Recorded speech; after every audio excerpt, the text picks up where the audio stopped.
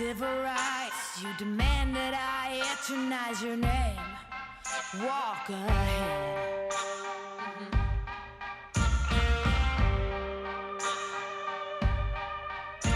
You cover us in shame and I take the blame. Living by the rules to which high school blues. Walk ahead.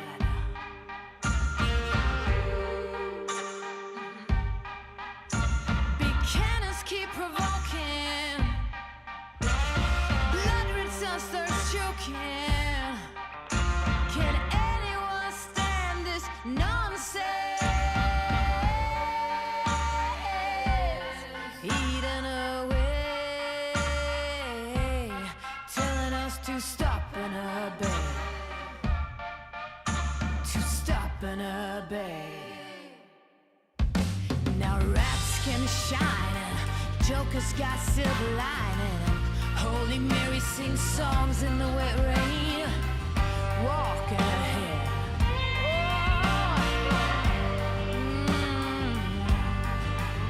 Now every new day's a new firearm to my teeth. Call me a liar.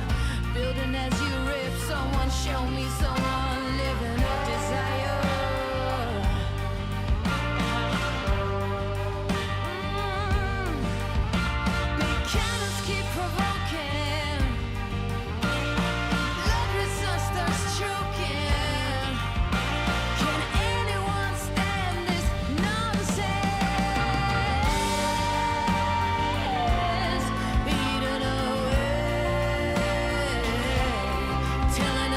Stop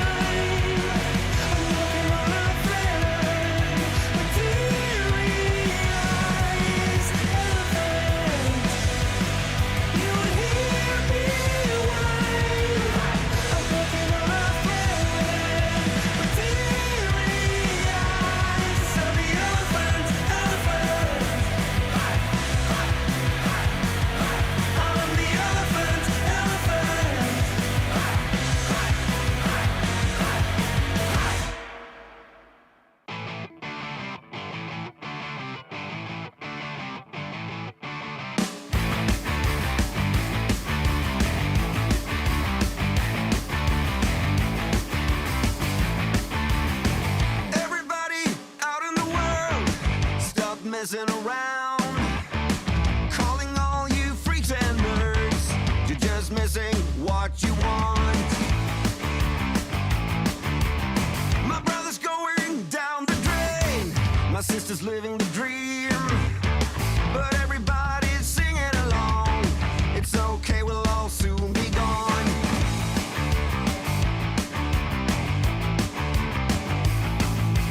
Hey, what's the matter with the bright red lights?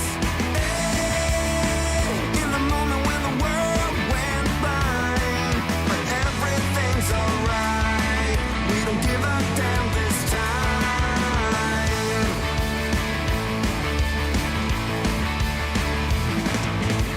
My daddy was a gambling man with no strategy. Who gives a shit about him anymore? Guess we never really settled the score. Half the town screaming out in vain, the other half is fake, but everybody's singing along. It's okay, we'll all soon be gone. Hey, what's the matter with the bright red lights? Hey, in the moment when the world went blind, but everything's alright. We don't give a damn this time.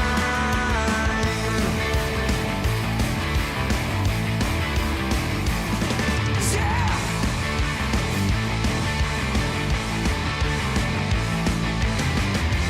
Everyone's a hip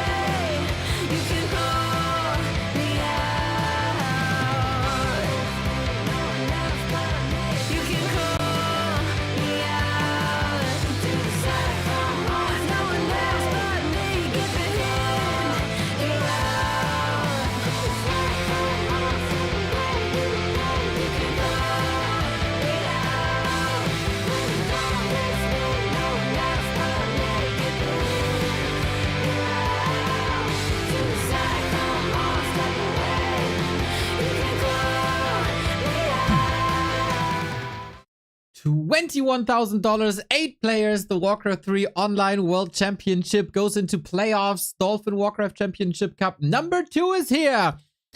And oh boy, do we have a bracket ahead of us, don't we? An amazing group stage is over.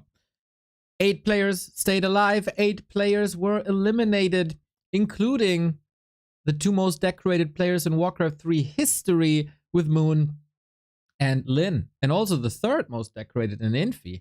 And Fly. And Jens. And Colorful. And Labyrinth, of course. We got this amazing bracket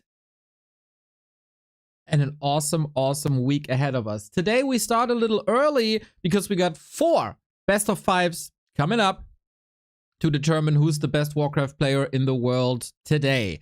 Fortitude versus LawLiet, the winner of Group A against the Infi Eliminator in LawLiet, finally overcoming one of his nemesis with tremendous Night Elf play. Happy versus FoCuS is a match of the winner of Group B against the runner-up of Group C. Happy is as dominant as ever, barely losing anything, but lost the map in the group stage to Colorful. So he's not unbeatable, and it's all gonna be played on a new patch, right? So who knows how Undead versus Orc looks like? Who has the better preparation after 6 days of patch 2.02? This also goes for Starbuck and Sock. Starbuck is the most dominant player so far in this tournament. The only player with a 4-0 score. He trampled on the opposition yesterday, especially versus Infi, in his Orc matchup versus Pally Rifle. Will Sock play Pally Rifle? Or is it rather an Archmage play? We're about to witness that. And then the Chinese derby of 2 of the younger players in the scene, in Kaho and 120. Amazing variety, amazing players, 4 best of 5s, hopefully 20 matches here on this beautiful Tuesday. We have a bracket prediction up. The game hasn't started yet, so if you want to cast your predictions like 60 others have, here it is on challenge. My prediction is rather wild. I am aware that I might end up at the bottom of the barrel, but maybe you can profit the profit. All you gotta do is to cast your predictions, and there you go. 63 participants. Who knows the best about Warcraft 3? Kuchen, what's up, dude? Having the afternoon off for this banger day? Nice to see you month after month after month after month. Much love, mate. What do you think is gonna happen? Yeah, I casted my prediction yesterday, and I'm a firm believer that LawLiet is eliminating Fortitude from the winner bracket today. But I'm also a LawLiet fanboy, and I always believe in my brother. So, we'll see. This is so hard to predict, I feel. Happy versus FoCuS is our first match, by the way. This got rescheduled a little bit. I got no clue where this matchup stands. No clue at all.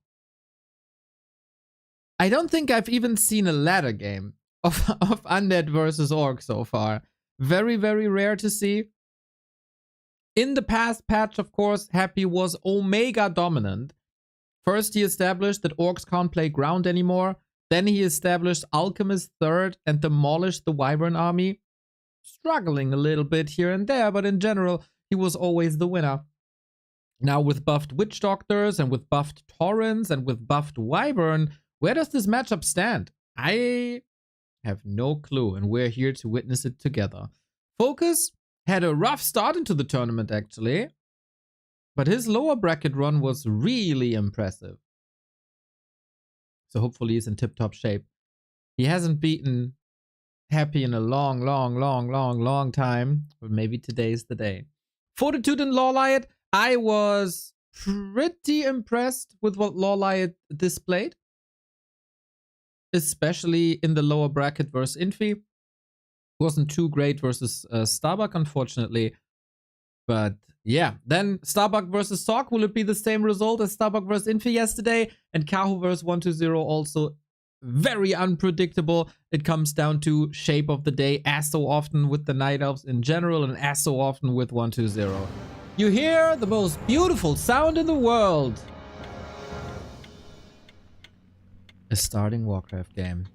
Two of the best players that we got on the planet. It is, according to the ELO ranking, the #1 undead against the #1 orc. FoCuS on a new patch. Finally able to defeat Happy, or is Happy trampling on the competition as pretty much everyone expects him to. We gotta say, FoCuS puts a lot of effort in this game at the moment. A lot of theory crafting, lots of practice. And Happy is playing all the randoms all the time. Is theory crafting enough for him? We'll see. The last big encounter was in B Cup 17, a monthly running Chinese tournament. Basically the biggest when DWCC is not on. And FoCuS was able to take a map, and it was actually pretty damn close overall. But that was the old patch, so off with that. And in for the first encounter of Happy versus FoCuS on patch 2.02. As I said, it is incredibly unpredictable to see what's gonna happen. The old meta was Wyvern, Wyvern, Wyvern, Wyvern, Wyvern. That was the only thing that orcs could play. But Wyvern give less XP now. And oftentimes the win condition for the undead was get high level heroes. So how do you get high level heroes when the Wyvern give less XP? That's gonna be a question. Then of course, can you switch to ground? What does the Wand of Negation is going to do? Because the mid game is oftentimes dictated by Shadowhunter creeping for the orc, or harass on heroes for the orc. With the Wand of Negation now, you have 4 charges instead of 2, single target dispel instead of AoE, and could that render Hex completely useless? So many questions. We're in for a wild ride. FoCuS already with the first little surprise. It's not novel, but it is a Farseer instead of a Blade Master. FoCuS has played this before, and it looked okay. It didn't look too bad. Of course, the strength of a Blade Master lies in items first and foremost. Tidehunters, not really a map where you can pimp your heroes to the guilds. And since we only have 1 charge of Ritual Dagger, there's less healing on the undead side, and also 1 deny less on the undead side. As you can see, there's so many questions here that just observing will tell us a little more. FoCuS already 1.6. That means he did kill an Acolyte. Happy is tacking, FoCuS is tacking, and now the first real skill check. Who's in shape? Who has the quicker fingers? Who feels the mouse a little better? Happy down to 7/8 of his health. Zoning against the Farseer pretty nicely. No chance for the wolves to get anything. He wants damage on units. He wants the ghoul rotation to get him out as early as possible. But Happy rock solid. A player's forces are under attack. Happy is currently not only demolishing this competition, but also the random heroes competition that the Chinese have running. He is without dropping a single map in the grand final that he will be playing later today. In the meantime, wolves are trying to get some kills, but this usually hasn't worked in like 2 years, maybe even longer. And Happy very confident with his ghouls, as always. In the old patch, Happy moved away from gargoyles and moved into fiends, which was an interesting sight to see without a real reason. It's not like his win rate was dropping or anything. Maybe he just evaluated that is the strongest style. We see a TC second, and maybe that is a response to the Wand of Negation changes. No Shadowhunter anymore. Shadowhunter is oftentimes the best when there's 1 big creep on the map that you can snipe. A player's forces are under Here on attack. Tidehunters, not really the case. It is an absurd side though to have a level 3 DK against a level 1 Farseer. So far, the first 5 minutes of the game, 0 accomplishments for FoCuS. Happy doesn't value the ring anymore. And Happy will be facing Wyvern as it seems. Everybody was hoping for some more ground-related army. But why not? Why not Wyvern? Yes, their Envenom Spears do 1 damage tick less. Yes, they're a little bit slower. But Gargoyles are also slower. And the big change about Wyvern is that they give less XP. And if you're up against... It is Gargoyles. So Happy switching back, basically. With that, isn't the TC completely useless? Ooh. Stomp and Chain Lightning, still a good combo versus ghouls. Can't hit air, of course. Can't hex. Another big change in this style from this patch is the reduced range of Nova for the Lich. So the Lich has to get closer, might be caught by a Stomp and then FoCuS down. We'll see about that. It's Raiders. A Wyvern into Raiders. Oh, this is super interesting.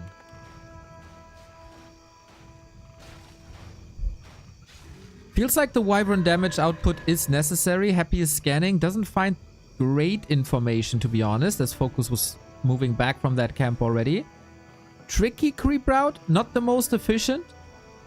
Happy seems a bit unsure if you should go Gargs or not. He is producing a second one. One can always be used for scouting. If FoCuS is tricking Happy into going Alchemist, he might be able to go ground at all. After all. Because the Dark Ranger is really what makes this so strong, on top of ghouls, of course. We stick with a mixed army. Usually, you commit to either Wyvern or Raiders, and then you sprinkle in one of the other. Like a Wyvern for creeping, a Raider for Ensnare. Petty Pie, thank you for the Prime. This is very new.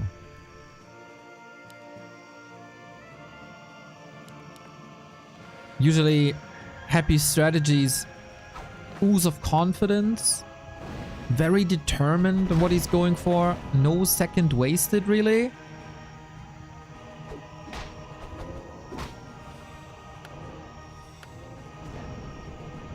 We'll see about that. And Venom Spear's coming. Game's still unfolding. Happy hasn't decided on a hero yet. We'll see it in a second. Not the greatest progress on the Lich. Who finds double claws. Talisman of Evasion on the DK. Kinda nice. But FoCuS is left alone. Tells us that Happy doesn't see value in a mid-game push. His big strength on the last moment of the last patch was to go for burrows.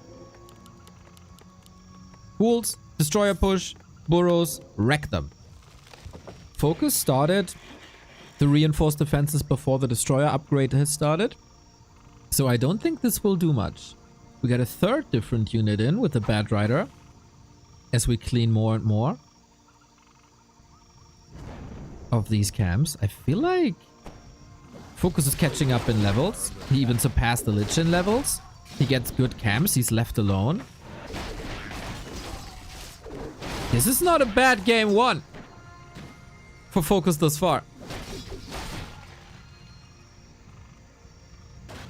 Heal wards during creeping can be very nice. Happy's still busy. He gets the Dreadlord, cancels it, and decides to go for Alchemist. Ooh. Indecisiveness is the name of the game for Happy thus far, I feel. Rune Braces for the DK could be nice. Chain Lightning Storm is solid. Destroyers will be up now. But FoCuS is gobbling up the entire left-hand side. He got his own... Oh, he got double Scroll of the Beast. That's quite sick. He got all 3 consumables. That's insane, actually. Double Scroll of the Beast for a 25% damage boost. Big heal potion against Undead, never wrong. He leaves the scraps up for Happy to take. That might just be level 3. Oh, an inch away from it. This camp will give it to him if not for a chain lightning. Yeah, precisely. No! No, not enough! These, though. These must be enough. FoCuS very determined to get the bounty, to get the items. And not so much the entire economy. The entire experience. Great Hall coming up as a little bit of a distraction. That leaves his main base intact. Destroyer is constantly losing mana already. 55 versus 58. Production is up. Happy is scouting on the other side with the ghoul if there's a second one. How many bats we got? 5. 5 bats against only 4 targets in the air for Happy. The splits will be great.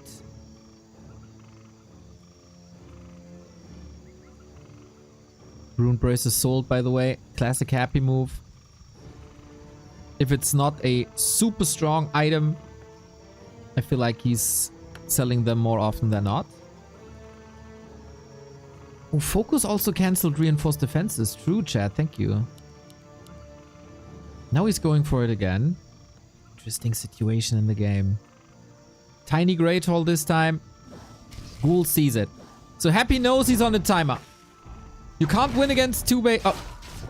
Immortal can't win against 2-base Orc as a 1-base undead. Gargs only have 1 upgrade yet. Double heal scroll for FoCuS as well. The Korean Orc is playing a phenomenal game, willing to trade the town portal for some ghouls, ideally for some acolytes, distracting, pulling Happy back, chain lightning onto the acolytes. That's the first kill, that's the second kill, that's lost mining time, that's also a lost punch for the push. And this is 2 bases. Going back to reinforced defenses, don't give a weak spot to Happy, he's gonna exploit it, everybody knows it. Little bit of healing for free. Mana's looking damn fine on the TC, not so much on the Farseer. Coil Nova is in okay levels. Is FoCuS ready to hold?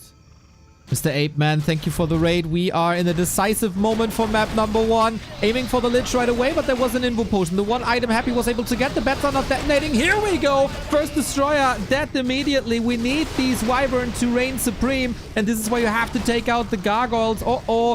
2 Gargs still left in the air! The most unfortunate moment. Oh my god. I'm so happy I'm not that person. I'm so happy I'm not that person. The one moment in the fight. The one moment in the fight. FoCuS is getting new bats. We still got a heal scroll and we still got a second beast scroll.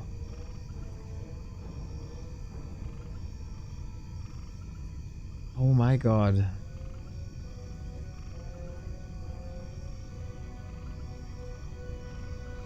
He will not be in lobby 2. Off I go.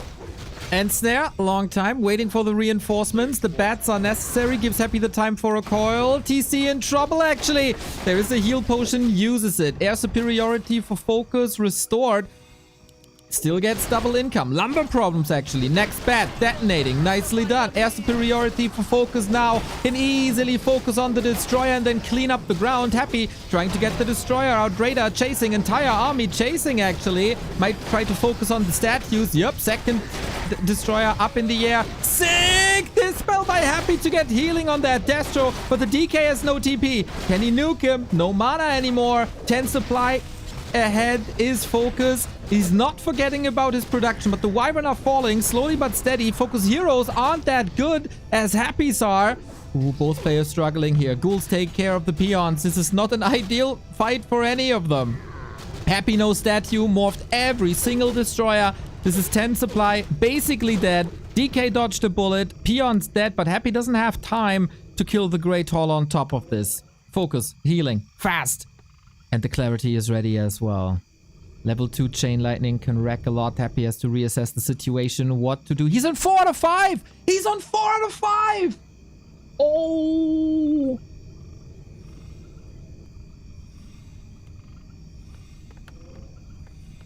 He's in the base. He doesn't see it. He's blind. Holy shit, what a mistake.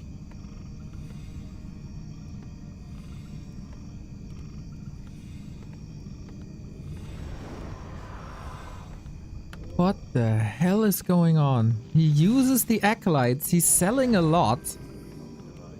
And he's not rebuilding the acolyte.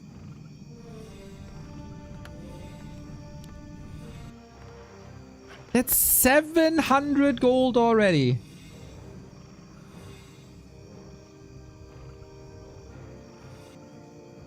What the hell is going on?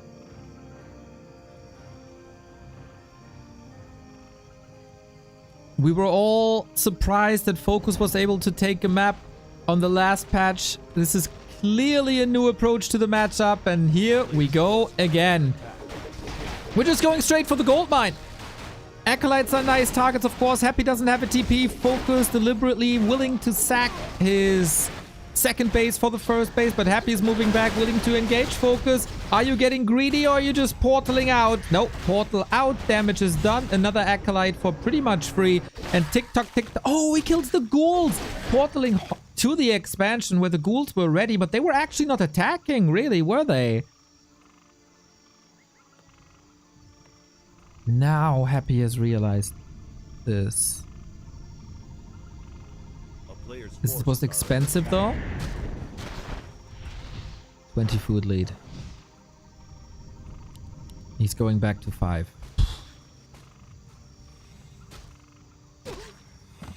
FoCuS is comfortably mining in his main, of course. 4 destroyers. FoCuS is willing to wait, sacrificing some peons until the mana is out for the destroyers. We have 2 bats, only 1 armor upgrade. Trying to get a connection. Happy still no TP. Very determined to knock down this Great Hall without any repair. Bats come in. How much did they get? All the Gargs. Big, big, big dispel though. This is huge mana. This is a lot of damage. Going for the Alchemist.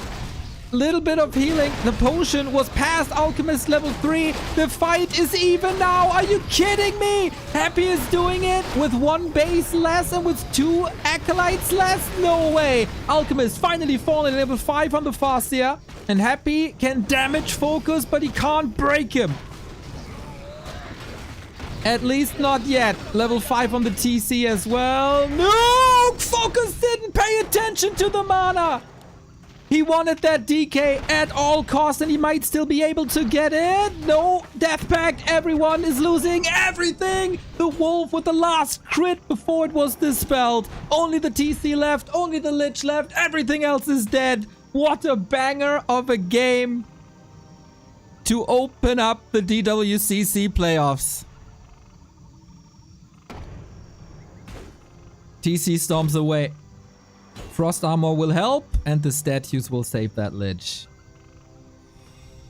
Now, Happy is ironically mining longer in the main. 1,000 gold. Supply is even. FoCuS switches to pillage. How can Happy with 4 acolytes afford a tavern revive? That is crazy. Town Thing, thank you for the 44.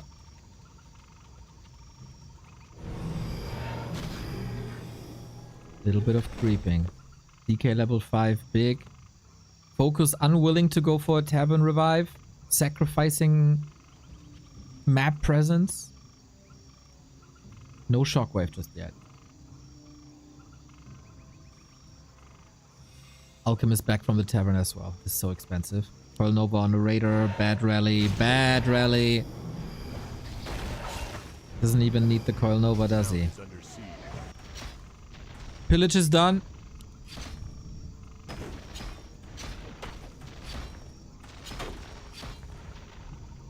FoCuS was 20 food ahead. The Dispel on the Scroll of the Beast gave Happy so much mana, and then you got the burst damage on Destroyers, the Orb of Annihilation to deal with them.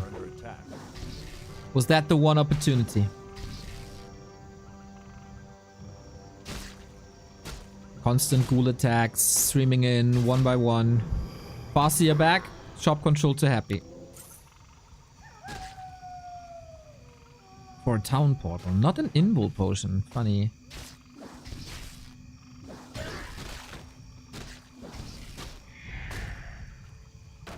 Big dispel against the wolves as well. I feel like the wolves should be in the main for now and not summoned. It's just free XP, free mana. FoCuS has no tower up, but rather a burrow to save his units, and the raiders are hitting the base.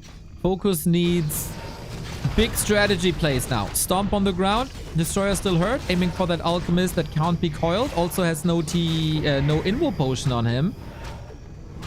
But unwilling to keep the damage up. Willing to go for a base trade. Is this FoCuS lifeline here? Surely doing some damage. Crypt is gone. Being rebuilt will also fall.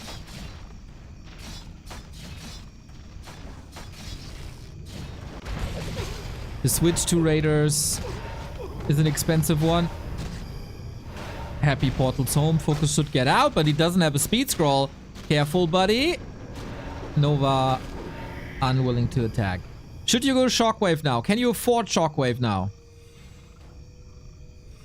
FoCuS still has Zeppelin plays in his arsenal. What a game won. What a game done.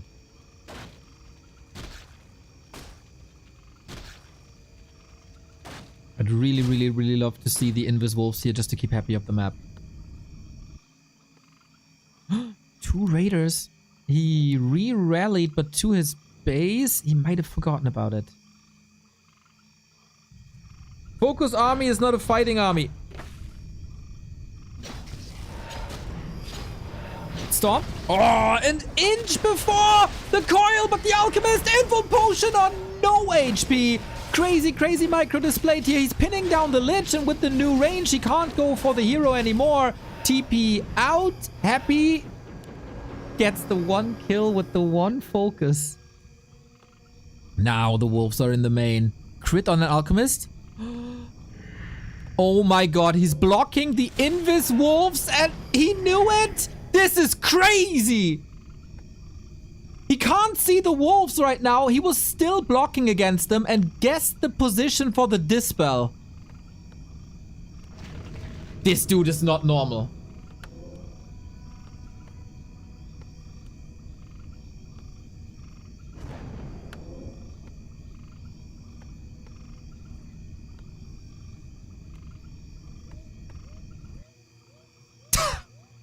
It's ridiculous. It's just ridiculous game sense. Who needs dust when you have the game knowledge of a Dimitri Kostin?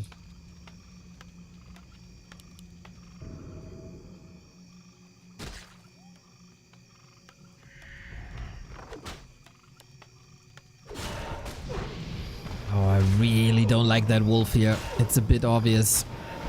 Main base for FoCuS has gone dry. Happy still has 1k. Bats?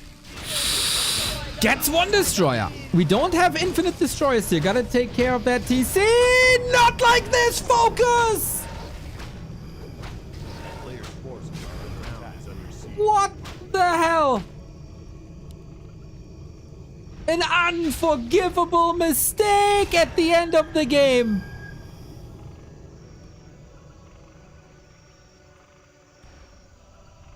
You can play as good as you want, but you slip at minute 23 and it might just be over.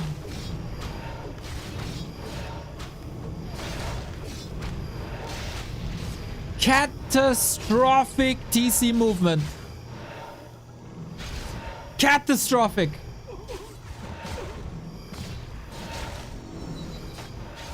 And in his 5th attempt, Happy is breaking the expansion when he needs it most.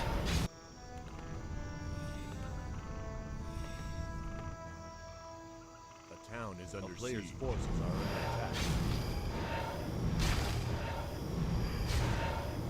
That was rather unnecessary. What now? Long distance mining. We don't have gold. We don't have items. He sold it all. At least he can get the TC back. This is gonna be a lot of damage. Are the wolves invisible because of the level 3 perk? Yes, exactly. On level 1 it's normal summons. On level 2 they get crit. On level 3 they become invisible. FoCuS gotta hurry. Hurry big time. Last bounty on the map, but Happy's around. Oh my god. Another catastrophe. You don't have endurance aura. He wants this item so bad. It's only the battle drums. He's engaging into the fight actually. Weird choice if you ask me. We got the TC coming back in 4 seconds. FoCuS donating raider after raider. He wants these destroyers gone. Happy has little gold, but the target is switching the entire time. Might get 1 destroyer on the cost of what? 3, 4 raiders? This is self-harm in full display. TC back, DK6.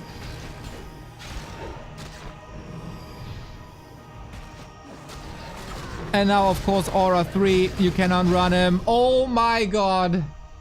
What a disaster late game for FoCuS. Expo up. 20 food up. And then he takes the fight on the left-hand side. Everything falls apart. Switches to base lane, which doesn't really work. Oh my god. Only a Happy would have the mental fortitude to take this game home.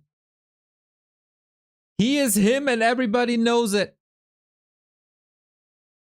If FoCuS can't win this game, what game is he supposed to win?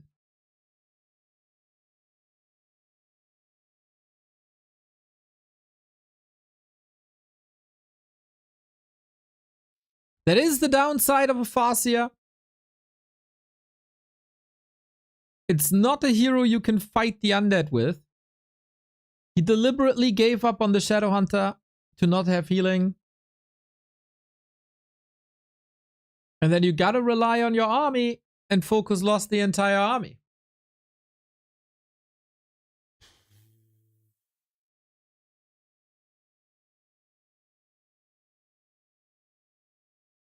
So FoCuS has 2 ways of approaching this now. Either, yes, this worked for a long time,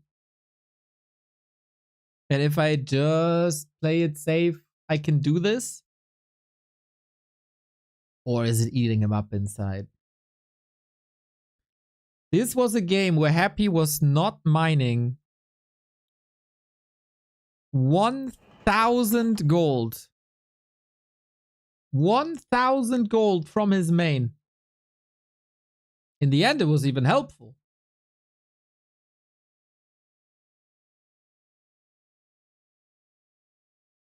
Disaster. This must be FoCuS game. Utter disaster.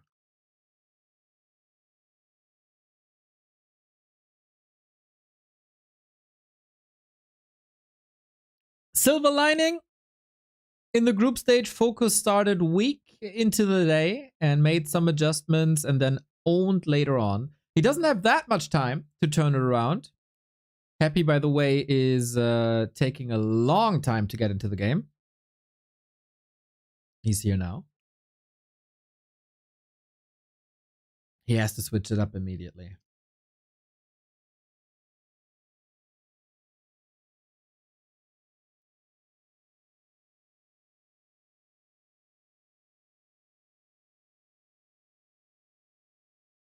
What's the difference of not mining 1k gold 5 minutes early and do it later? I mean, it's still the same gold. Well, Warcraft 3 is a game that mostly revolves around timings.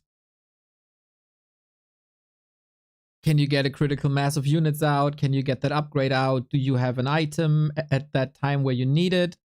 Timings are essential. And if you don't have the gold, all your timings are pushed back. And your opponent is automatically stronger at that timing.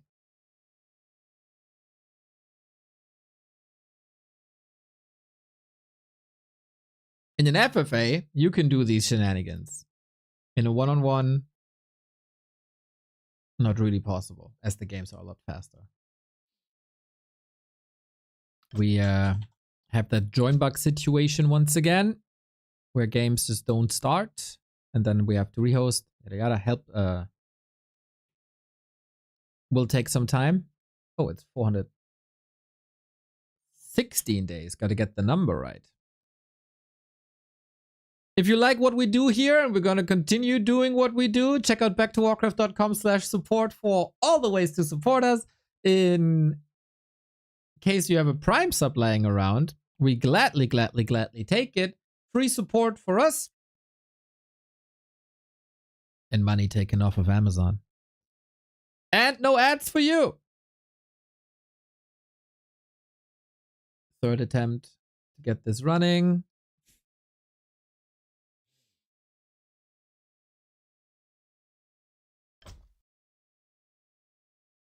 Seems like this one also doesn't work.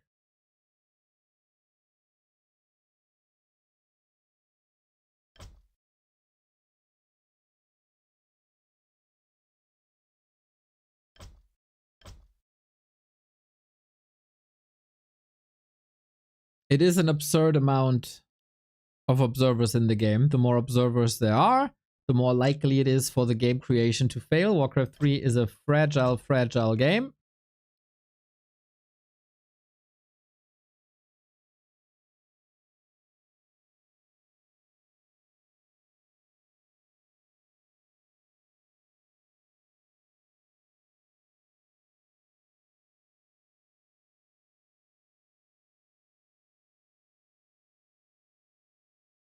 They're typing something about observers. Oh.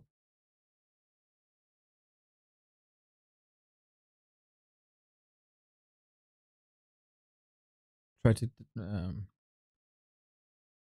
to translate it.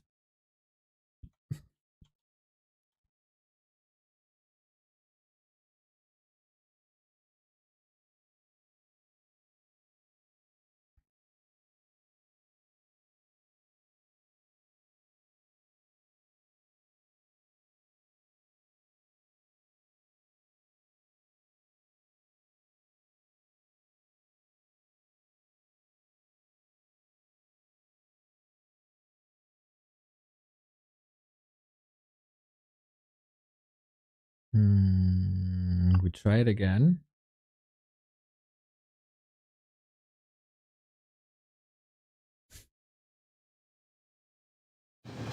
Okay, apparently it works. The neutral map is gone. Tidehunters goes to Happy after a brave fight by FoCuS.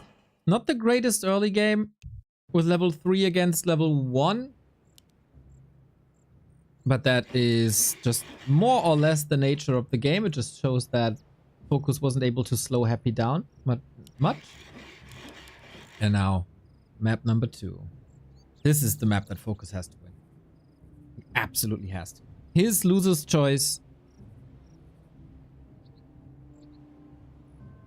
And if not, he's down 0-2 in a best of 5 versus Happy. FoCuS can bring series back. He's shown it multiple times against people like Fortitude, for example. But against Happy, it's a whole different beast. How strong is FoCuS's mental? Can he just brush this result to the side and approach it again?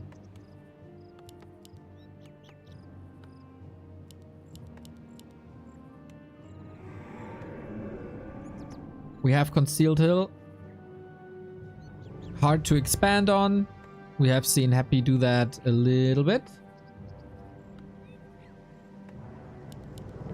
And we switch things up. I feel like this is a newfound strength for orcs, as they are switching up the openings. Farseer and Blade Master a little more than before. Blade Master it is. So way more damage. Thanks to Critical Strike. More coverage on the map is debatable, as you also have Wolves to scout for, but Blade Master and Windwalk should give you all the information you need. And then maybe you can steal an item or two. I've said it a couple of times in the past. I feel like against Happy, you need something unpredictable. And Critical Strike is unpredictable. He can see the future as if everything is just a normal equation. Player's forces are under attack. But if you throw a chance into the mix, things change a little bit. For real, PJ, thank you for the bits. Now I'm incredibly curious about the start of Tier 2. In the beginning, FoCuS will be harassing Happy, try to shave off some XP. Oh, he wants that tome. Takes a lot of hits, actually. Try to shave off some XP. Try to shave off some HP. Then at the beginning of Tier 2, and this is why FoCuS is going for a very, very fast tech, usually you creep with the Shadow Hunter. Hex against the Ogre Lord is usually what you're going for. Happy might have a newfound love for the Wand of Negation. The Dispel Staff in the Undead shop, 4 charges instead of 2, might disable the entire Shadow Hunter. FoCuS goes for both of the crabs. Happy against this Blade Master style was insanely aggressive. And he's showing it once again. Unlocking level 2, it focuses doorsteps basically. Blade is home, but hurt. And then a very old school destroyer push was the play. FoCuS gets the steal. Has Windwalk ready. Greedy. Oh, double kill. Nicely done against Happy. That's incredibly hard to do. Windwalk is ready. Ideally, you want to apply the heal self and then go into Windwalk. At the moment, he's doing none of it.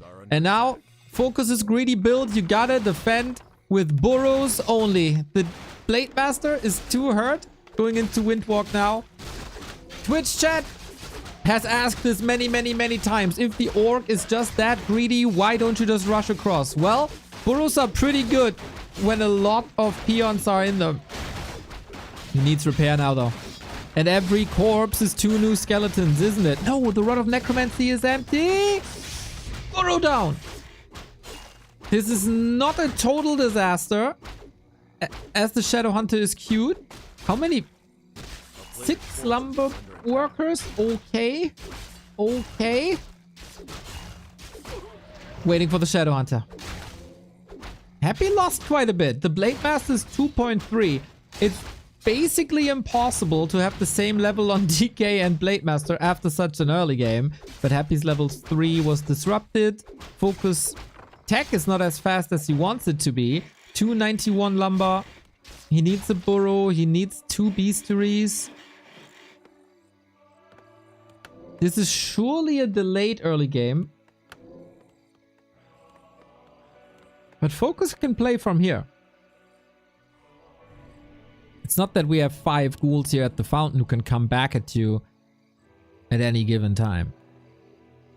Happy does not have the Wand of Negation. Player's forces are under attack. And we try to push the Ogre Lord into the Orc base. Happy is on the way. He sees this play coming. Is that too obvious? A coiled steel. Oh, maybe he can just go for the bestiary. Now we got an undead and an Ogre Lord in your base. Uh-oh. Well, new game plus increased difficulty with the shockwave against the peons. No, no, no. Not good. He has to take care of the DK first, and in the meantime, it's clobbering time. You have to get this up. You have to get this bestiary up, but Frostmourne hungers for buildings today. He might need a hex. He might need a hex. Oh! So close, so important. Who needs the Wand of Negation when you can just turn the Ogre Lord against your foe? No deny. Repair up. Oh. Wild series already.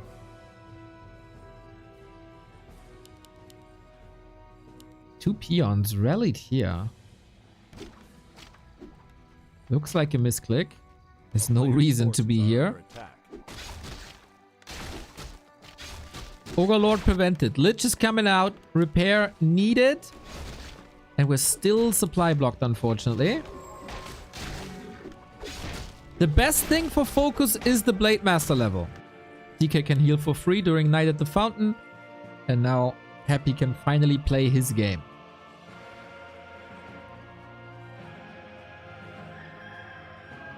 We try this again. This time FoCuS should have the time.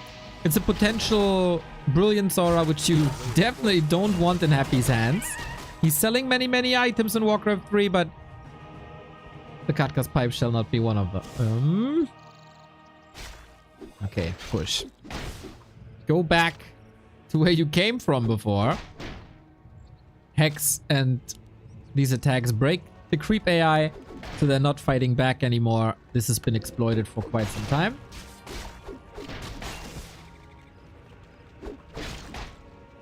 Blade Master gets level 3 with that. Oh, okay. Nothing in the burrows. Nice. Hood of Cunning. Oh, it's not level 3. Ooh, that is not great. At least Shadowhunter level 2. It's an arms race now. Happy with the staff. I thought he might have misclicked the town portal, but no. FoCuS did not start tier 3. That's the big issue. No envenomed spears, no orb of lightning. And Happy is just teching, and going for that old school destroyer push. We also don't have reinforced defenses. Tier 2 Expo with Blade Master, Shadowhunter, Wyvern. This reeks of desperation. Trying to get the levels in. No tower in the base. No cement upgrade. Destroyers will melt this. We don't have bats up either. Blade sees it, sees the orb, knows tier 3. Coil Nova. Ward. I hope he knows about that sentry ward. We switched to Fiends. Dark Ranger Fiends.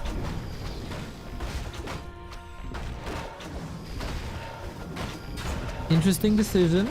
No. Does he know that it's air? He must, right? Maybe it's an adjustment compared to game 1. Maybe he just wants to create more skeletons in the base. Nice little dragon creep, to be honest. And the second big item for FoCuS. Belt of Giant Strength.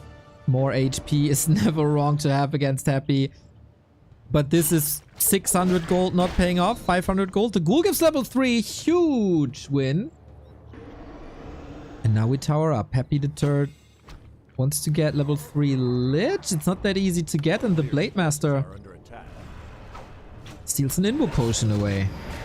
I don't hate this Crises mode by FoCuS. Buying time for Tower and Expo. This might actually work. Great Hall builds a bit faster. Might not be too intuitive for Happy just yet. But Wyvern without envenomed spears are not the real Wyvern. They're a crutch, but they're not carrying your fights.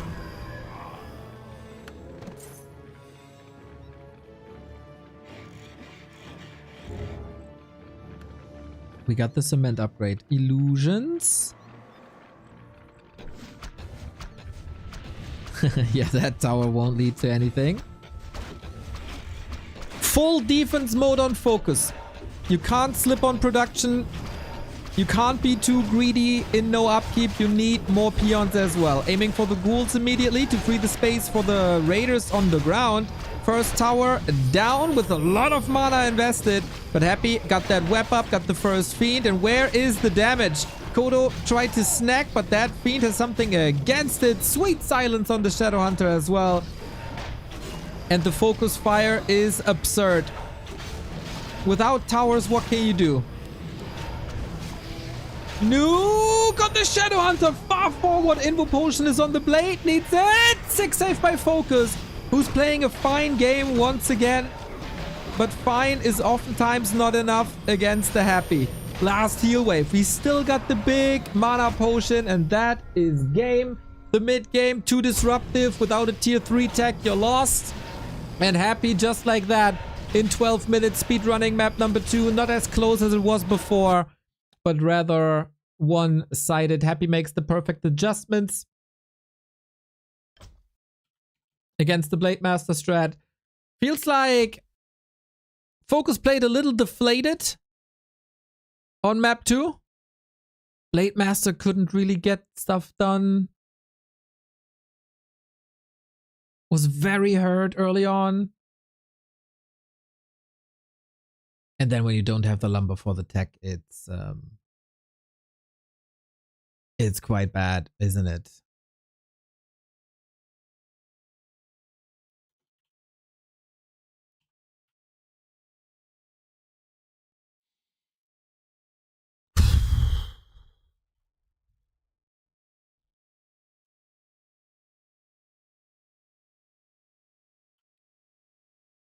And now you got a Herculean task ahead of you, FoCuS.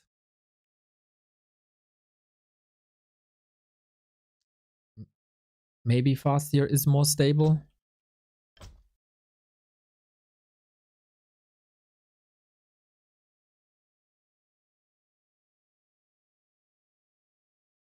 Expo was already desperate. Very, very desperate. You go for the fast tech to get the Envenomed Spears Wyvern. And if your tech is ruined, that's it. It was an effort.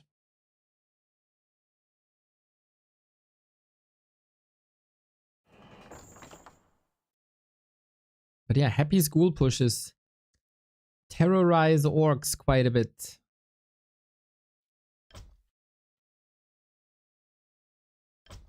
And so far, we can say that not much has changed in this matchup.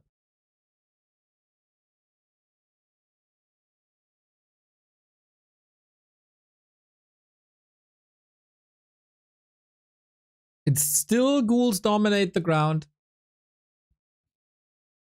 It's still very hero-centric. Still the same place. No witch doctors, no Tauren.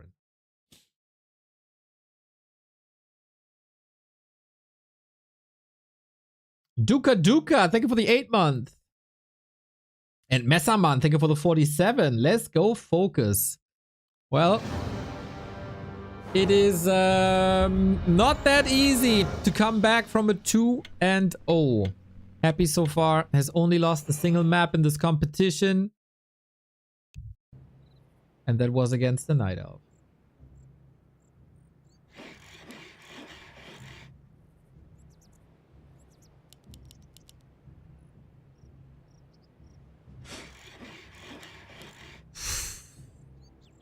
After this game, it's truly rough to bring your A game. But maybe just for your own motivation for the remaining tournament. The patch was supposed to address this matchup so far. I mean, we have seen a solid game 1.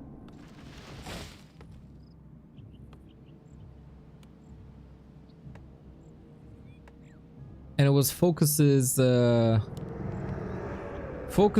TC who didn't want to play anymore. 3 maps in a row are the task for FoCuS now. Otherwise, Happy is in the winner bracket semifinal where he would meet eventually Fortitude. This is, of course, the match that everybody is looking forward to and everybody wants to see. I want to see the FoCuS of game 1. He's going back to the Farseer indeed. Blade Master play apparently not a thing anymore. He also played Farseer Wyvern, right? So his burrows will still be exposed. Just that the Farseer is around alongside the wolves. DK, wolves, classic. Hammerfall, a pretty big map with 3 avenues to walk around. This was oftentimes the map where we've seen attacks into the undead bases with Wyvern. Come from the south, attack here, go for acolytes. But we've seen that Happy can win with 4 acolytes. So how much is that really worth?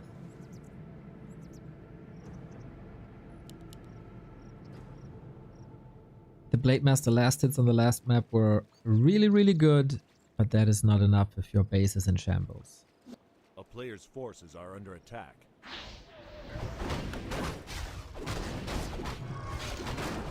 He's starting with the Merchant. Interesting choice. I don't think I've seen this creep route before. Just take out the shop.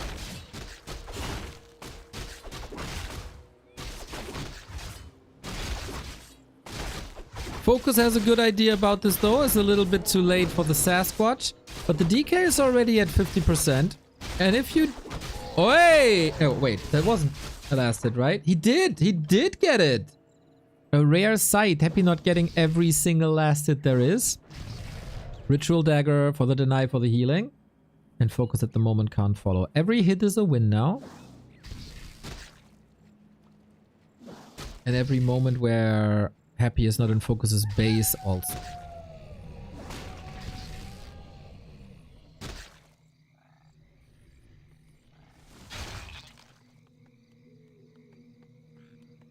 Ghouls are Happy's strongest asset.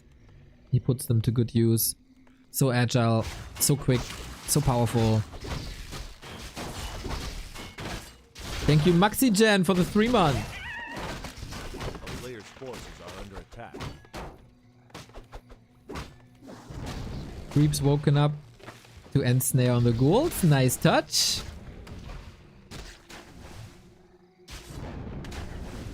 It shouldn't really lead to kills. Maybe draining coils here, but Happy has nerves of steel and of course wouldn't fire preemptively.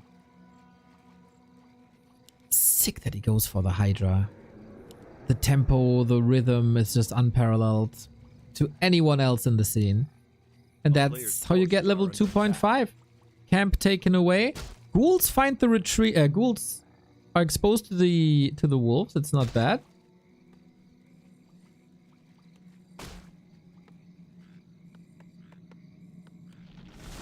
Will this lead to kills though?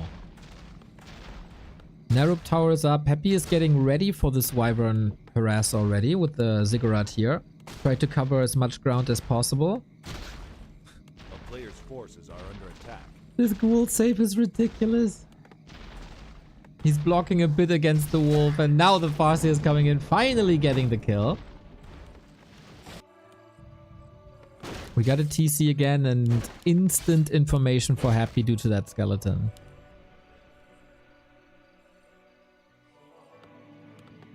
But some ghouls fell. 1.7 Farseer. No level 3 DK this time. And tier 3 on the way. Way more stable than game 2 with the blade. That's the nature of the Farseer. That's the big upside of the Farseer. But then he doesn't scale too much into tier 3. Forces are under attack.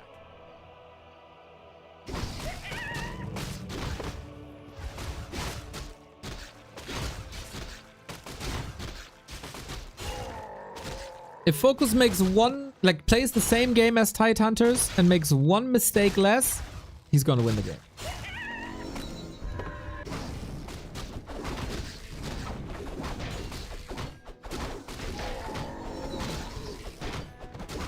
This time, he's not playing the same strategy though. He played a wild mix of Raider Wyvern. And Happy gets more information, confirms the Wyvern.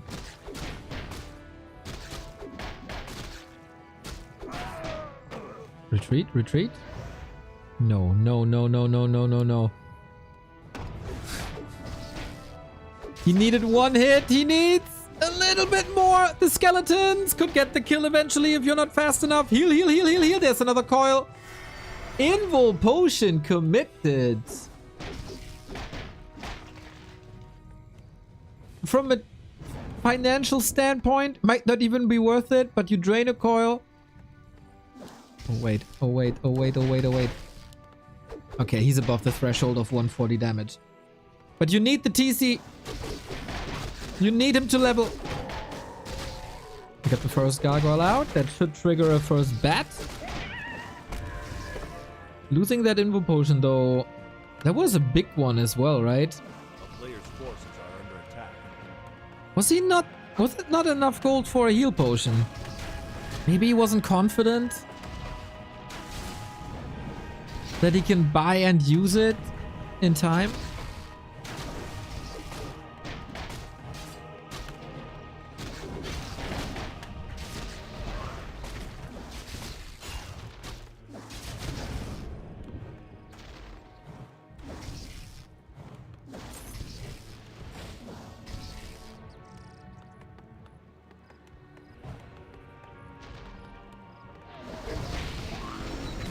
Nuke on the first bat.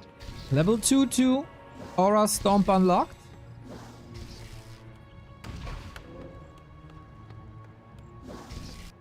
A player's forces are under attack.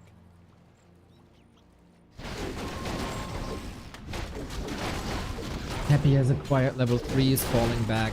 Creeping with gargoyles is not that easy. We'll have to use Coil Nova for that. Makrura falls. We're moving closer to level 3, where Happy is of course already at. Pools and Destroyer up.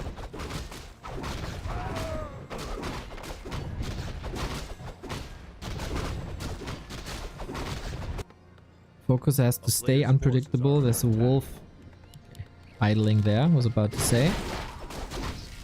Less control than before with the absence of raiders. More damage than before with going heavier on Wyvern. This is pretty much exactly what we've seen in the past. Alchemist up for Acid Bomb. How many Gargs? Only 2. FoCuS gets the shop control. 50 food, 50. A player's forces are under attack. Happy oozing confidence, of course. Red spot, no matter what. It's not level 3, right? Not if... Is it? Not if you creep both together. Both heroes.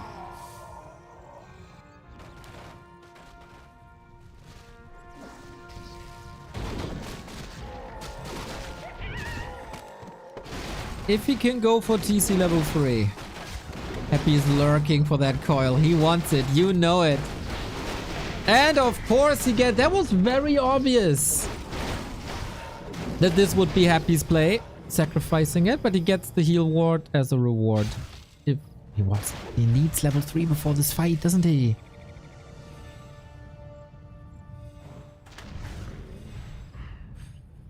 Is he running out of patience? Nova still strong. Everything is clumped up. Again, an issue FoCuS will never, ever, ever fix. Other orcs surely have better Wyvern control than he does. And if the game plan was to attack the economy by Happy, surely he had no time just yet. Level 3 TC with the orange. Little bit of healing. Camp is gone. And no damage done, really. It is of course a priority to kill that ward as well, because you gotta kill everything your opponent has. Tiny Great Hall. Town Portal sold. Level 3, level 4. Envenomed Spears online. First defense upgrade online. Second one queued immediately.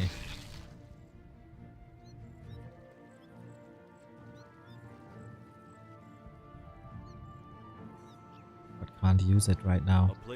Happy has a ghoul here. He has the army here.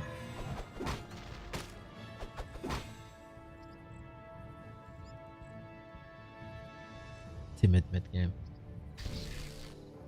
Oh, Happy on the way to the tiny. 50% done. FoCuS in position. Nasty Nova Acid Bomb. Feels like you can still shoot from afar.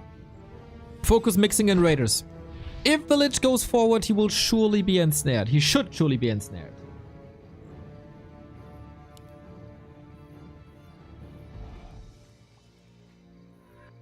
No counter expansion, just brute force. FoCuS still trying to have the expansion pay off. This might be the final fight here. Happy very determined, has an invo potion and a heal scroll, no level 3 lich yet. Trying to delay, trying to kill the peons, trying to buy time, same for FoCuS. These destroyers you don't want to fight. You cannot fight. But for how long can you dodge them? Nice and snares right next to the forest. Excellently done. Stops the ghouls in their tracks as well. Still so much mana. And now the focus fire is deadly. Takes out another gargoyle on the ground. But do you have enough firepower on these Wyvern now to deal with the Destros? They do so much damage with the Orb of Annihilation. On the ground, things are getting a bit crazy as well. 3 Wyvern, 2 Destroyers. This is 10 supply about to die. A new, fresh Destroyer up in the air. FoCuS, you need reinforcements ASAP. Raiders will be falling in. A second supply is neck and neck. FoCuS, of course, with the double income. And bats are pretty good here. Lich made it to level 3, obviously. Sweet Wyvern save. If FoCuS gets this Destroyer, it's not looking too bad. But he can't. He has no control in this fight anymore. Happy can heal this up time after time. No Orb of Lightning. No Purge. No kill. But he lives.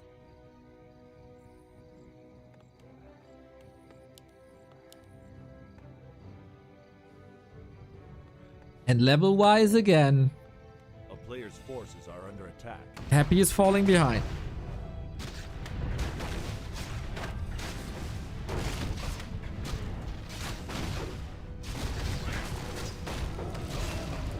Happy's Devour Magic, lifesavers in this fight once again.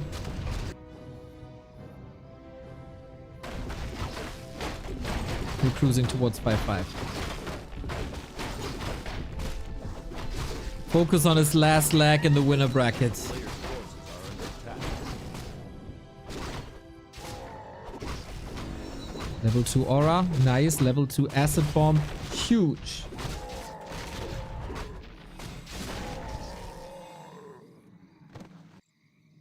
Yo, hi Toon, the sponsor of this tournament with the 10 gift subs.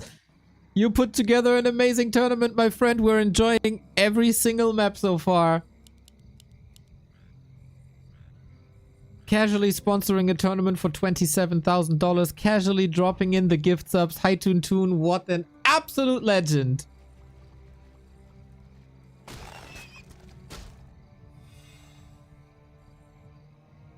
You can't fight these mana destroyers. Supply is again even. FoCuS lost the fight with 20 supply plus. And where are the bats? There's no bats! Oh my god! You need them here! Despite the 2 armor upgrades, you cannot fight this with Wyvern alone. Little bit of Chain Lightning on the ground to deal with the ghouls who still hold so much value. Raiders maybe? TC surrounded? No, opens it up now. The focus fire on the Wyvern is just perfect, but the ground is somewhat opened up with the ghouls being gone. Speed scroll, no dispel this time. Time to heal, but for Happy, time to heal for FoCuS means time to attack these peons. More kills. Oh, undershoots with the coil. Every kill. Oh, there's no skeleton anymore. He ran out of Rod of Necromancy. That forest play seems to be FoCuS angle here. 4 Destros, no mana. But he's not producing bats anymore. Not at all. And the Farseer, as so often, eats a Coil Nova. GG. The expected result. You can change the unit stats to whatever you want. Happy will always own you.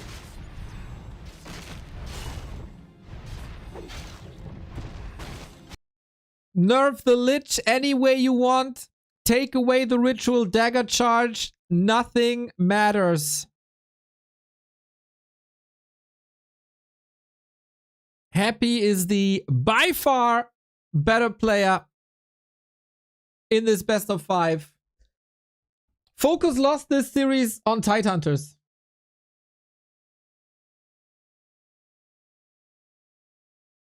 Tidehunters was the most competitive map. He had the better setup. He got that expo up. And then FoCuS donated his TC away. Happy got the perfect information at all times. Skeleton in the base, ghoul at the expo timings. Reacting to this pretty much perfectly. And again, like, you can take the Wyvern XP away, but they're still clumped up. They're still all getting affected by Coil Nova. They're still all getting affected by Acid Bomb. That didn't change. The Farseer play, I think, has potential. Is probably a reaction to... Oh, we're moving to KK. It's probably a reaction to the new Wand of Negation, even though we didn't see it on Concealed Hill, where we had the Blade Master. I think seeing the bracket, everybody was kind of aware that this will happen. It has happened for the past 3 years, and it will continue to happen. The real test for Happy will be the winner bracket semifinal, where he's at now, and we have to determine Happy's opponent. The next series, Fortitude versus LawLiet. That one will be a lot closer, I feel. Fortitude has had a wonderful, wonderful group stage. Losing a map to Jens, but 2 very decisive victories after that botched start, and then he trampled on Lin. It was very one-sided.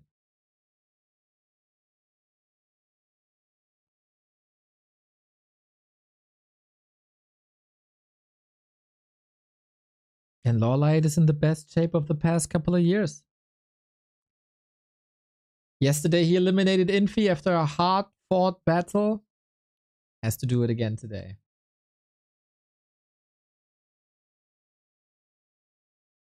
Will there be a Back to Warcraft April Cup? We return in May. We had some busy weekends with the War 3 Champions finals, but Cups will return in May.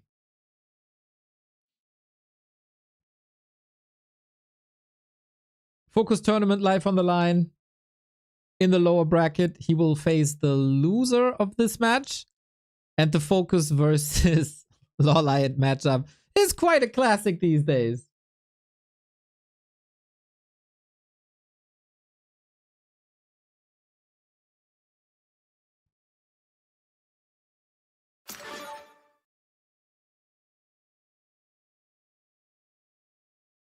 And then FoCuS will continue to play, I think. Wait, let me check if that's included. FoCuS will play again tomorrow in the lower bracket. Tomorrow is elimination day from the playoffs.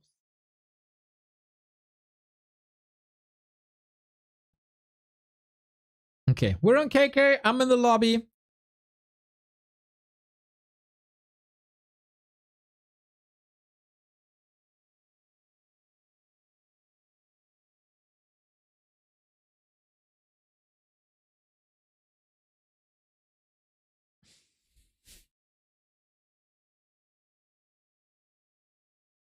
And the admin says we're gonna start in 1 minute. Will we get the dream match of Fortitude versus Happy? The longest and fiercest rivalry in competitive Warcraft. We're 1 series away from that, basically. Or will we have the rise of the elves, the rise of LawLiet? It started a week or 2 before B Cup 17, after being in a slump for more or less 2 years. LawLiet is finally up to the task again. Finally performing again. It was the M Cup, actually. The cup with the Tavern Heroes only, where we saw the big strength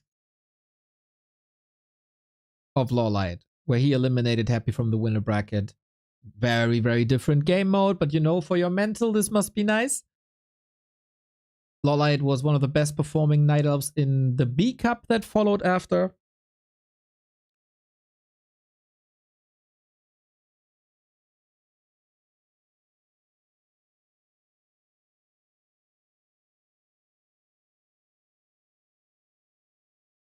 And now he eliminated Infi. And they also eliminated Moon. When Grubby dominated the scene, they called him King of Orcs. When Moon dominated the scene, they call him Fifth Race. Now they compare Happy to a cockroach. No way, dude. He is the Emperor for years.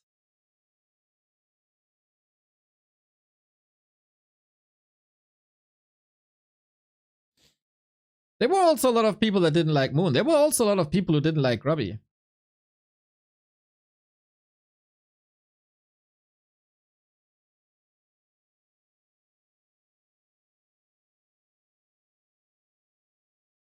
But yeah, enough with that. Admin says ready. LawLiet says ready. We're waiting for Fortitude. The current reigning and defending DWCC champion in the final over Lin. The end of 2024 was Fortitude. All Fortitude.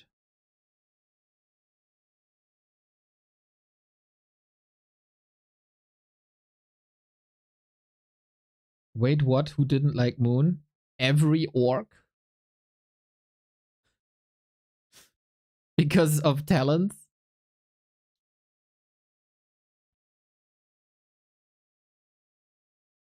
It's been 20 years. It's easy to forget. It's Jay. Thank you for the sub.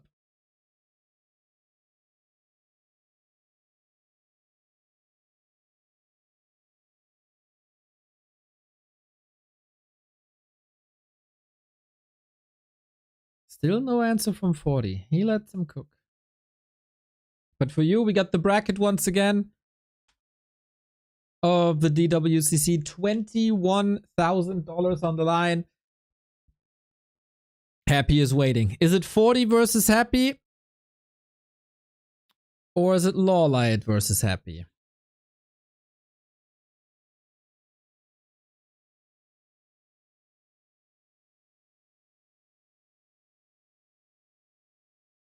We got 75 predictions in our guessing game. Predict the winner. I guess most of the people will have this first one, right? Nope, predictions are not open anymore. I mean, that would be ridiculous, right? First match is over. I mean, it's Happy versus FoCuS, so it doesn't really matter if the predictions are open. But we don't want to give any free points to anyone. Will FoCuS play with 40 and LawLiet? Yes. The bracket shifts in round 2. Did anyone predict FoCuS? Good question.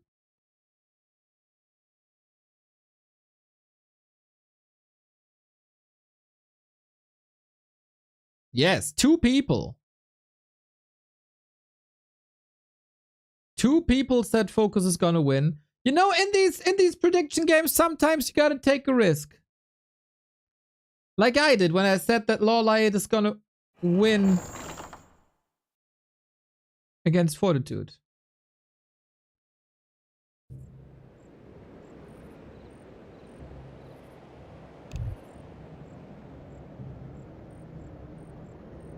Game up. Game started.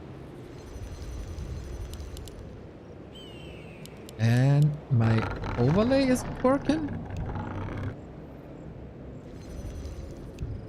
Why? This is bad news, everybody. Oh, can we fix it? Hopefully we can fix it. We're gonna go in-game in a second, guys. Technical difficulties, stay tuned. It always worked on KK. What the hell?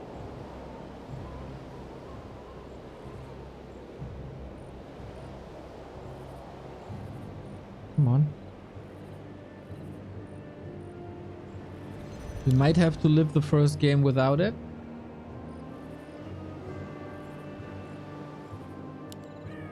Yeah. We have to. That is really odd.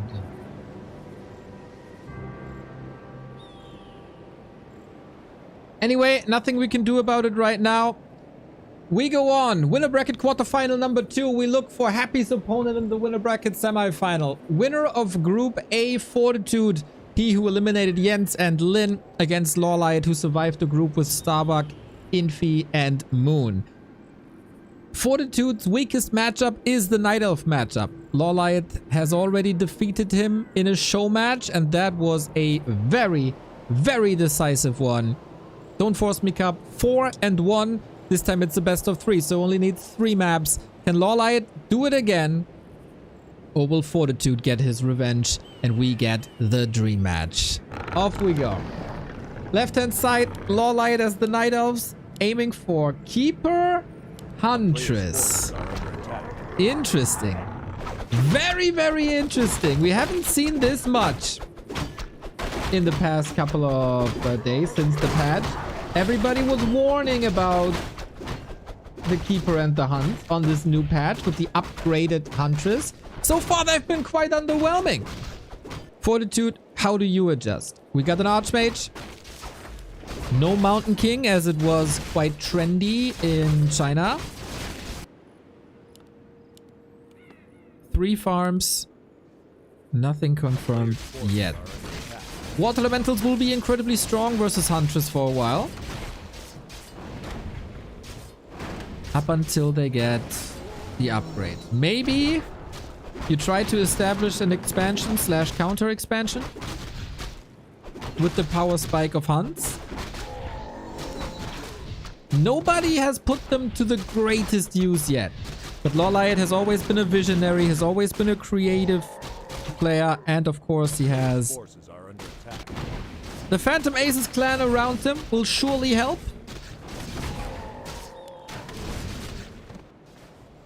To collab a bit with Starbuck, Pato, Leon, etc.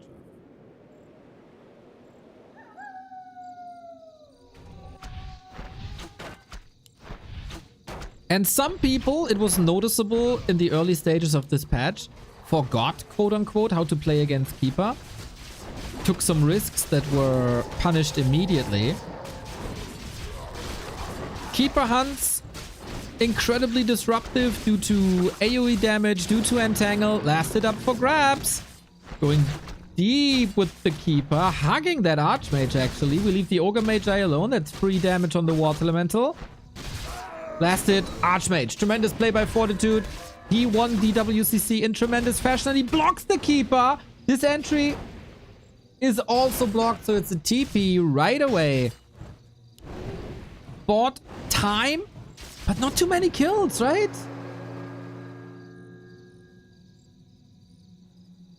Not too many kills. Instead of an expansion. It's just here too. We've seen this Keeper trap yesterday already. Kind of forgot who it was. The trend yesterday for humans was lots of footmen. Cheap, reliable.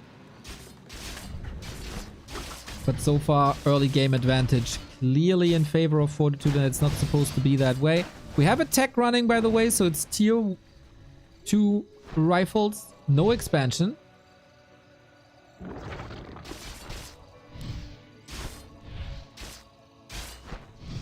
Keeper level 3 is a necessity, so denying this is a priority, and he got it. And Footman in the base. Hunting the Wisps, LawLiet 380 lumber, that should be fine. Still a little income here on the left-hand side. 40 still puts emphasis on the lumber. Orcs have mostly given up on that play, I feel. Harassing Wisps not worth it anymore. LawLiet has a little bit of a transitional period here. But he can invest into the bouncy glaives. It's 45 seconds until they're finished from now. And an expansion. So since the harass went into the main, the expansion could potentially be safe. It's a double water elemental harass though. Water the plants is usually good, but not for trees when it's water elementals. One remaining. Trying to force a town portal with... Oh, surround doesn't stick. This Hunt also very hurt, and that is then a cancel expansion. So far, 40 totally up to speed. Thank you, Apple Skillburn, for the 89 month, you madman.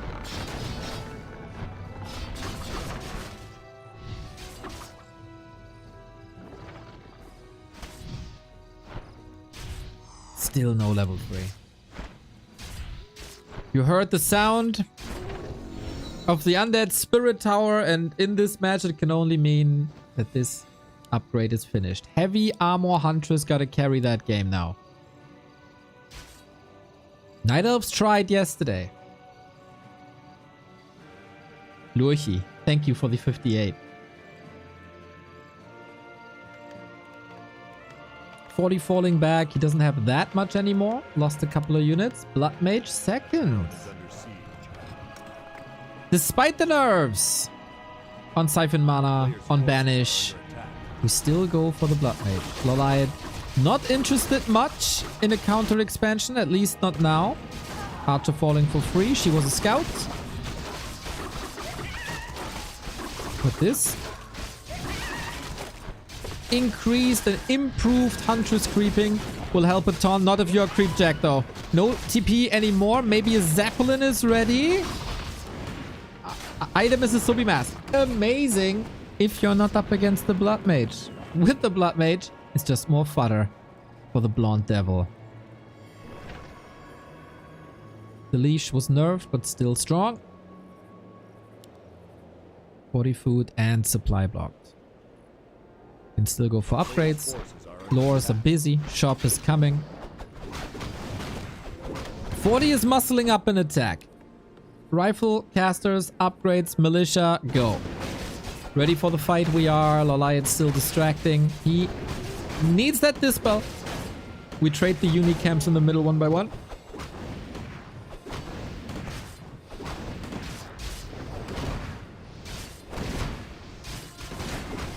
Gives up the middle, then this Ancient of War might fall.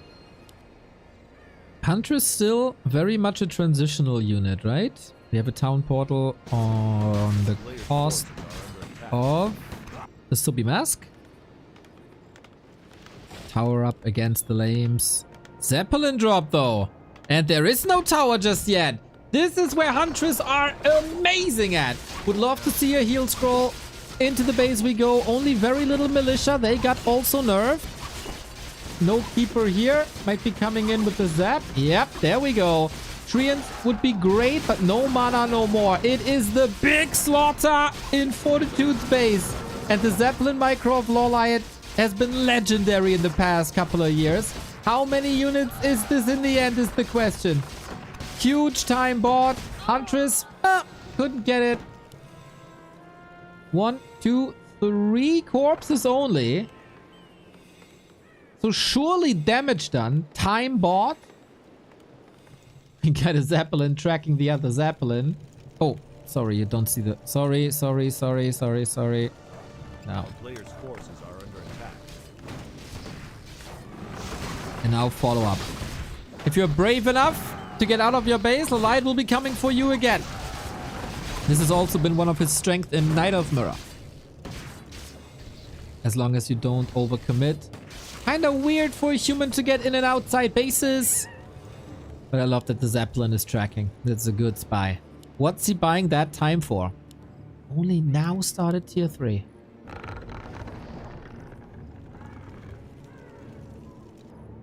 LawLiet tricky. Prepared. Love to see it. A player's forces are under attack.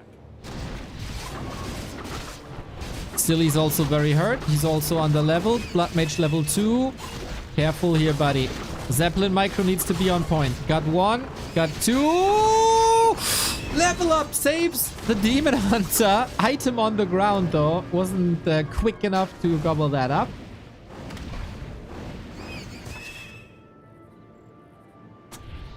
And in the meantime, the Blood Mage is muscling up that attack. Moon Juice completely gone. Artificial Night triggered.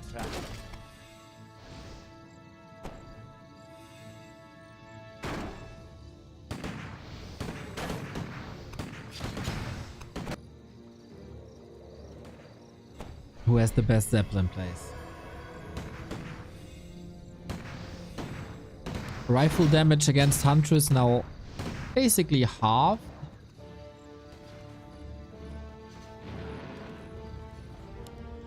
Second shop and tier 3. We go orbs, baby. Mass orbs and bears. LawLiet has to stall for a long time though.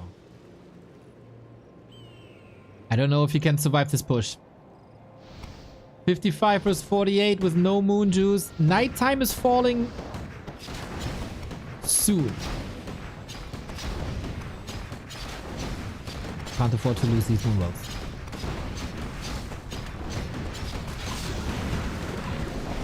Big dispel. It's looking strong by 40. Very well defended. Nice timing push still. LawLiet, how long? Tier 3 is around the corner. We have the resources for 1 or maybe 2.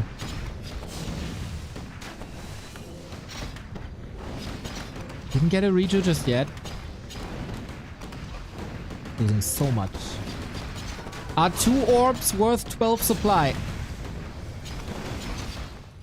Master Bear training should be coming through. We got that orb. We got these orbs. LawLiet feels slow at the moment.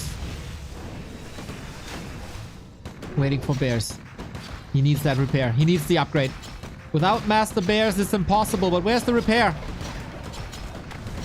Trying to stall time. Here we go. Probably engaging a little faster than he initially wanted. Level 4 Archmage. Very, very strong. LawLiet's army is nothing. Trying to force a hero focus, but then what? He has to rebuild his entire base, basically. Demon Hunter is melting against the rifle shots. Whoo! Potion of healing.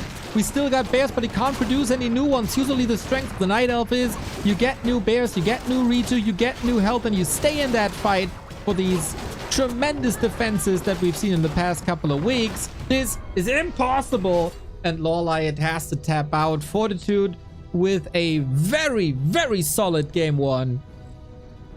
Didn't lose any units to Entangle, not any meaningful units. Forced the TP early. It feels like this is where the game already fell apart a little bit. LawLiet had a nice idea trying to defend this and trying to get back into the game with the Zeppelin drop.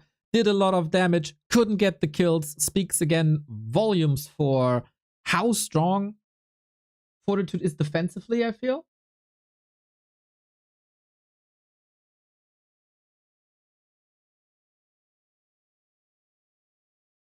And then it was a relatively simple rifle push.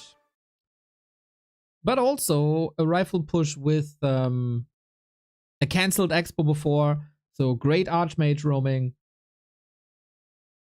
As so often. Fortitude is playing into his strength.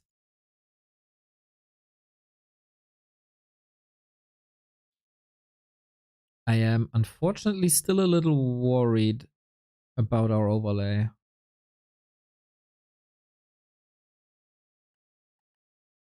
doesn't do stuff that it's supposed to do. Since we are on KK.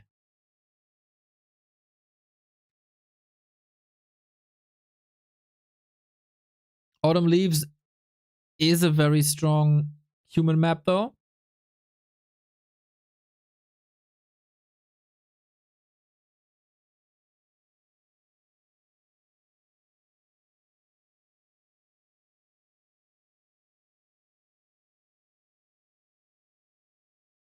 And the Huntress disappoint again, huh? The Huntress disappoint again. I don't hate this, to be honest. The Zeppelin drop into bases. There wasn't even a tower. It was very strong.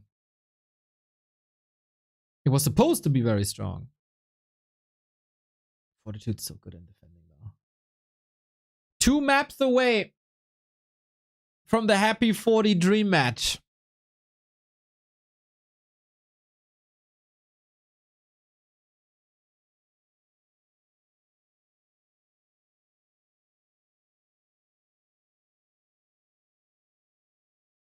If you invest, of course, into the Huntress upgrade, into the lores, into the Dispel, into the Zeppelin, into some items, it is quite expensive. And then the tech is late. If he only sells this Sobi Mask, and he still has the TP without getting surrounded in the early game, that's basically the tech. gold cost at least. But we all know lumber costs are no problem anymore for Night Elves, don't we? Thank you, Alex, for the 5 month. Much love.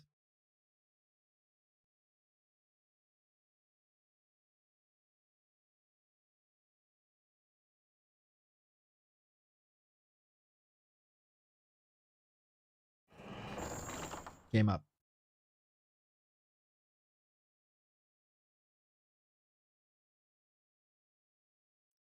Second match of the winner bracket semis. Fortitude doing Fortitude things, really.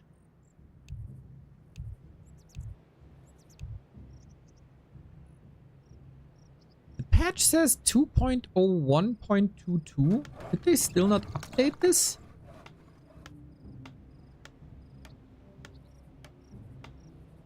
Did they just apply the balance changes to the map? And this is why our overlay doesn't work?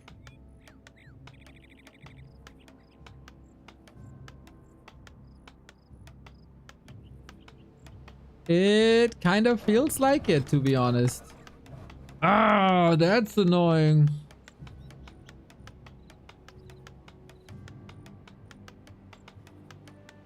Well, I wasn't aware of this. Fortitude 1, LawLiet 0. On this patch, of course, it's the other way around in series. Okay, we have to live with this overlay then, unfortunately.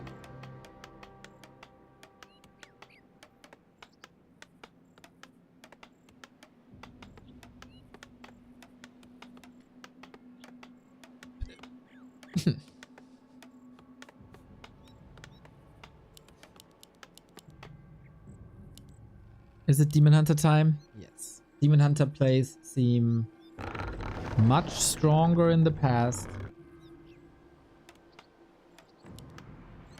And we got a Mountain King against it.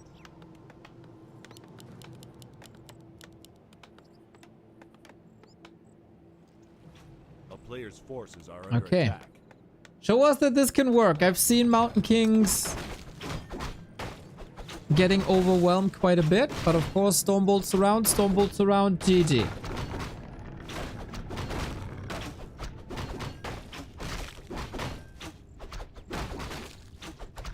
Demon Hunter should be the better call. I like that experiment with the Keeper. I know everybody's trying to influence the balance as best as they can. A player's forces are under attack. But it doesn't seem to be the time. Mountain King, Militia Creep with the Shadow Priest. Always useful, even though you're expecting a Keeper maybe. Last Refuge, the best Night Elf map at the moment. Great for Demon Hunter creeping. Great for harass. And 40 has to show the way. 40 has to show us how to defeat the Night Elves.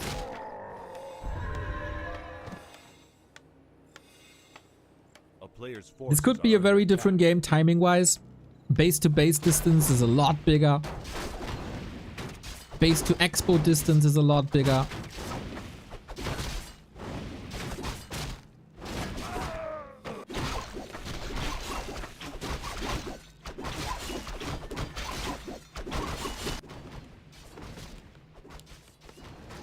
We're still expanding, huh? LawLiet also, unlike many other Night Elves, or many other A maps, player's forces are under attack. fully creeping.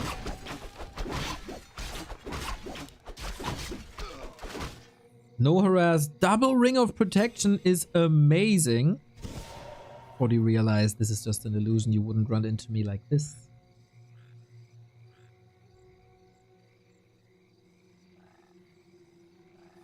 And 40 is also not expanding yet. Only now with the Berserker. Relatively slow start for this MK. Skill build is no immolation. This is why there's no harass. A player's forces are under attack. He didn't sell one of the rings. The overlay is just bugged. So, Boots of Speed. We continue scouting. So, now it might be a little too late to the party here. So Ancient of War creeping it is. Meanwhile, tech 60%, tech for 40 not started. Did he deny? I'm not sure. Hard to see.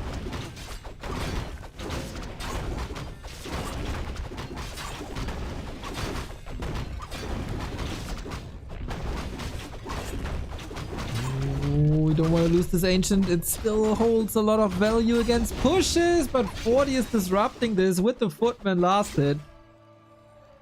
And he also gets the information that there's a Hunter's Hall coming. I mean, it's a very, very, very late Hunter's Hall. How is this happening the entire time again? The entire week we've seen late Hunter's Halls. Wow, this is unfortunate, by the way. So many bashes!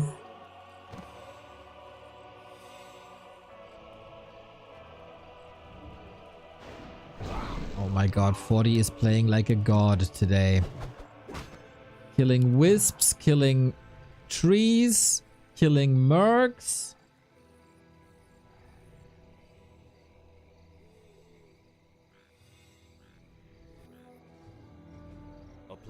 This is a Herculean task.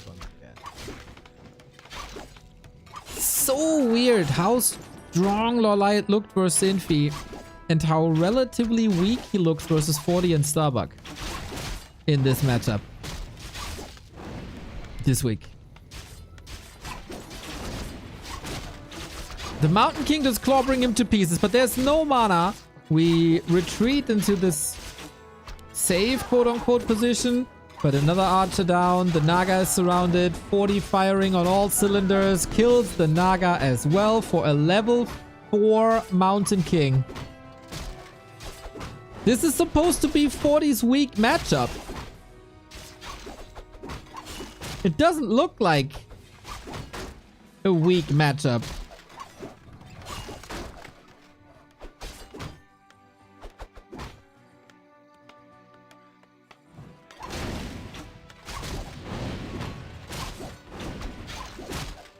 Is this hopeless already? He's getting bashed. Oh my, oh my, oh my. That's pretty much all that LawLiet has left.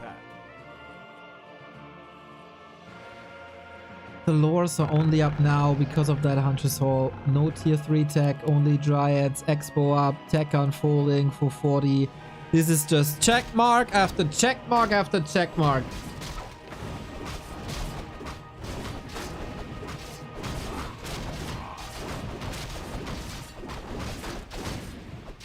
So we mask on the Mountain King as well. Stormbolt before the mana burn because he saw him coming.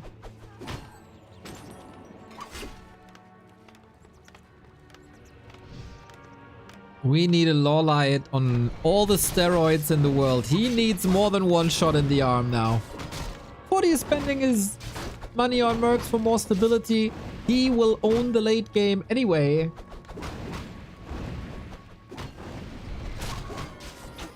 And the bashes are surely in 40's favor. There is a town portal again. Even with the double rings, he couldn't cause any trouble. It was a weird start to begin with. With mana burn and evasion. I mean, against the Mountain King, you can play it a little differently. Mana burn is the hard counter, but maybe in the beginning you shall focus on immolation, then switch.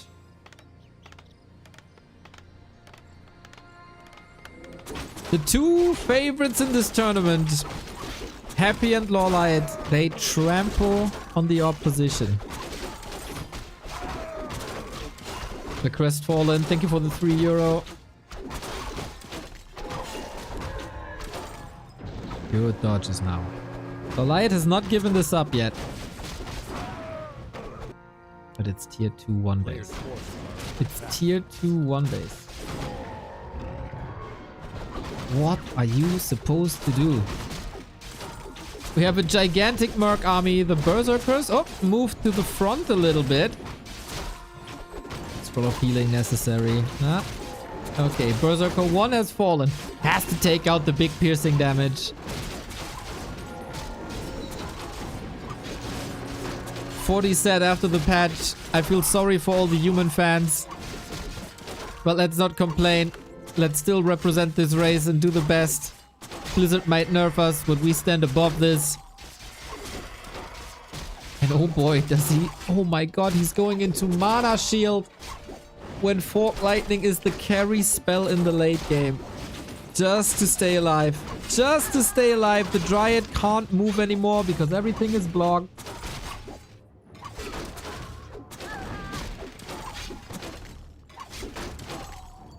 Good saves now. Maybe important for the mental game of map 3. And the Demon Hunter. Demon Hunter is getting some kills. Supply is even. But how do you want to win with Dryads against Rifle Casters?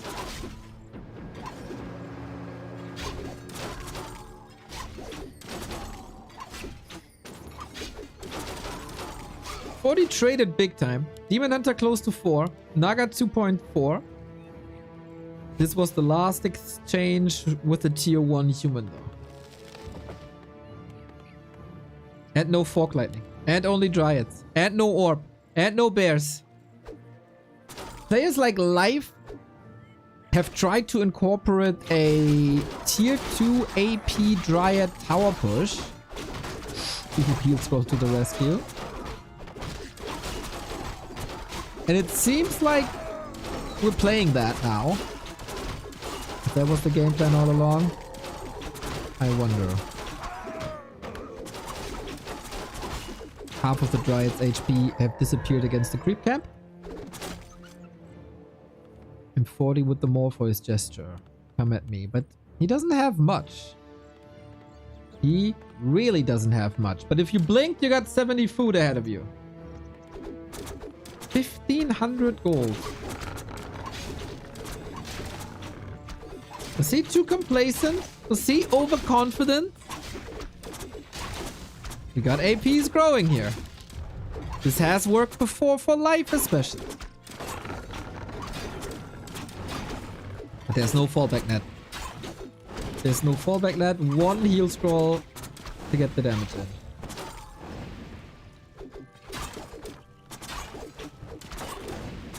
1000.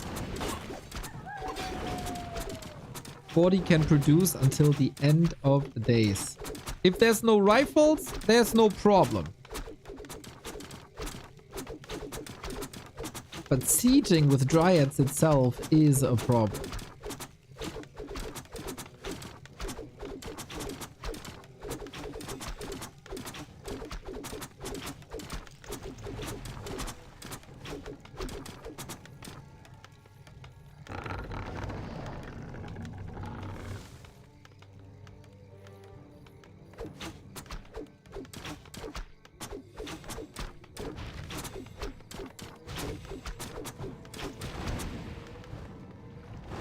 Players' forces are under attack.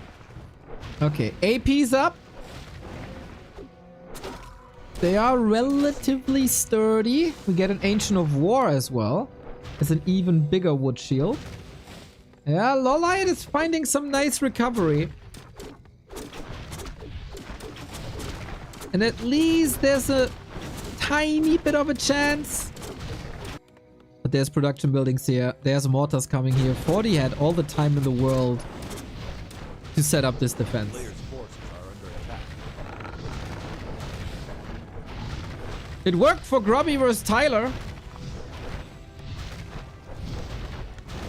That included a warden and like 30 more buildings. Stormbolt, so powerful. So powerful.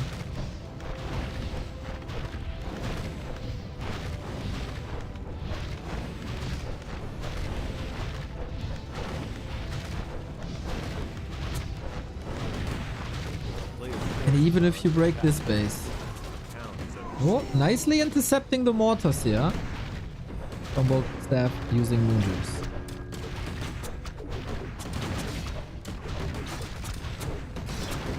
Altar down, but what's the effect really? Nothing. He will prevent the tech to tier 3. If it's only rifles, can the Demon Hunter carry this? We still don't have Fork Lightning, by the way. How good Fork Lightning were.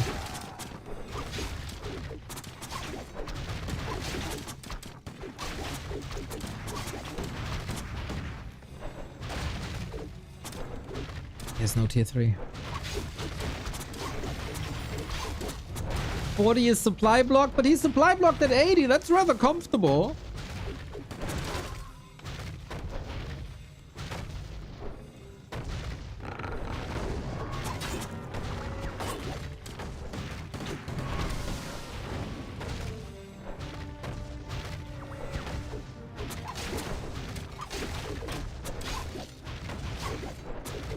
And now the Mountain King brings in the mortars. Nice paid travel. And yeah, Dryads can't do anything anymore from here on out.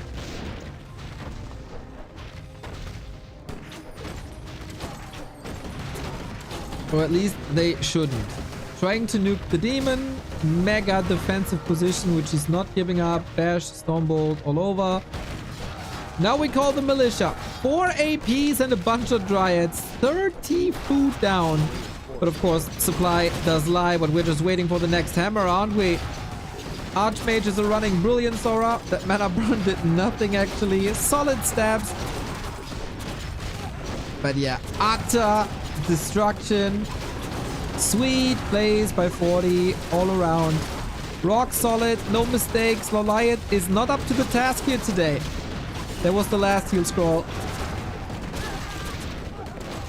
If he gets the barracks early, maybe the supply actually narrowing.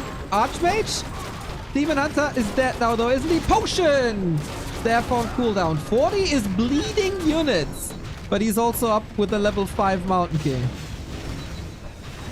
This was way better than expected. But LawLiet, outer lumber. No level 5 DH. And still a big rifle army with mortars that are now cleaning this up on 2 bases. So the recovery will be way easier. 40 basically lost his entire economy. Fascinating. 7 Dryads left.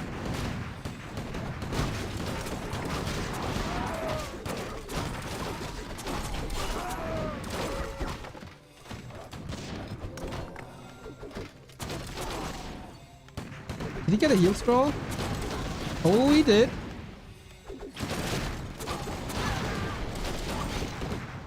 One of the wind to disable this a little bit. The Dryads are eating the mortar shot, and that is game.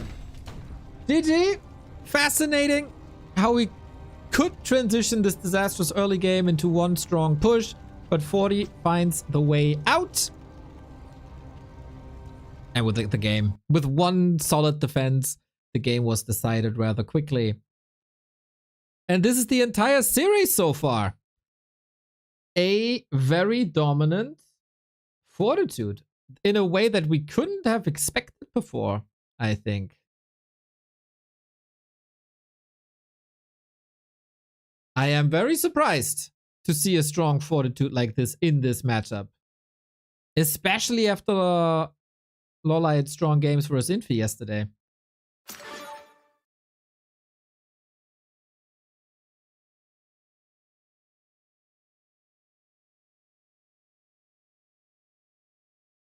If everything aligns as it did before, we're gonna have Happy versus Fortitude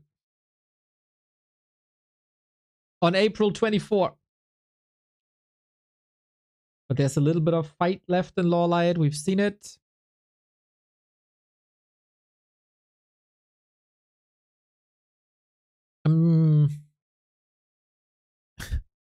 Trying to give our overlay another run, but something is truly off.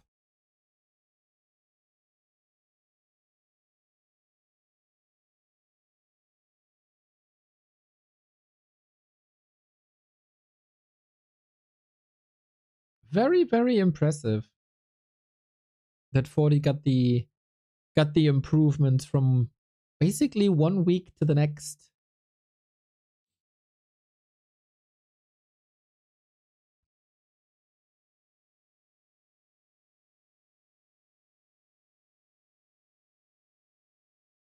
Not a huge fan of this mana burn play. I think even against the Mountain King, immolation should be it. The main priority is the economy. Not the hero, at least not at first. But yeah, the early game is the problem. The early game is shaky. We have the same situation as we had in the first winner bracket quarterfinal.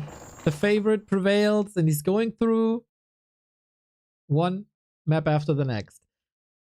Last life for LawLiet in the winner bracket. If 40 wins this, he's down in the lower bracket. And he's down against FoCuS.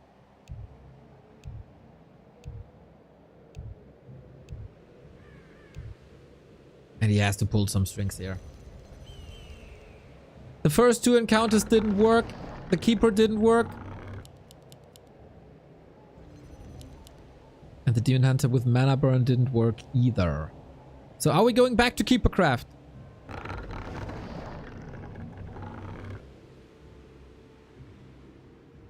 Or is it a Demon Hunter once again? Reverse sweep, let's go. He could save my bracket that way. That's for sure.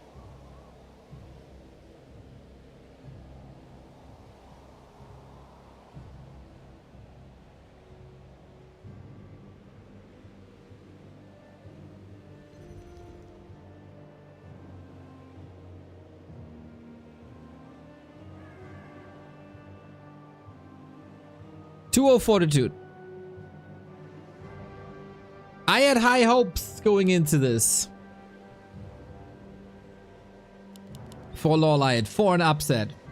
But it's just Fortitude, man. Whenever the big tournaments are around, it doesn't matter how he played Warcraft the weeks prior. The big bout machine is always ready when it needs it most. Keep her back, just like map 1. Similar to Jens, we have our orientation towards the expo. This was exploited by human players with very aggressive 50 food pushes.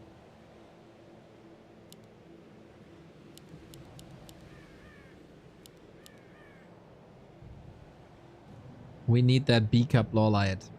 We need that Infi match LawLiet. So far, not his day.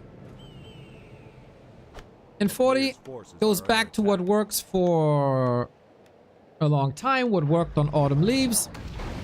Archmage, creeping, stability. He'll gather the information that will be up against Huntress.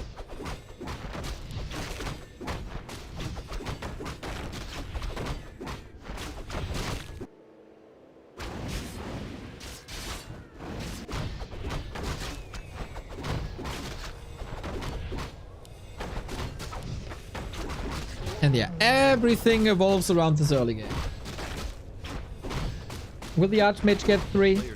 Will he expand? Will he get that expo up?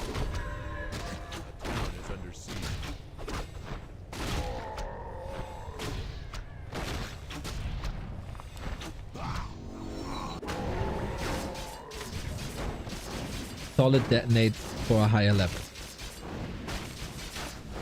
And then, of course, will he be trapped once again as he was on Autumn?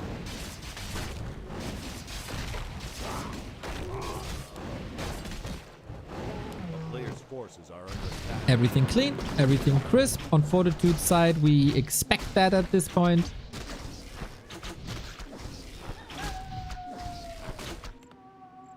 We haven't seen defend on 40, right? Infi still went for it. Infi also went a lot harder on Footman.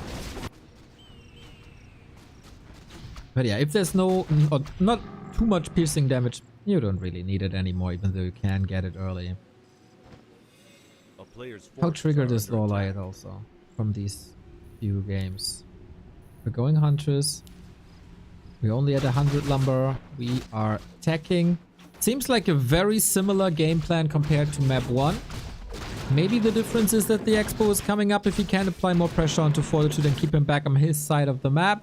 But yeah, the very reliable early jumpstart. Level 3 Archmage and Footman. But at least he's not pressed against the trees. Body block, strong. Keeps it up. But the keeper will find some targets, or at least some information. Wisp already. Forces are under attack. Tier 2 Huntress push?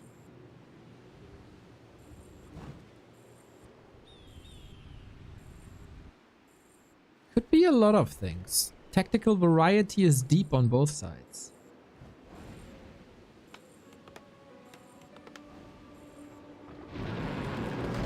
Entangles around.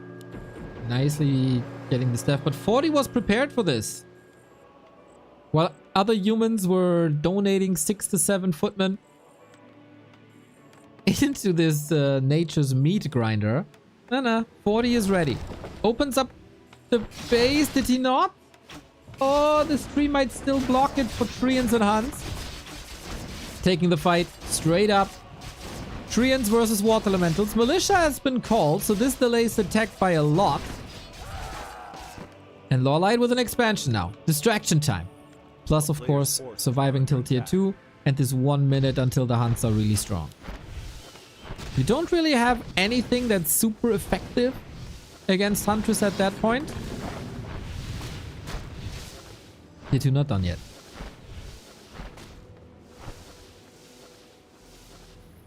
Better than game 1, I'd say. He's still got the TP. Fortitude is in no position to run across the map. LawLiet fighting. Alchemist second. Archmage surrounded. Vanilla. That means he can't staff out. Has to use the town portal. Pretty much a reverse of map 1 at this point.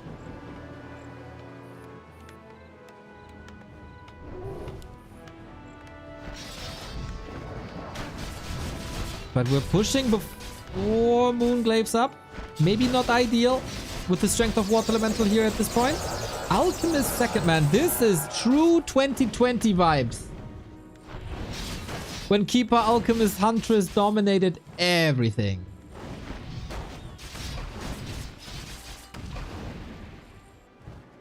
Always a little bit of a gamble. How risky can you take it? How much security can you sacrifice for damage?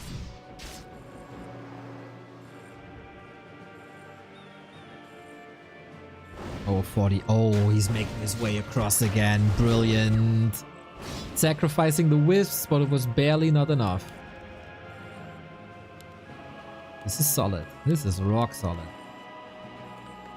But the tech timing worries me a little bit for Fortitude. He's been playing a very fine game. Steph must be... Oh, he doesn't close it. Now goes for the vanilla surround. Does that make it so that the staff doesn't work because the entangle cooldown is off? That would be fantastic, of course. And the Archmage just dies because he lost the TP on the left-hand side. Oh boy, all of a sudden, the match is wide open. Wide open. Archmage kill in the mid-game when you already have a late tech. Tavern Hero revive. LawLiet gets the information. And so much time to creep. No acid bomb for creeping, but at least healing and glaive attacks. LawLiet started mining now. Okay, there is momentum for the Night Elf. 40 still catching up. Supply, even, but it's only footmen. And again, we have seen these masses of footmen before. Acid bomb is a wonderful weapon against it.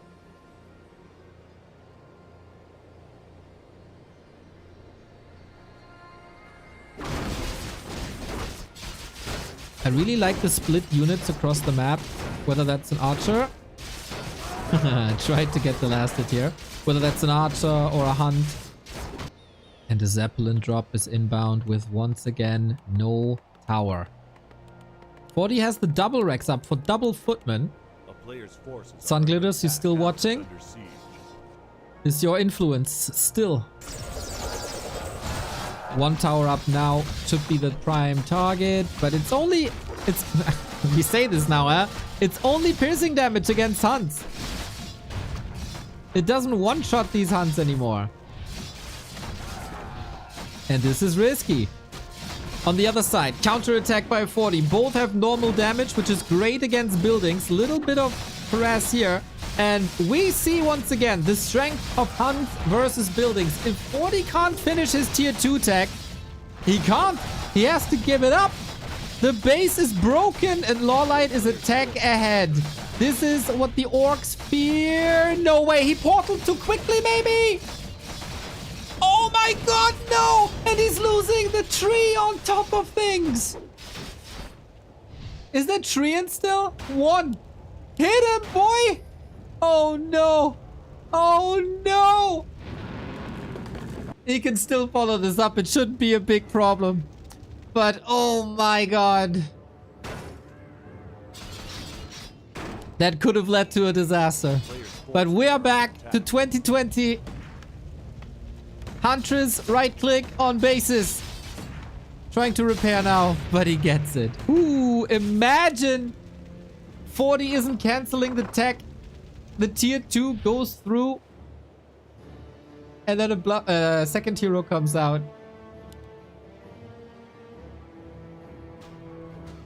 We have that tech advantage on the Night Elf side, on LawLiet's side. 3-2 heroes. Huntress still so strong. Water Element. No, not Water Element. It's Blizzard, actually.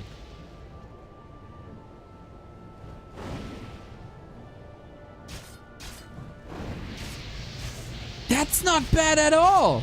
Water Elementals don't do the necessary damage. Blizzard absolutely does. And LawLiet lets him face tank it. Acid Bomb and Huntress attacks against Footman, though. This should lead to mass murder if you pay attention to the hunts a little bit. Treants also very disruptive.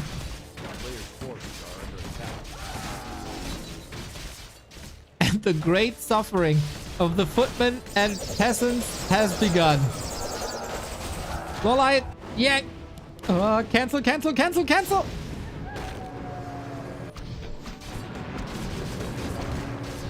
No cancel. 40 with the heal scroll. This is not a foregone conclusion, guys. Not at all. I really like the early Blizzard change. Very fluid. Almost got his keeper surrounded here. He wants the Archmage. He'll probably get it as well. But we have a TP too. So Blizzard hits invisible units. So many resources lost for nothing. And so much damage done on this Archmage. Sticks around, wants the kill at all costs and gets it. This game, of course, fell apart way earlier with the Archmage killed on the right-hand side. It's a weird game. It's a little bit of a clown fiesta. It is way too many units sacrificed. But it's enough. Eventually, it's enough. 40 in the meantime teched at his expo, which is now his new main base, and is trying to get the Mountain King out. This should work. And looking at this keeper, we should all be worried for this Night Elf first hero. Oh, please don't. He's trying to surround. Archmage is here. Blizzard on everything. Stormbolt. Don't tell me. He's playing this so greedy. So unnecessarily greedy. But he gets it eventually. Rewards himself with the second hero kill. Third hero kill of the game. And the base is still broken. With the Expo third attempt at 50%. A player's forces are under attack.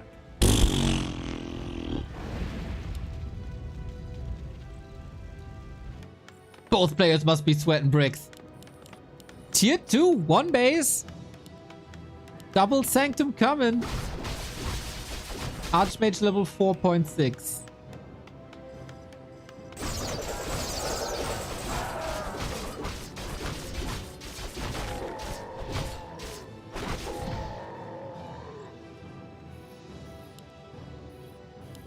Two questions now. Can 40 establish an expansion? And can 40 prevent the Night Elf expansion?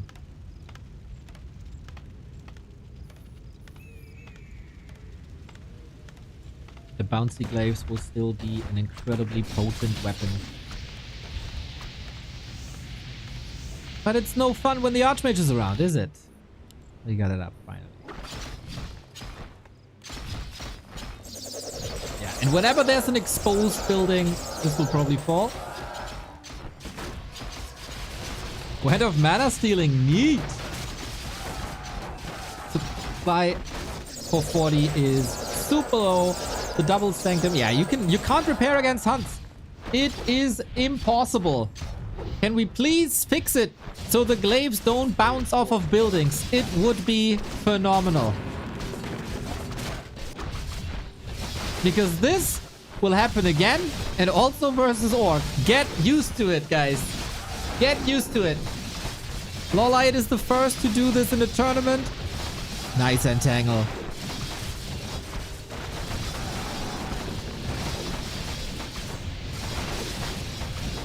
Do we have a heal scroll? We have another Wand of Mana Stealing. GG. Well done. Well done on map 3. LawLiet stays alive for now, with a little bit of a gift from Fortitude on the right-hand side. Not having a town portal ready in this position. That truly hurt. Archmage benched. LawLiet not without flaws. That expo without cancel is usually not allowed. He was too far ahead. And this is how a play like this can work.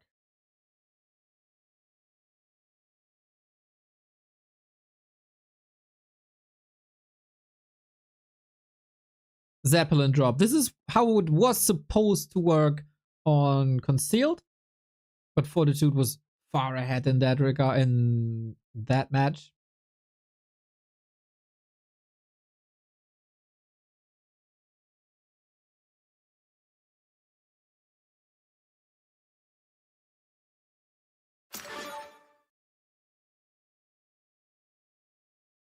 And then it didn't matter too much. He defended it well. He cancelled the expansion, and LawLiet wasn't able to follow this up as he didn't do much damage outside of 3 peasant kills.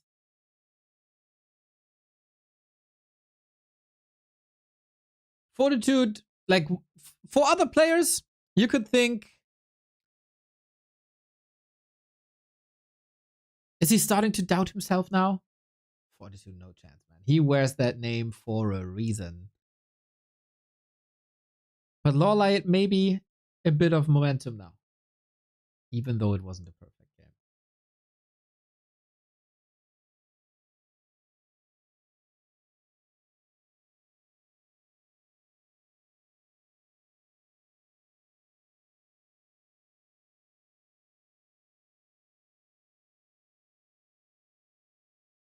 Sammy, the glaives are supposed to bounce off the building.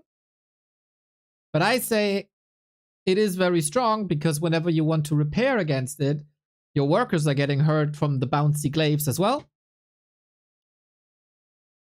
And that makes it pretty much impossible to go for any repair. And that's why I don't like this mechanic personally. But it is not a bug, no.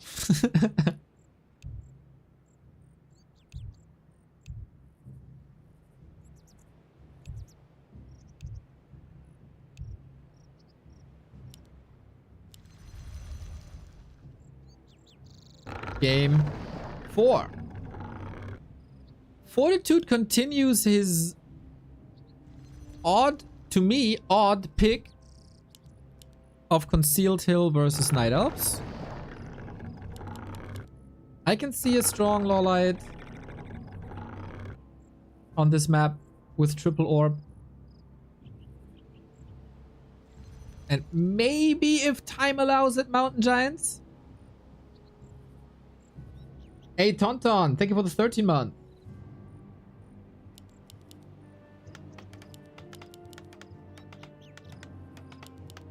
Fortitude still leading. 2-1, still on match points.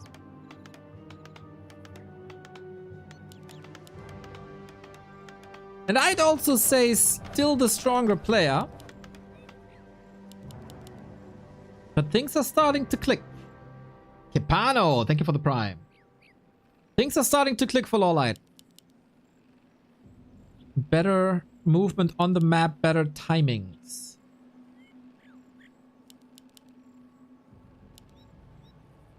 I'm sorry, Trolley.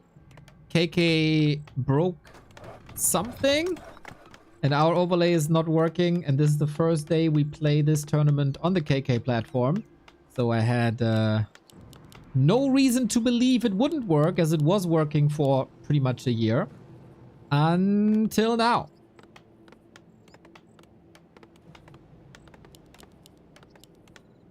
I'm trying to fix it for maybe tomorrow, but I don't know the reason. It is very odd.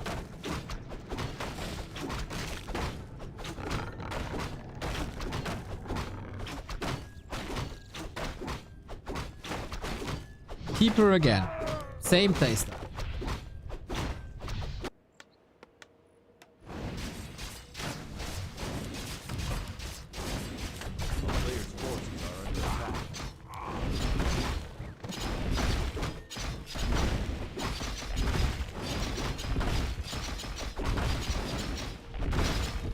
He goes for the lab. Always an indicator that you don't want an expansion. Wisp sees it.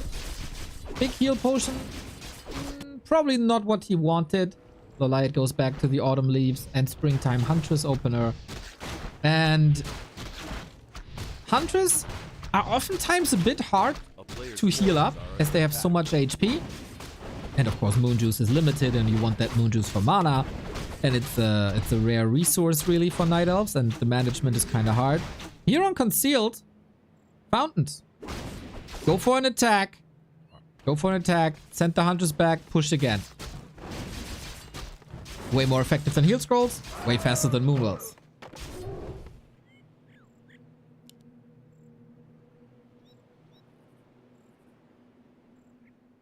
A town is under siege.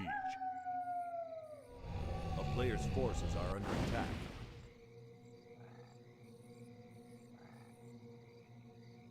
So 40 should know what the play is now. He's been exposed to it twice. He's surely playing more aggressive than before. And he's playing one base against it as well. Base opened up. Looks like we're going for a base trade once again. Wisps on the right hand side, kind of hidden in the pocket. Archmage trying to find Wisp, but nobody's home. So we just go for the tree. That's a way to deal with this. If you give this much exposure, yeah, why not? Hunters still, the warriors of the night still have to assemble. But with Treants and Entangle, this should work out if you're not too exposed to the water elemental. Nice deny. Nope. Good detonate. We've seen this missed yesterday a little bit. But yeah, Hunter is willing to sacrifice a lot of HP for footman kills, so it takes pressure off the tree before he decides to turn around. And he's the one to get level 3. And unfold the tech. LawLiet ahead in tech. Lumber is looking okay. It's actually looking horrendous for Fortitude, which is a surprise to me. He got some workers on and it should be okay. Footman tapping on this keeper over and over.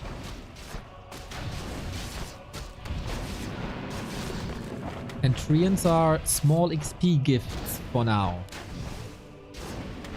Moon Juice is empty. It's still halfway to nighttime, so that's alright. And the denies are paying off, man. This is crazy strong. I haven't seen the biggest attempts of LawLiet to go for such denies.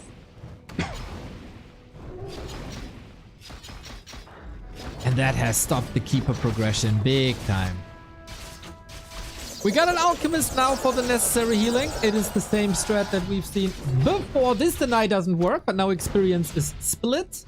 No mana for an entangle. Fortitude assesses the situation very, very well.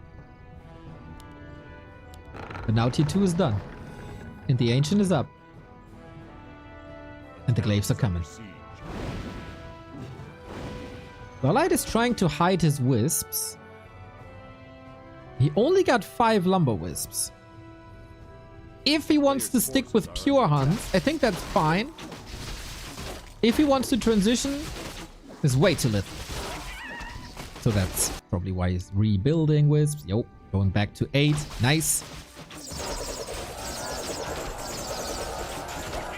Of course, we're all memeing about the improved lumber harvesting, but, you know, a few more wisps than 5. Kind of nice.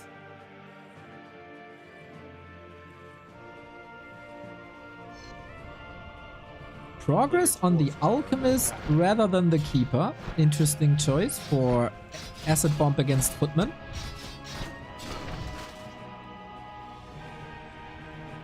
That was a priority to him. More pre-craft. If there's no second base, I see that there's no urgency really.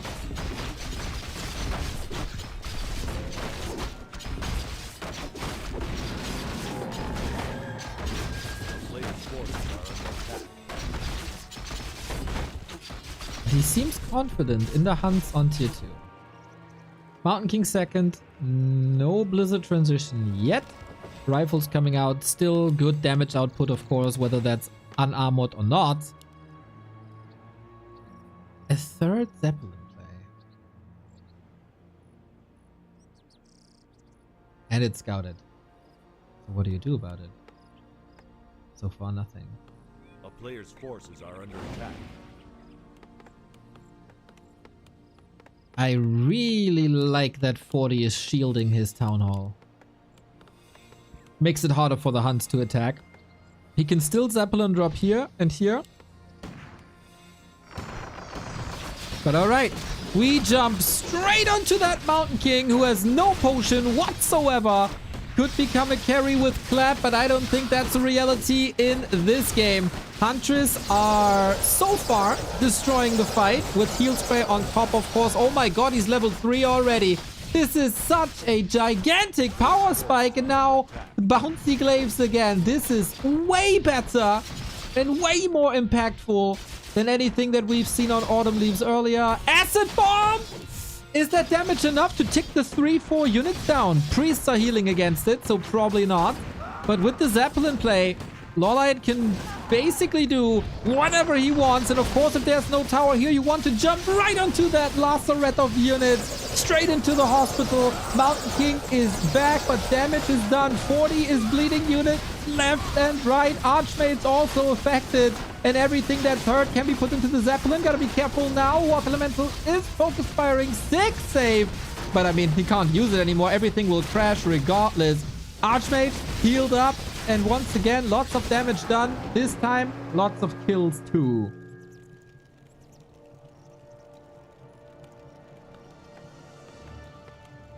And in the meantime, an expo is running.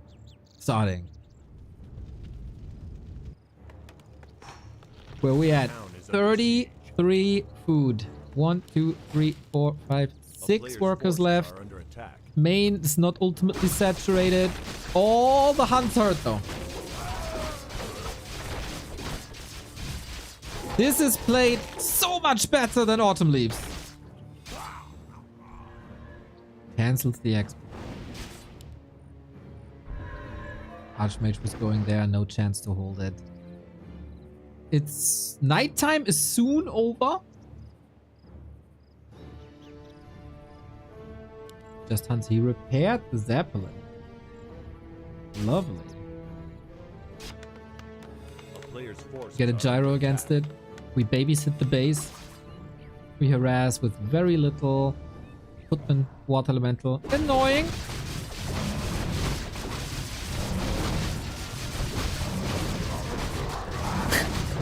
He can only attack the dragon with Keeper and Alchemist. Is that working out? We'll see about that. Huntress defend at home. Huntress are healing at the fountain. And this is what makes Concealed so strong for Hunts and MGs. And this is why I think this was an odd pick as a Luther's Choice pick.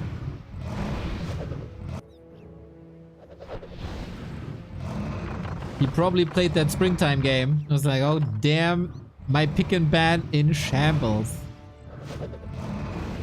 Now we heal up with the spec against the fountain. Nicely done. Dragon is not getting healed anymore. Under attack. 40, how do you get out of this situation?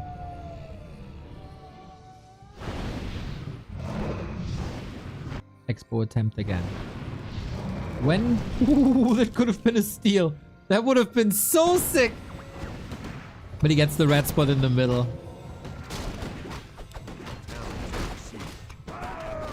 4 battle drums. In the meantime, Hunts are back. The sound of dying peasants. To some, the most beautiful sound in the world.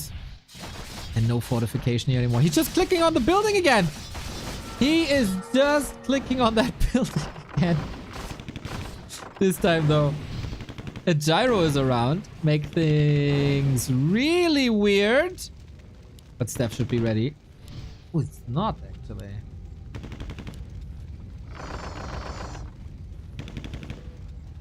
Anti-air is missing a little bit.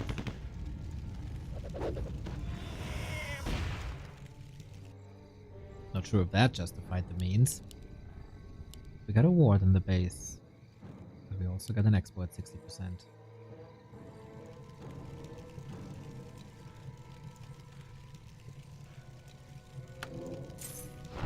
I'd say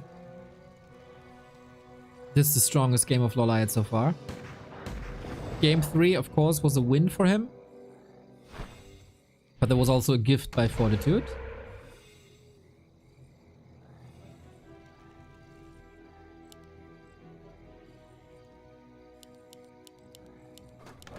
A player's forces are under attack. Sorks are coming to slow down Hunters.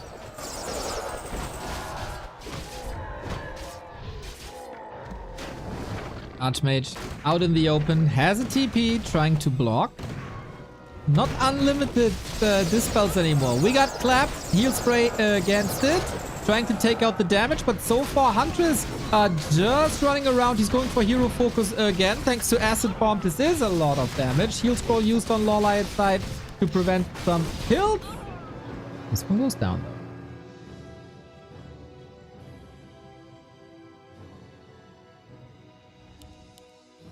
We don't. Oh, we go double Ancient of War. No lore, just more of the same. It was a bit of an overextension, IMO. But if that pins Fortitude down in the middle of the map or at the bottom of the map, it's good for that second base to run.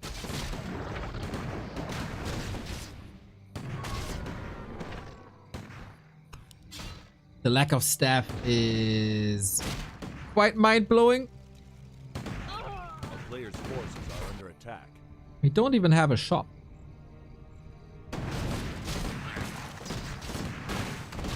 The Huns could bring staff easy.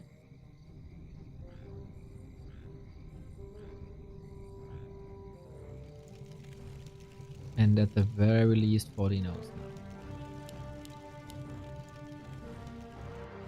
Muscling up an attack for the winner bracket. Semi-final versus Happy. He was threatened. It looked like he could have gotten overwhelmed. Can you use that Zapper? It's only one. It's not enough. Maybe you have to give up the base. Casters intercepted. Hesitant. LawLiet have a TP. He absolutely does. 2 heal scrolls as well. We get an attack, but without any casters. Zapper follow-up damage, is it enough? That's the big question. Detonate is easy XP. Does he see the Zapper? He must. Defense through offense.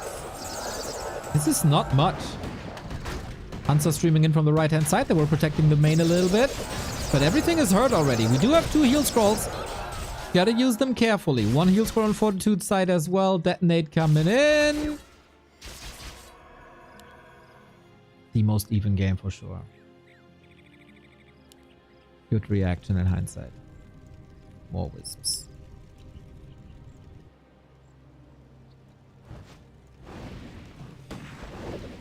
Are 7 rifles enough? Gyro gives vision. You want to take that away ASAP so you can use Shadow Melt Straight up fights. The Zorks are not part of that fight. Heal scroll number 1 used. The second one still in the inventory.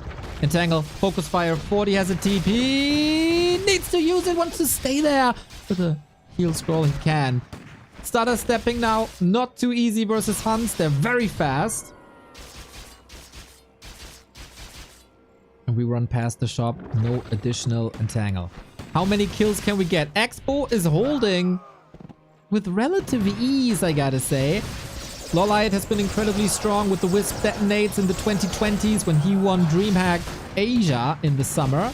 And another TP forced in a bad economy situation for Fortitude. This is not what you want.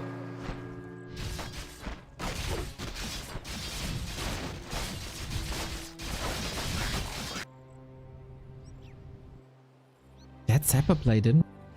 Are we playing shop control now? I feel like these heal scrolls are still essential.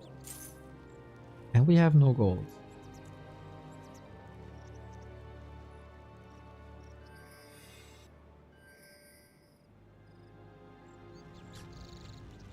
Units everywhere.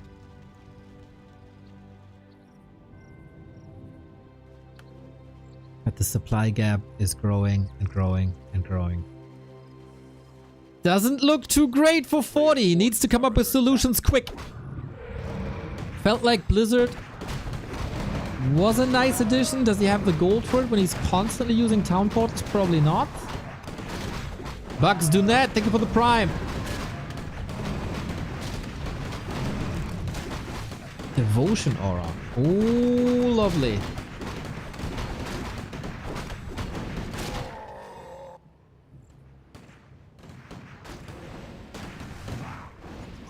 Players' forces are under attack. LawLiet with an easy to maneuver army. And so many of them.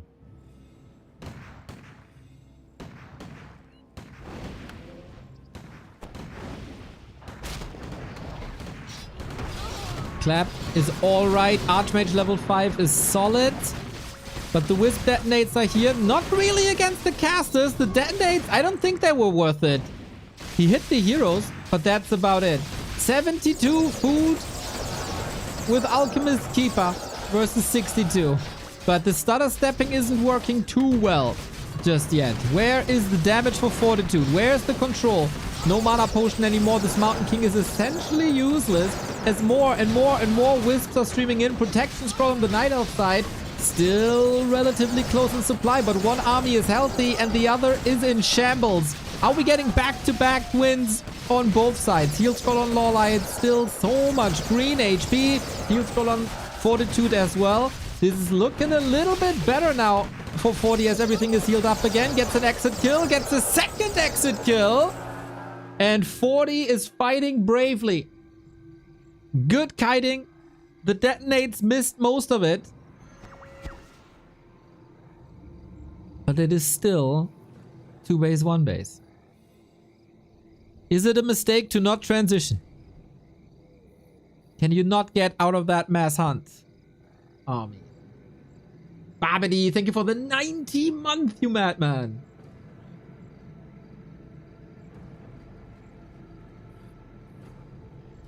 A player's forces are under attack.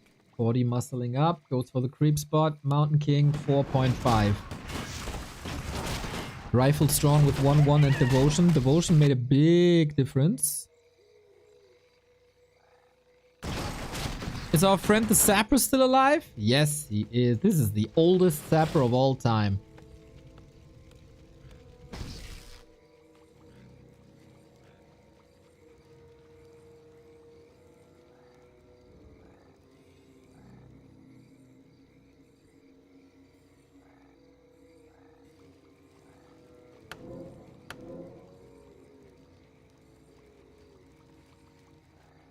A player's forces are under attack. Alchemist close to 5.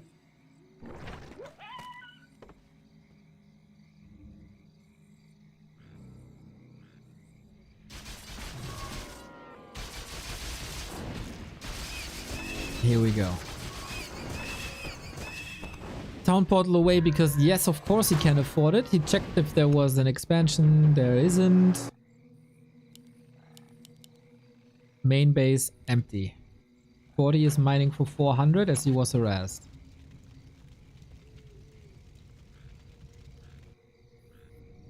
Glaive? Glaives could be amazing in a defense. It's not necessarily during kiting, right? They're relatively slow. I'm not sure if he has that upgrade yet. Glaive damage increased by 10.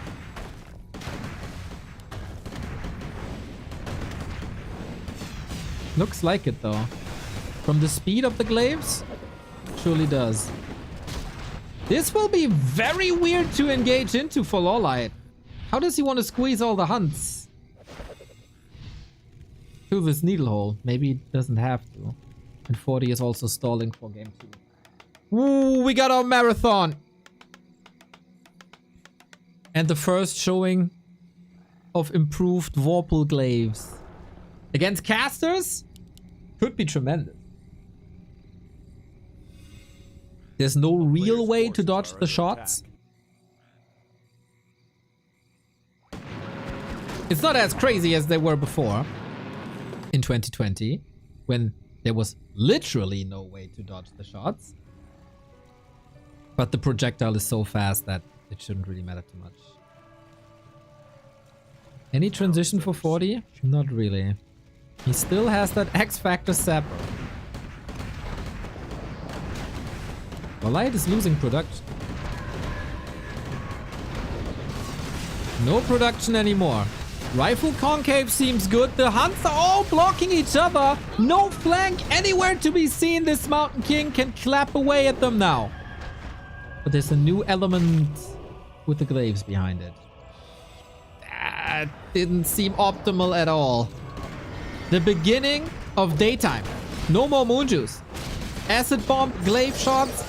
9 supply not in the fight. Oh, there's so much supply inefficiency for LawLiet. Left hand side, clap. But out healed by the scroll. Can the glaives connect? Is a big question now.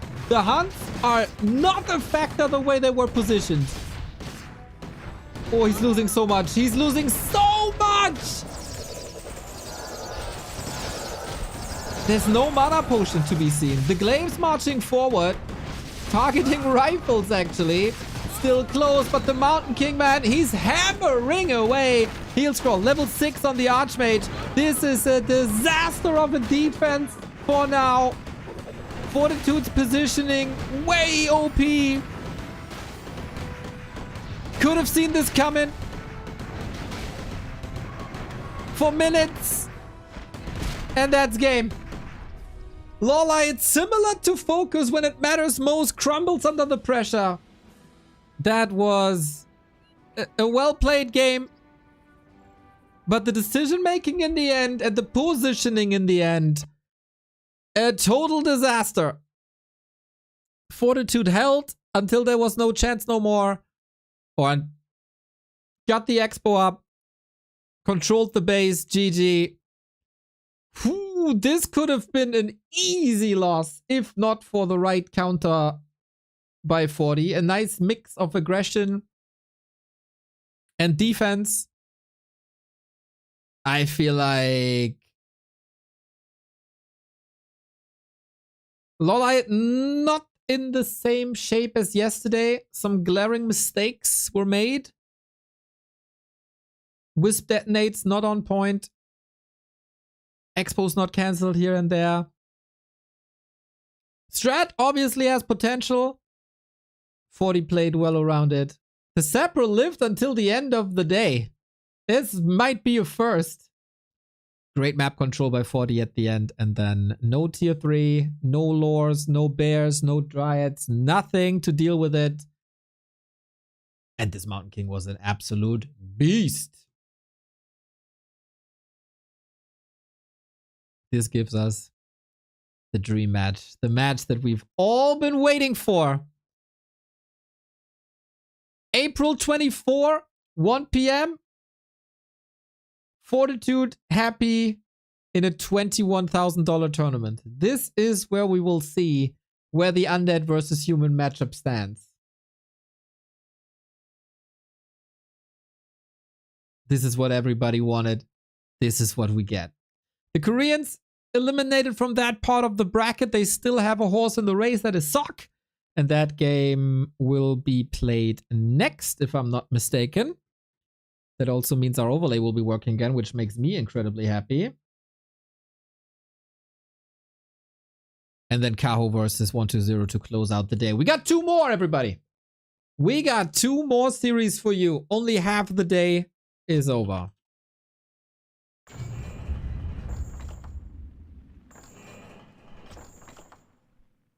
Trying to get all Huns into that position was highly questionable, IMO.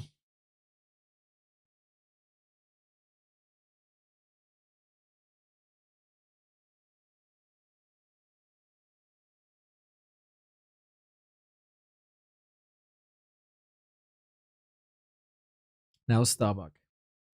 The only undefeated player in this tournament up against FoCuS.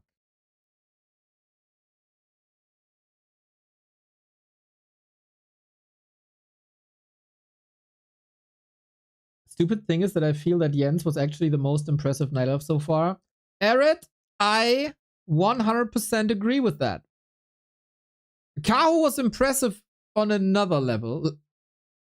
Mechanically impressive. But I totally agree with you.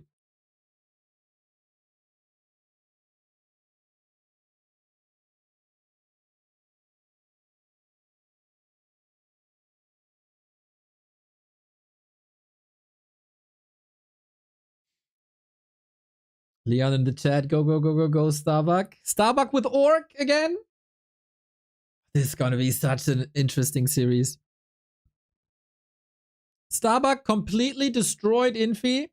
Starbuck defeated Infi's Pally rifle in 4 minutes 30 seconds. Have you ever seen this before? I didn't.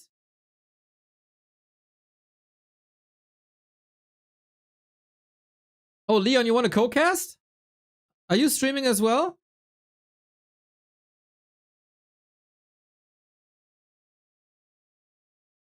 I mean, chat is yelling at me for having no clue, so I need some expertise. Let's go. Lovely.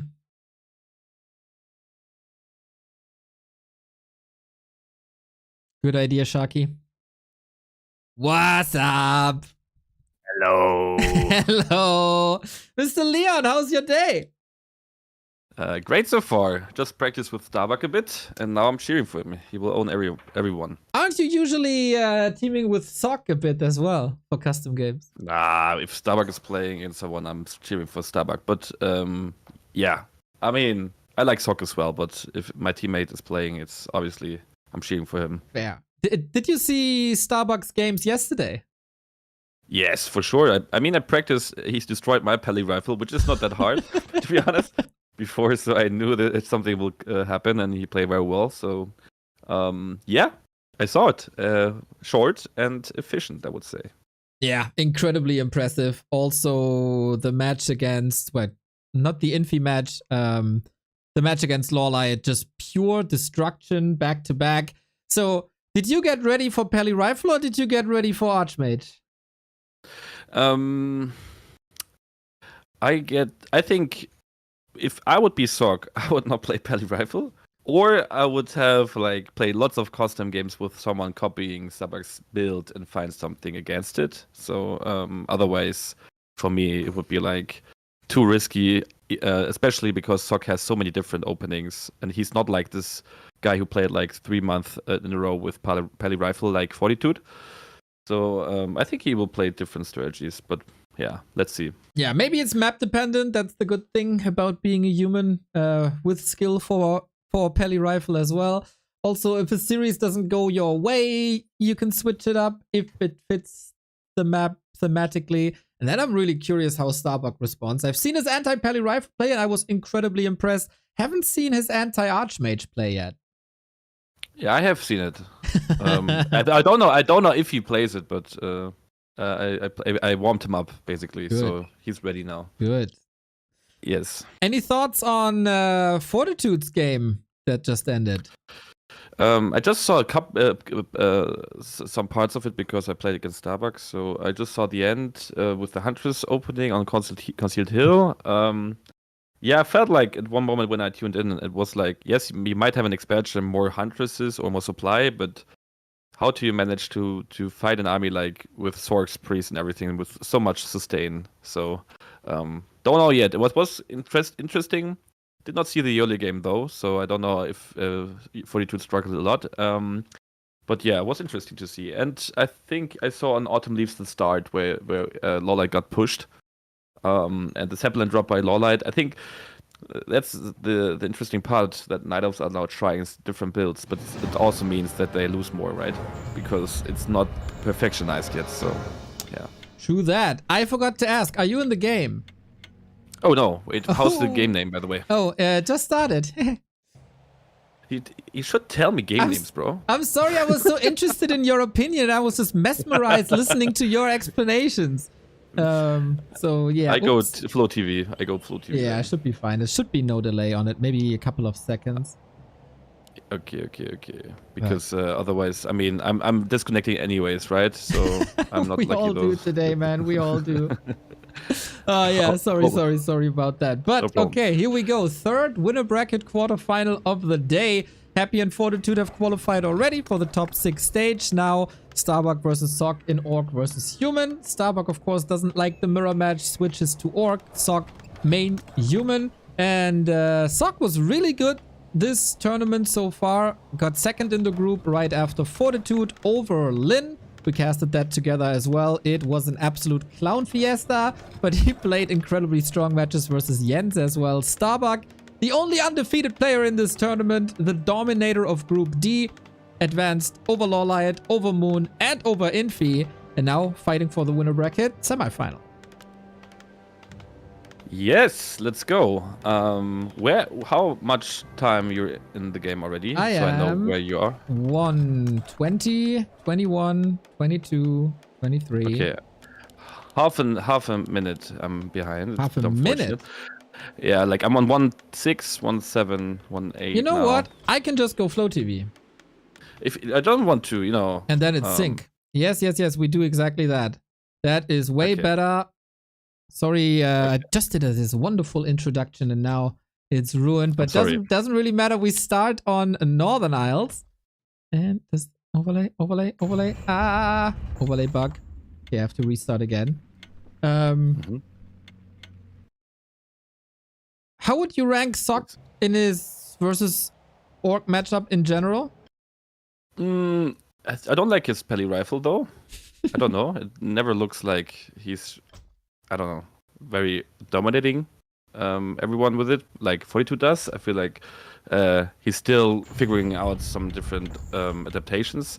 So I would have loved to see him with different strategies. But if he plays his A game, he has like lots to offer, and I'm very excited what he will show us. Okay, now I'm in Flow TV. Now overlay is working and we got Leon by our side. Wonderful. The past 2 encounters of them, 2-1 for Starbuck in the Ancient of Wonders Cup, 3-0 in Dubai. That's a long time ago. So they haven't played each other much in tournaments. A little bit of undiscovered waters right here. Also their first encounter on the new patch. We got Sock as we fast forward with the Peli rifle build. So that tells me not threatened by Starbuck's performance versus Infi, but Sock also playing a different style of Peli rifle with the early Paladin, while Infi is still on like patch 1.05 of Peli rifles. This will be surely a bigger challenge for Starbuck than Infi was. Yes, that's for sure. I mean, Infi didn't look that good at all with it. I mean, he didn't look that dominating with it before, but now I think Sock made some experience with Peli rifle. Still a bit confused that he's really going for it. Maybe it's also a mind game that he thinks maybe Starbuck will adapt. As you can see, a Blade Master, he played it against me as well. Yeah, So, can we just completely flip out about this one? It's a Blade Master opening with mirror image. What the hell? yes, insane, right?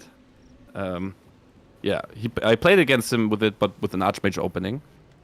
So don't know. He might just adapt then if he sees a Pala rifle to his normal build order, right? He had his Farseer Panda second build against Pally rifle, right? So maybe he will do that a bit different here. He might go for Panda second, Firelord third as well.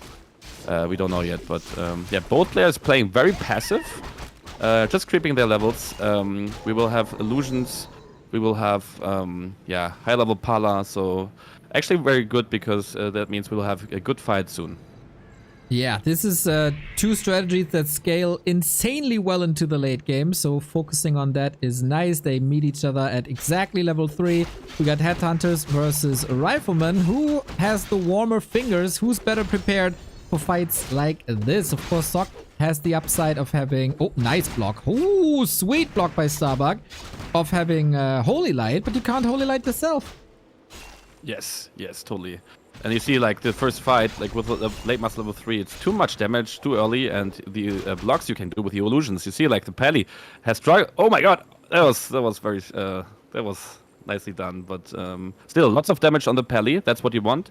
But he has a replenishment potion, so it might not be the biggest thing. Ah, nice Holy Light on the Rifleman. Grunt also saved by Starbuck. Both players playing very well here. Okay, we seem to be a bit of sync. I'm at 525, 26, 27. Ah, shit. Okay, I'm a bit behind. Let me see. All right. Maybe you can fast forward this. Yeah. Here we go. Yeah. Crits from the mirror image. Mirror image got nerfed a little bit from 3-second cooldown to 5. Here's the Holy Light as you mentioned, but you can hide behind enemy lines. No Blood Mage just yet on the tier 2. Different prioritization goes for long rifles first. So maybe thinking there won't be too much mana, I can't suck too much. This is an interesting adaptation by Sock. Or he's just supply blocked and that handicaps him big time. Yes. So far, interesting dynamic, right? With the Blade Master just buying some space here for the Shadowhunter second. Also going for tier 3 behind it. Attack upgrade on the Headhunters as well. Torrent Totem will be up soonish as well, so we might see like the same build, right? Torrent Totem means like Spirit Walker, maybe one Torrent, and then just go for a bigger and bigger army. Maybe also the Tiny, which he did against not Fortitude here. Infi. Yeah. Yes. But no Panda second. Yeah, interesting, right? But a level 3 Blade Master instead. Like he's just switching around. So he has a Blade Master level 3, not a Panda 3, so basically it's the same, but just went for an early creeping instead of harassing all the time and do the creeping with the Panda. Yeah, the AoE damage is coming from mirror image, basically. Always chipping away at these rifles, and Sock is having a hard time catching up with this. Militia coming in, but just running into the Headhunter. Sock seemed very unfamiliar and a bit overwhelmed at the moment.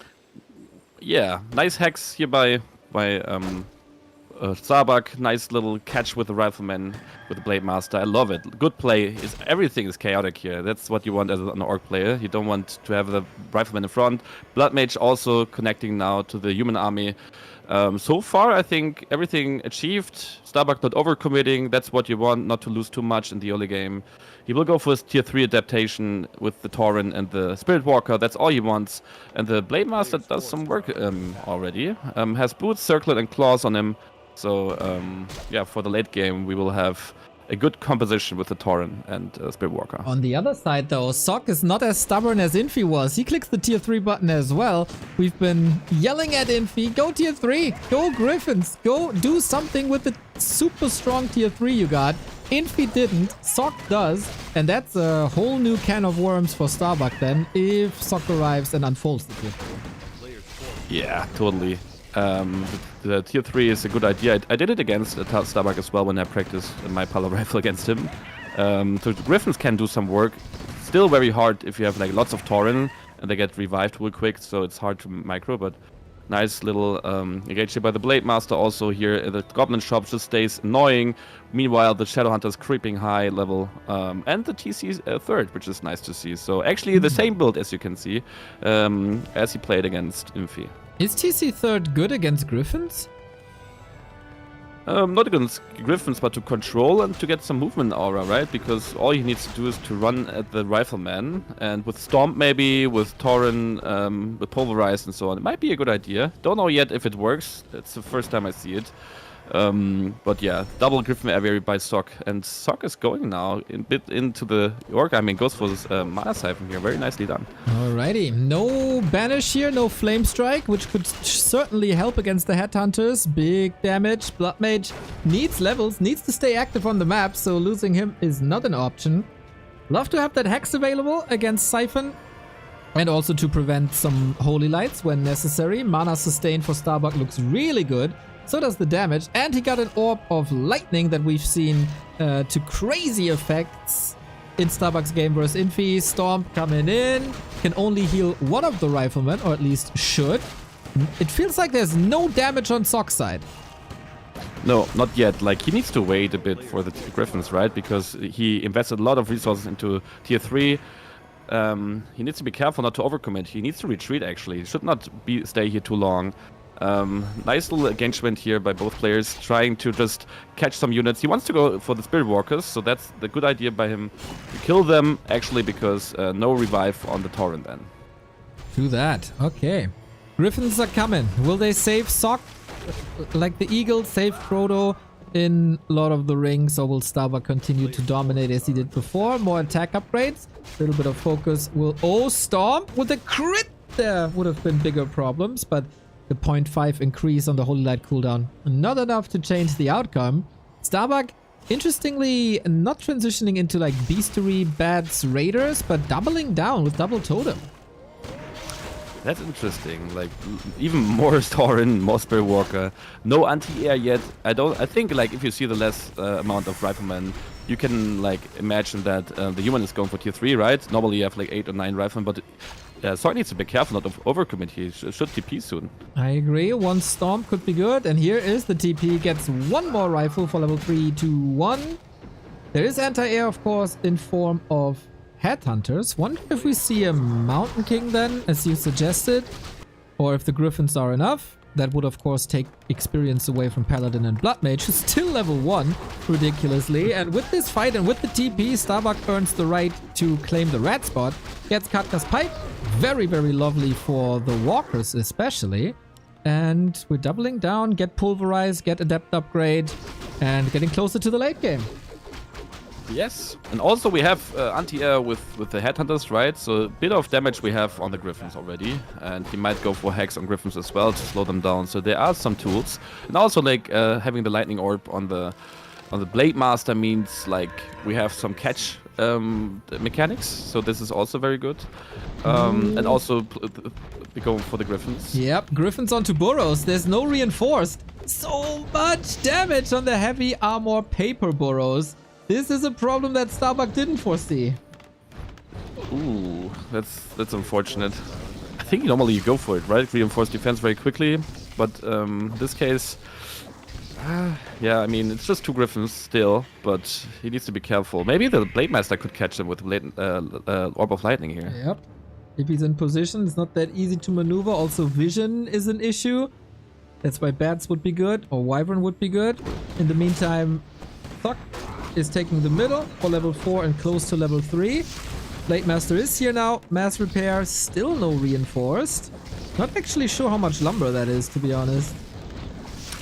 I don't know as well, but it's quite annoying for Starbuck now because he has to be back with the Blade Master, and the other army can maybe like creep a bit, but also I think Starbuck wants to fight soon, and the Griffins are annoying a bit, killing the Burrows over and over again, but the Blade Master is doing some work and forcing them to go back. We got 4 Griffins in Thok's main army very soon, and Starbuck can't produce. He can go for items and spend his money that way, but that's about it. He can level, of course, but a level 2 Stomp will not touch the Griffins at all. I am really curious if there's enough answers to these Griffins. 2 of them almost dead. Reinforced started now at 60%, and then the burrows hold by themselves with siege armor type. Sock is ready to go, man. He's blasting supply, going up to 80. Ah, that's interesting. Like, we did not see this with Infi, right? Infi stayed on tier 2, tried to get a crucial number of riflemen, and it did not work at all. Now we see some adaptation already by Sock. He saw the games, so he made up his mind already. His opinion is, I go for double Griffin aviary, lots of Griffins, and once I have a crucial number, what are you doing then, you know? But still, like, the Orc heroes also, if you know that from FFA, like, also the combination Shadow Hunter, Blade Master, and TC, it's so insane. So, reinforced defenses, finally, upgraded, and I think both players just creeping the map a bit, and maybe we see a bestiary soon, we don't know, but I think like maybe Starbuck needs more headhunters or maybe bats as well. He's trying to catch up in supply now with the tiny Great Hall. That's basically an instant burrow. Sock still no third hero, which might be a trap. His biggest threat is headhunters, right? And Mountain King could destroy them. Also no flame strike, which is a little iffy. Starbuck 2 bases, and all of a sudden pressures on Sock. I like this. I like this play because it felt like he's like just chasing the Pally rifle all day long, right? In the first couple of minutes, it felt like this. Now just go for the orange camp, just creeping a bit, go for more units. Oh my god! Well, like we so got many Griffins, right? yeah, we got a big fight here. Can he get some kills in? Holy Light only level 2. Great armor, of course. Starbuck 52 food so far. It's neck and neck. Starbuck needs more kills. Has a heal scroll. Great usage of that, but now you gotta run, and he doesn't have a speed scroll. Oh my god. Nice stomp also, like always, by Starbuck on the Rifleman, and also like the Headhunters just going for the Griffins, but is it enough damage? More and more Griffins are coming into the fight. Spirit Link is helping a bit. A nice heal scroll also used by Starbuck. More and more Griffins trying to catch the units of Starbuck, what he's hiding well, and all the stomps Starbuck is doing is just making the works that he's not able to connect to the Orc army. And all Starbuck needs to do is to get more time. He has an expansion up. Once he has more Headhunters, more Spirit Walker, and maybe also a Bestiary sooner. I don't think he will do that, but maybe we will see it more anti-air against the Griffins. Unfortunately, Starbuck has lumber issues. Still can't use his full bank. Got a mana potion. Clarity's running. Defensive posture. And Sock falls back to the shop for a protection scroll, heal scroll, I guess. Heal scrolls are available. Same for invo potions. And he was quite rich. So this is scary for you if you're a Starbuck fan. Yes. We need to be careful here. That we underestimate like the amount of 8 Griffins. I think this is a crucial number now, and Starbuck, I'm interested what he will do. He has, as you said, he has lumber issues. Militia will go for there as well. Everything is now ready for the last fight. Both are preparing everything to Starbuck to defend the expansion. Let's go! Yep, Berserker's kinda nice here, but the damage doesn't seem to suffice. It's 2 attack upgrades against 2 attack upgrades. Rifles on the ground, not really an issue anymore. They might fall, but the way more important thing is Torrent falling, Headhunters falling. Starbuck only at 52, gets the faster reinforcements, but it's not that they're exploding here. The only thing exploding is the Headhunters to the mini shockwaves that the Griffins produce.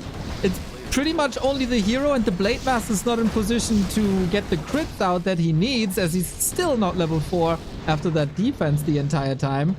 Supply neck and neck, but we have so much more Holy Light to heal up these Griffins again.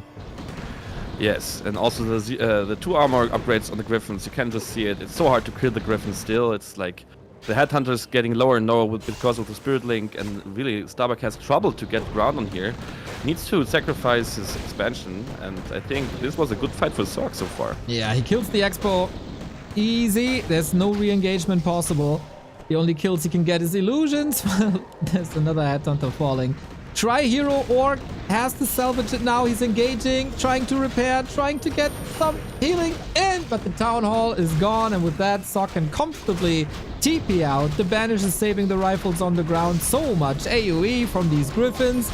Could even think about a hero nuke at this point, as there is barely any mana left. Suck. Now there's no mana left, and this might very well be the first map that Starbuck is losing this entire tournament. We advise Sock to go against Pally Rifle, and he didn't listen to us, and that was the perfect call, as it seems. Was very well done by Sorg. Nice adaptation, to be honest. Like, Pally Musk Griffins is actually very scary. With Bandage also, you can save all the Griffins every time. That's so nicely played here by Sorg.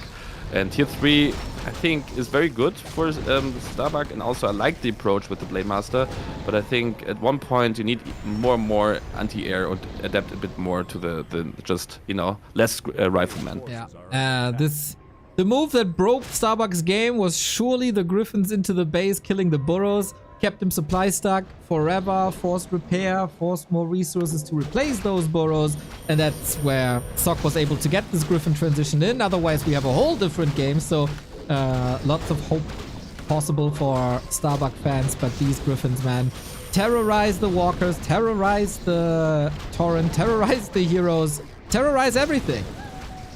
Yes, and as you can see, like the levels on the human, like 5-4 is insane, and like he just is not able to kill one Griffin because the Holy Light is so strong, and the Banish as well to save everything. I think, yeah, we need to have an answer here for this adaptation. I think there's something possible if you see it scouted early enough. But nice try here by Starbuck to come back into the game. Always those mana siphons on the Shadow Hunter, on the Blade Master, on the TC. It's very annoying. No mana, and we have more and more Griffins, and it's just overwhelming for Starbuck. He has no chance to defend this. And calls for the GG. 1-0 for Sock. Nicely played with an updated Pally Rifle build that works well against this Blade Master opening by Starbuck. And now, of course, the question, was the Blade a mistake? I think the problem is that you gave so much space to the Pally, right? So the difference was against Infi, he gave no space at all. He was just harassing him all the time. The Pally stayed on level 1, maybe 2, and the Panda was on level 3 against Infi, and then the human levels were low, Panda level 3, and then the kiting began. And the longer the game went, the better it was for Starbucks. So maybe we'll see Farsi again. Maybe it was just trying to see, like, maybe he thought that Sock is not playing Pally Rifle. I don't know, but he now knows that he still wants to play Pally Rifle, so Starbuck might adapt now. Yeah, should be.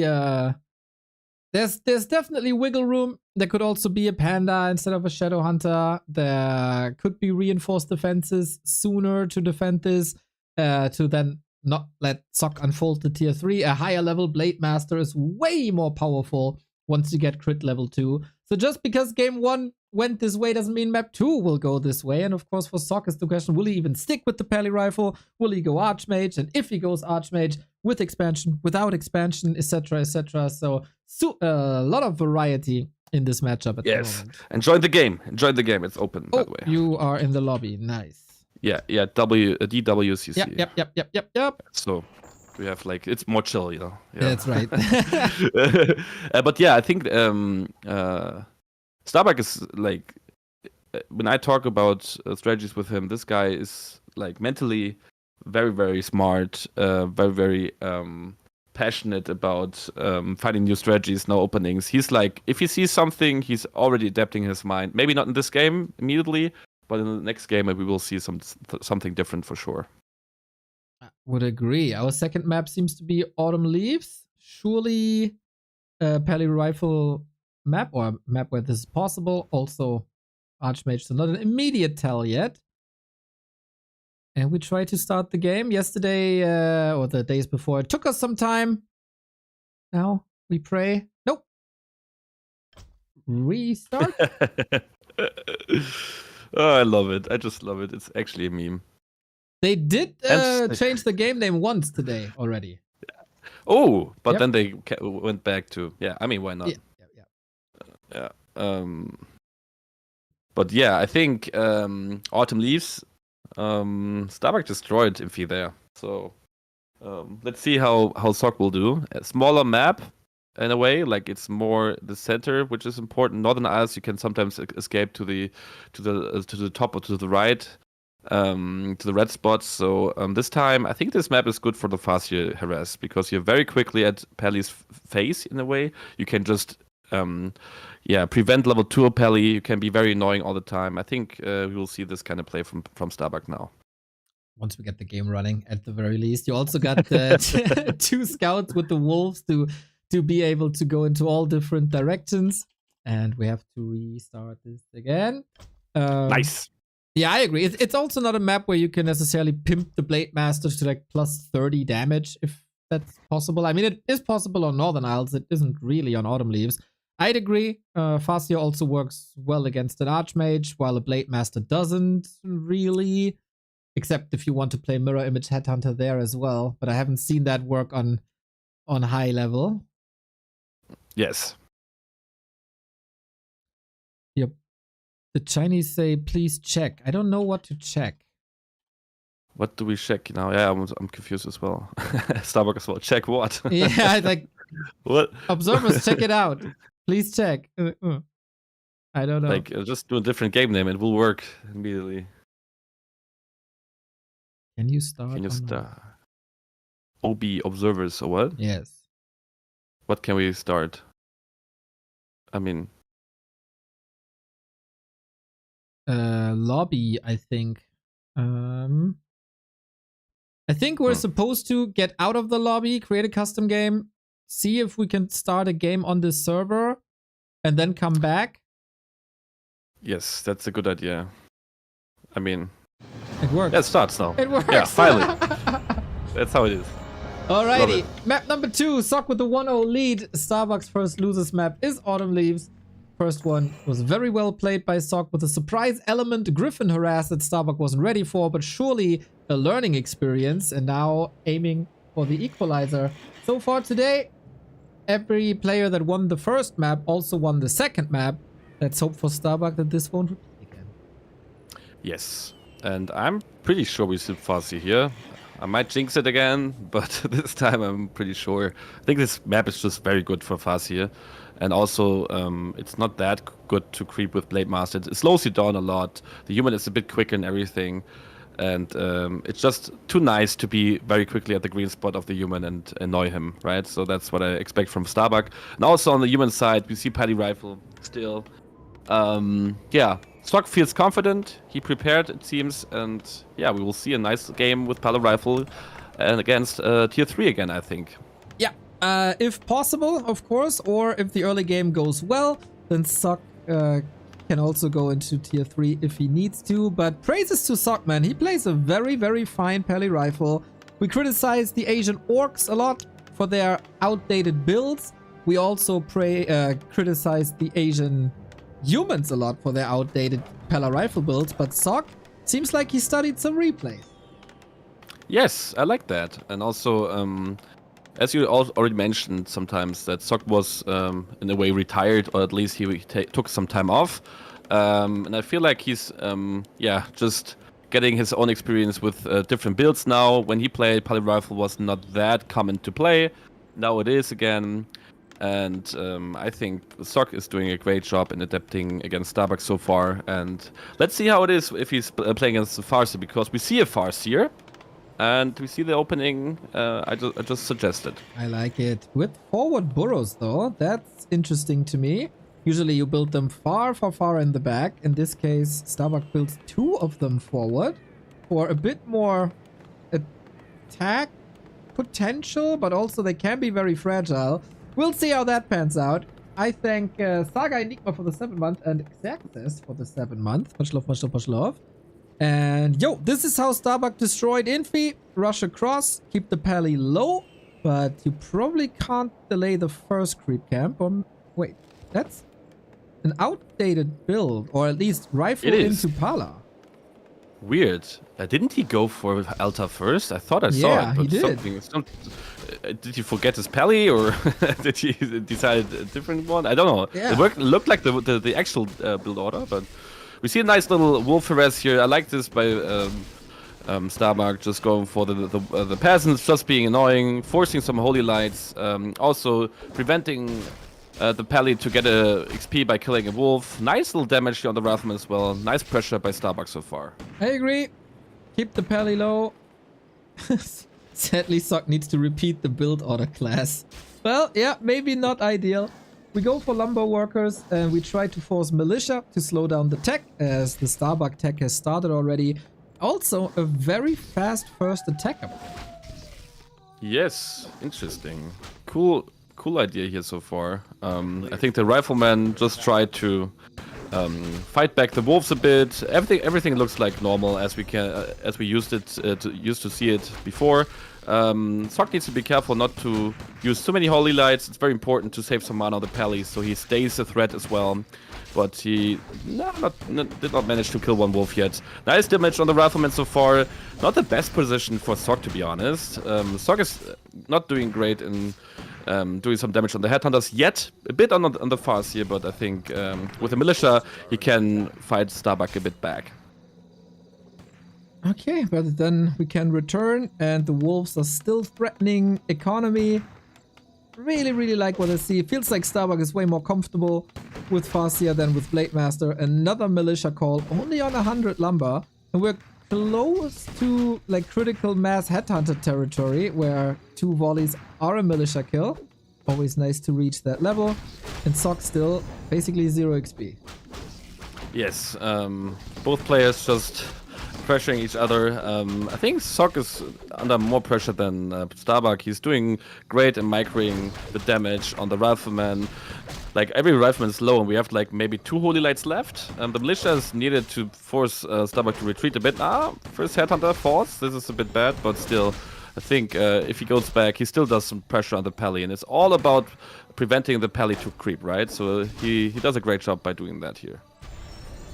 The early game dance between Farseer Headhunter and Pally Rifle, always fascinating.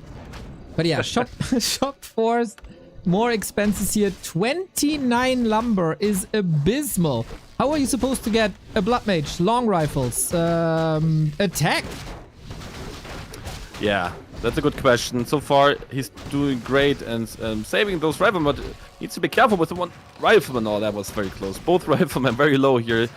He needs to have the Regent's goal here to heal up his rifleman. First peasant falls, the second one as well. Nicely done here by Starbuck so far. Lots of pressure on Sock. Man, and there's still healthy headhunters, so you can move them up and cancel the regen. Okay, good control here. Yesterday, Infi lost 3 rifles and tapped out at 4 minutes. This is the move I mentioned. And we are not doing that here for Sock. He didn't lose any, but yeah, big expenses. Can't start the Blood Mage finally. Tier 3 started as well. We go Torrent Totem, we go Panda in a second once the resources have arrived. And now it's creeping time. Yes, I like that one a lot. It's way better. I think now the Pally's on level 1, has a couple of riflemen. The Panda is here as well for creeping high level.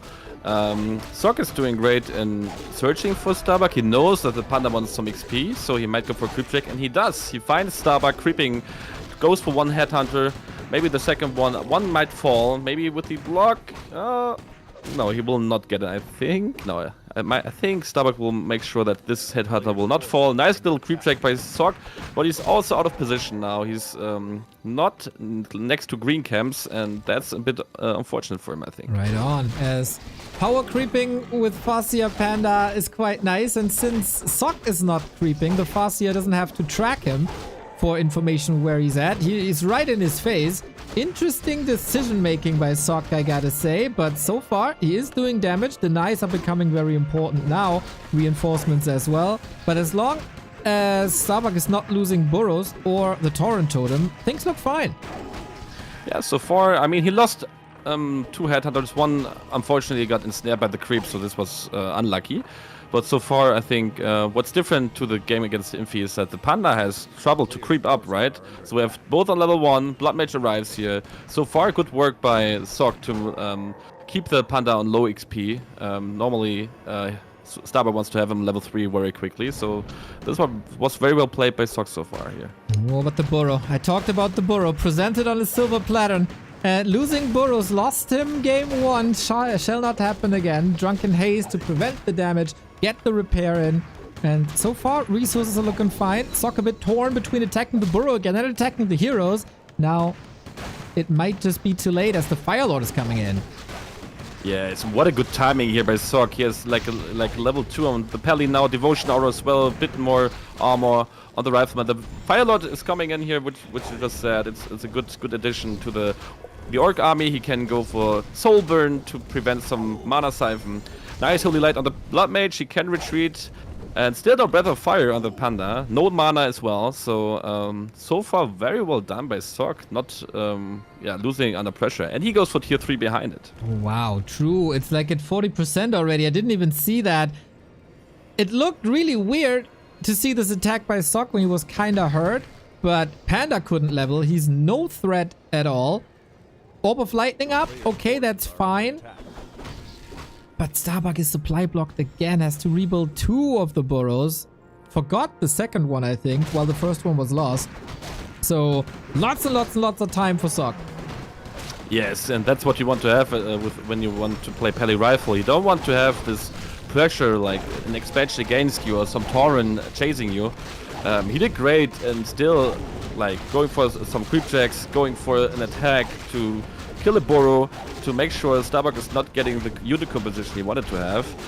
Starbuck gets the mid creep, which is great. He gets Wand of the Wind, which is actually very nice to sometimes prevent some Holy Light, but still no reinforced defenses, and he needs to be careful not losing another burrow here. Who has to pull Sok apart. Firelord to stop this. Not as fast as I've seen it yesterday, so a few mana points lost. Yes. And double Tauren incoming here. Pulverize will be upgraded afterwards. So 2 Tauren we will see soonish. We see just no Adapt on the Spirit Walker yet. So it means he will not have Revive in the next couple of minutes. And we see double Griffin Avery already. And 1 Griffin is cute. Oh man, he's going Tauren Walker into Griffin again. I don't like it too much. Of course, there was 0 information. He needed all the wolves and all the reinforcements he could to defend the level 2-1 Pally Rifle. Now he needs to creep, but yeah, no vision, and he's running straight into a running chainsaw, it feels. Yes, and this unit composition Starbuck has is great if you have like the connection to the human army, you keep the human heroes low. But the problem was he lost the burrow, he was slowed down, and now he get access to the unit composition he wanted to have. But what do you want to with Tauren if you have to fight like thousands of Griffins if he's not careful enough? That's a good question. I mean, you can soul burn them if you want for damage mitigation. Drunken Haze will be a great asset as there is no dispel, so they miss a lot. And also move slower, maybe faster, can catch some of them. But yeah, this is where Pally Rifle shines now. Creep speed is absurd. But this Orc army will be tanky, aiming for a red spot. And this time, we do get another transition. We get double Torrent Totem into double Beastery. Yes, that's what I want to see here. Quick reaction. He feels like he needs a bit more anti-air, which is a great reaction in my opinion, because I think if he just stays on this composition, he would have had a hard time to fight the human army. Both players have just gone for the red spots. Sok is staying under 50 so far, so is Starbuck. So both players are just saving some money. Leon, the Griffin again! No reinforced again! No! This 1 Griffin. I mean, it's fine though. 1 Griffin is okay. It's annoying, but it's okay. I mean, lumber issues for sure, but... Yep. Yeah. Big time. And 1,200 gold. I don't know if you can afford a tiny now. Because you really want that army. And Pally Rifle can easily creep the entire map during this 1 Griffin. It's so effective. Yeah. I mean, it's annoying for sure. I think just the lumber is the problem. What we see bets this time. I like this way better. Yeah, but this Griffin, how much damage this guy is doing to 1 burrow is insane without reinforced defensive. The Farseer tries to fight the Griffin back, which is fine though. And the Farseer is not needed in the army yet. We have 3-3, we have Panda 3, Firelord 3. Good items on the Panda. We have like the flute, we have the big mana, so we have a good fighting army as well from Starbuck. If we have more and more bets, we have an answer, and way better answer against Griffins than we had on the game 1. We'll see about that, Leon. We get the second defense upgrade, so bats are getting less and less effective. First one falls. That's huge, actually. And this is now the army composition Starbuck wants against this army composition of Sok. I don't feel there's a good way to fight this now. If you're Sok, you gotta wait for the Griffins, but they're trickling in 1 by 1. Oh no, 2 at the same time. And we only have 1 bat, 2 bat, needs more bats. And now, how much armor is it? 4. Second armor upgrade will be huge. Yes, and we see a bat coming in here. Nice little fight again. Breath of Fire into the Rifleman. That was a great combination. Sorg needs to be careful not to losing too many Griffins. Nice Holy Light on the Griffin, prevents the kill on the Griffin. But first heal score used. Nice wind of wind on the Blood Mage. Breath of Fire again, kills one Rifleman. Sorg needs to be careful not to lose his Blood Mage here. Yeah. Very nice use of the Invuln. First Torrent Force, the second one does so as well. And Sorg TP's out. Oh, might be the Griffin. Oh, nice kill of the Griffin. And the Breath of Fire a bit late, but I think it was okay this time with the fight. I think Sorg lost a couple of Griffins. Both players should be satisfied with the results. Yeah. If Starbuck had a Walker, he could easily revive the Torrent. Would be so good now. But then they would probably just be more experienced to the Griffins, as Sorg is fully committed now. It ain't getting easier nuking these Griffins out of the sky. 4 armor up plus devotion is... Do you need 3 bats per Griffin now already? With the devotion aura, I think yes. I think normally when you have like... Oh, nice little catch with the banish. I think you need 3, yes. But also, question, if they are banished, can you go with the bats in? Oh. That's a good question, actually. Because... part of the bat explosion is physical and part is like magical, right? So some damage is not possible and some damage is amplified. Because it looked like when he went for one Griffin with the bat, it seemed like the banished one did not get any damage and it was close enough to get splash damage, you know? That's why I was a bit confused. But I don't know. I mean, I'm not playing too much Blood Mage Griffin combinations against the orcs, so... but it's interesting to see, and that means he can save them. If it's not working against Griffins, you can just save them very well with the banish, right? That's right. Chat says, of course, like you can't use it on the target that is banished. I think that is clear. But do you get extra damage if a bat explodes next to you when you're banished? Chat, you have to help us out. I'm sorry, but because we don't like 17 years of watching Warcraft isn't enough. Playing this game for 17 years isn't enough. But chat always knows better. Of course, it's good to have the chat. It actually, the experts in the chat are way better. They have more knowledge about the game sometimes. But yeah, we see no third armor upgrade on the Griffins. And we see some nice scouting farms by Sorg, so he can like see if Starbuck is going for an expansion. I like this little scouting thing. And we see some resources on Starbuck. So he says, like, as long as we're not fighting, I don't need really to go over 50 supply. He needs to be careful not to be too greedy, but I like this, that he's going for 50 supply and is not going over it yet. Yeah, I like that. More upgrades maybe as well. A tiny, as he has the cleaned up forward position. Sorg could do the same, but he's bleeding some resource at the moment. He's going for a fight. Double heal scroll, protection scroll. I don't see these Griffins die. Me neither yet, but let's see. We have also some headhunters doing a bit of damage, but the Holy Light will be a problem, I think, because you can just heal the Griffins if they're low. And I think Starbuck doesn't want to fight yet. He has a tiny behind it. He just he uses his speed scroll. Because why should he fight now? He went for an expansion, used lots of resources for the expansion. He should just run around, try not to fight, and get more and more bats. Yeah, that seems to be the only option at the moment. Breaking upkeep, Shredder as well. So that is what, 1,000 gold spent on economy. This takes a long time to pay off, and I'm not sure if Sorg is giving him that time. Yeah, but nice. First donation. Oh, 1 Griffin, 2 Griffins, 3, 4 Griffins down. Oh my god. They just all died. Oh my god. That last bat was so important, dude. If that last bat didn't detonate, it's 2 Griffins. You can heal them up. Huge value. But now where's this army? And now Starbuck can fight with another bat. Still needs 2. Here we go. And we got the Panda cleaning house. Hopefully one of the win. Can't be siphoning here. Chain lightning to catch the reinforcements. Speaking of reinforcements, we need Tauren now in this fight. Yes, and Tauren are coming. 2 are cute, but take some time. Like, give him 20 more seconds and we have 2 more Tauren. But this is now a normal army Pally Rifle against tier 3 Orc, and you want to have the Tauren in front, you want to have some Pulverize. First Headhunter falls, the second one, no, it's the Spirit Walker is falling as well. Soul Burn on the Blood Mage, not able to cast Mana Siphon yet. Sock needs to be careful not to overcommit. He has still one heal scroll, is using it immediately. The Tauren are arriving now.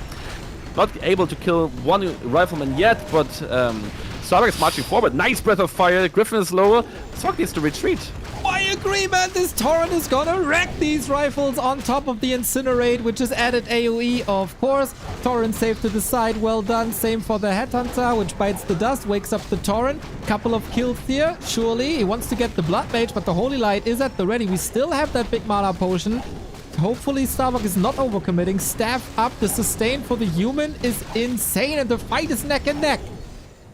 Oh, that save on the Rifleman, that was huge. It's very important for Sock to save more and more. The Pally has a mana potion, is using it immediately. Tries to pick off the Tauren. We still have no master upgrade on the Spirit Walkers. We will never see a revive.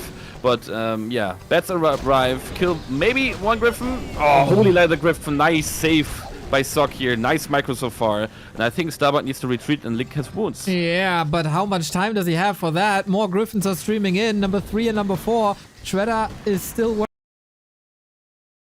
like that. No mana anymore. Can hold it. Starbuck surely with the Panda now gets the crit, but Holy Lights. Oh, 3 Orc heroes against a Panda. And Sock tries to get up to save his heroes, and more income than Sock. Far, see level 4 so far, but are fluting in, and it's all low HP. Yeah, that needs some. Main bases are about to run dry. Buck holds here. He's griffed out. He got some items he could sell at the same time and then engage. Yes. One Griffin knows he needs to fight now. 3 bats. They need to.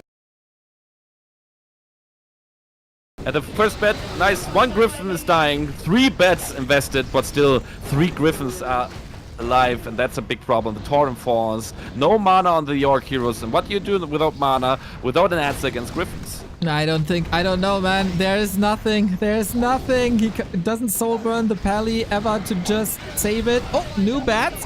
Save it for the Blood Mage. 2 Griffins left. We got 160 gold. 1 new one will come in. Holy Light to save the Rifleman. The last bit of mana. But yeah, Starbuck had to retreat. No repair possible. He got 200 gold still. What about Sock? 150. Nobody's mining anymore. Oh no, it will be about the triple heroes against Pally Rifle. It's not a Pally Rifle, it's Pally Griffin. But I mean, it's very hard to compete with it.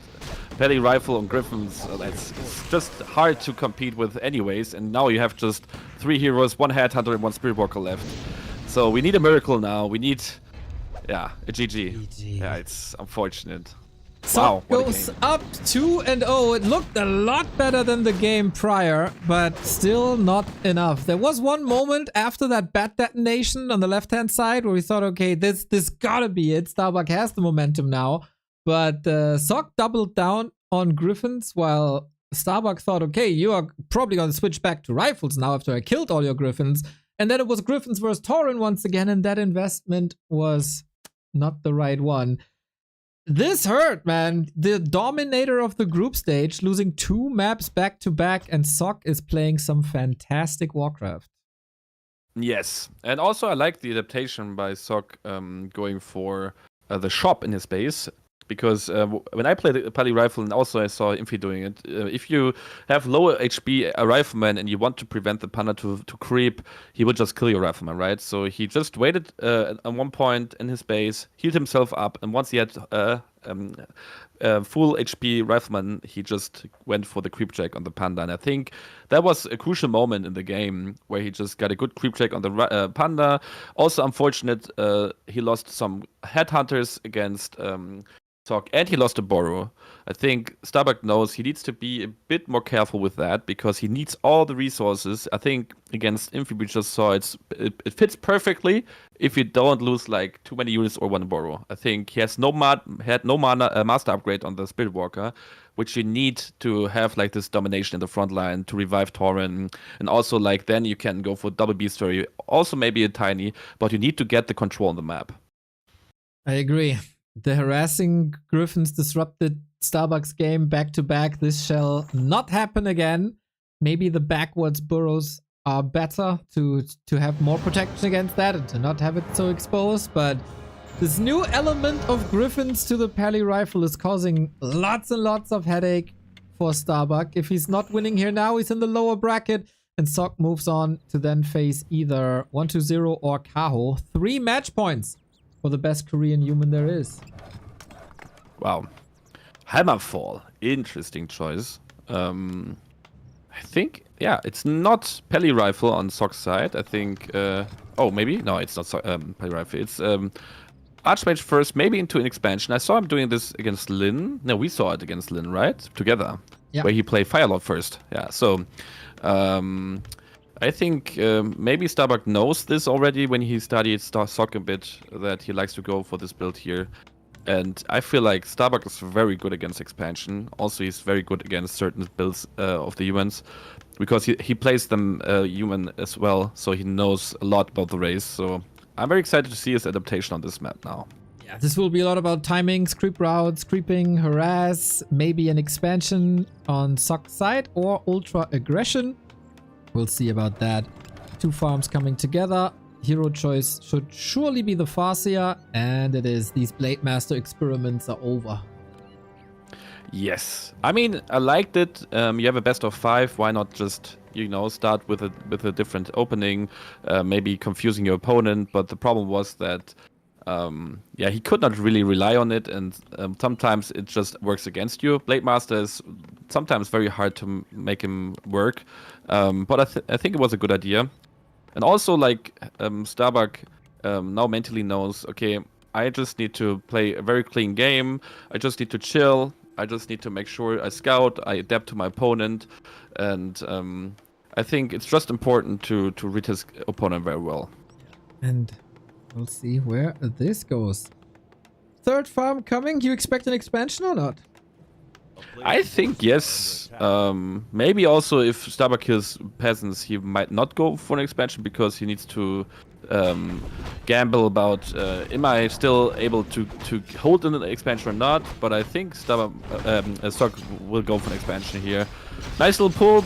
He pulled him on the top, which is a bit different than pulling the camps to the right, because you can creep it a bit quicker. One peasant or militia is retreating already, so Starbuck will not fight it immediately. Ring +5, not the best item for the human. It's still fine though, but you want to have a claws +8 for sure here. And Rage, Turtle and Hydra. Again, we've seen that before, but this time they're at least not attacking. Bastia is trying to find an opening in the base. But yeah, clean creeping. 1 worker killed, but denied at the very least.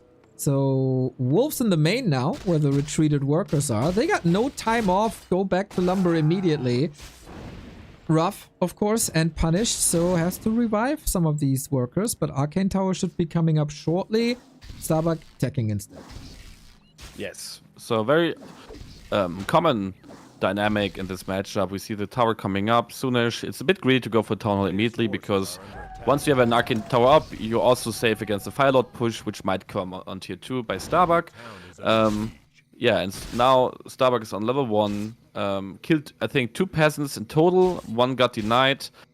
He's a bit annoying with the wolves in Sock's space, but so far Sock is handling it in a good way. But also Starbuck on a solid way, gathering more and more headhunters with 0 damage on them. Archmage not level 3 at all. Expo started now, so maybe we're pivoting a little bit more to the left-hand side with new wolves. We absolutely do. And then who gets the middle of the map, which has juicy consumables.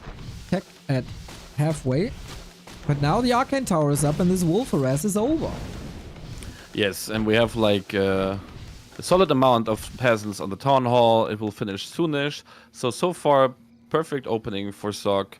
The Farseer is still under-leveled. He needs to have at least level 2 to get some Chain Lightning in against maybe Defend Footman. We see already the Defend upgrade by Sock, so he's reading Starbuck in a way that he feels like there will be lots of aggression coming in, and it's a good idea to go for defense since it's got buffed a bit in a way that it costs less. It's less effective, but you can effort it before you tech. Yeah, and that overall makes the defense a bit more stable. It's very fast to upgrade now, and it will be up in a second. 5 Headhunters needs more to truly do damage against them, I feel. But as long as he can prevent the tech, Starbuck is probably feeling confident. And I love that he goes for spikes as a defensive measure. Interesting. Yeah, I like it as well. And also, good defense here so far by Sock. He loses one more peasant, which is fine though. Defend Footman in the peon line. Interesting. In Starbuck's base.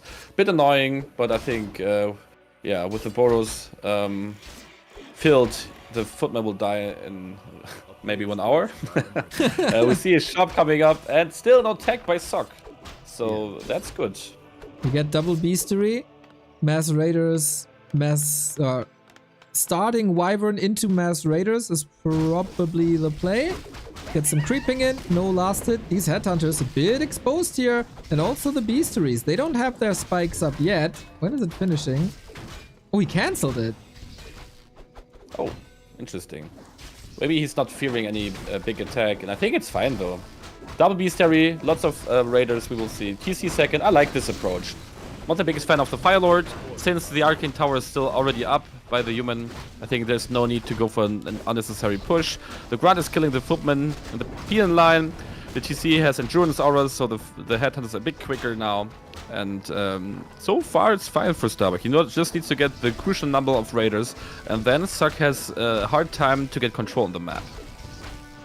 Okay, yeah, he has basically nothing here. Starting to transition into rifles now. The Footman life wasn't a pleasant one. Only a Scout Tower coming up now. We go immediately into Raiders. Not a single Wyvern. I thought maybe the damage output would help to creep, because this is surely something where Starbuck has to catch up on. New towers, more fortification. 2 base versus 1 base. There is pressure on Starbuck, but nothing he shouldn't be able to deal with. Yeah, so far I think it's a good game.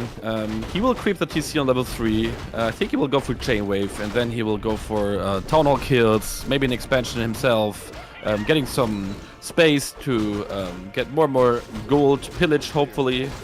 Yes, right now. Sometimes orcs forget it, I don't know why, but it's a very good upgrade for the Raiders. And again, 1 Footman in the peon line. What is this? I never saw this before. It's annoying. Interesting. That's for sure. Doesn't I mean, help. 1 Grunt is killing it. I mean, or not? I mean, Yeah, but we play Ring Around the Rosie. Nah, nah, nah, nah, nah, nah. You're not gonna get me. I mean, okay, if you say so. It would not annoy me, but Because well, you're it's fine though. such a calm soul. It's not deterred by anything except Boulder Vale. That's my nature, you know that. Boulder Whale is actually a very good map. I don't know what you mean. Nice little creep check here by Sock on Starbuck. The TC has evasion and ring of regeneration. Actually, okay, I think. I mean, sometimes you want to have rings on the TC, right, to have more tankiness, but I think evasion is also quite fine. Yes, and level 3 Archmage on Sock's side. He wants to get the cancel on the expansion, and I don't think he will be able to get it because the Raiders and maybe... No, I think he has Chain Wave, right? Yeah. I think he will... Yeah, it's no storm, but he will get it, right? Oh, he will get it. Damage output is good. Was a little bit out of position here. No ensnare on the Archmage. Instead, he gets 3 Footmen. Good leveling. TC level 3 unlocked and instantly reapplying that Great Hall. 2 minutes that he has to wait and another Footman, and he didn't even deal with the first one. Yeah, nice. I mean, why not? Get just more and more Footmen in the peon line. Be annoying. I get it. But also it's XP for Starbuck. And as you just saw, I think the cancel was okay, but it was on 20%. And the Archmage get caught here. Maybe it's round. Got him. Another snare. Yes. Yeah, he can pin him down forever. Tried to block out with the water elemental, but no way. In the base, the footman killed the grunt. Okay. What is going on here? Yeah, a lot, man, a lot. We got expansions on both sides. We still need 80 seconds to make this work. But Starbuck's strategy is to hit the base, right? It's pretty clear. He got Mass Raiders, he got Pillage, he got Shockwave. He never even hit the base once. Yeah, I mean, sometimes it's also a threat to play with the human's mind, because when I play against Raiders, I'm like, oh no, I need to go for more towers. It means I'm delaying myself even more. And meanwhile, he's just controlling the map. I mean, Raiders are not good just to kill buildings. They're just actually giving you control for forever, actually. If the human has not a crucial amount of Zorks, Priests, and Spellbreakers, they can just get the good creeps, good items, and an expansion behind it. So actually he has a good time here. The Mountain King is still low on XP. The TC will get double consumables. He has a big mana already, so this is a big advantage. And on this camp, maybe he gets a big heal, and then we have a good fight for maybe in 2 or 3 minutes. Okay, here we go. More grunts. Very, very fortified base here in 2 lines. Archmage put to the side, so Mountain King gets solo experience. I very much like that. And I just realized my overlay crashed. We'll be back in a sec. TC4 is such a huge upgrade. Plus ensnare, plus everything. Heal scroll. Oh, I love that Starbuck is putting more attention to heal scrolls. Yes, and also tier 3 and Lodge behind it, you know? Like, you see, he doesn't want to stay with Raiders, but he wants just to get more time. So if Sok wants to fight, he will just go for the base and maybe kill some buildings.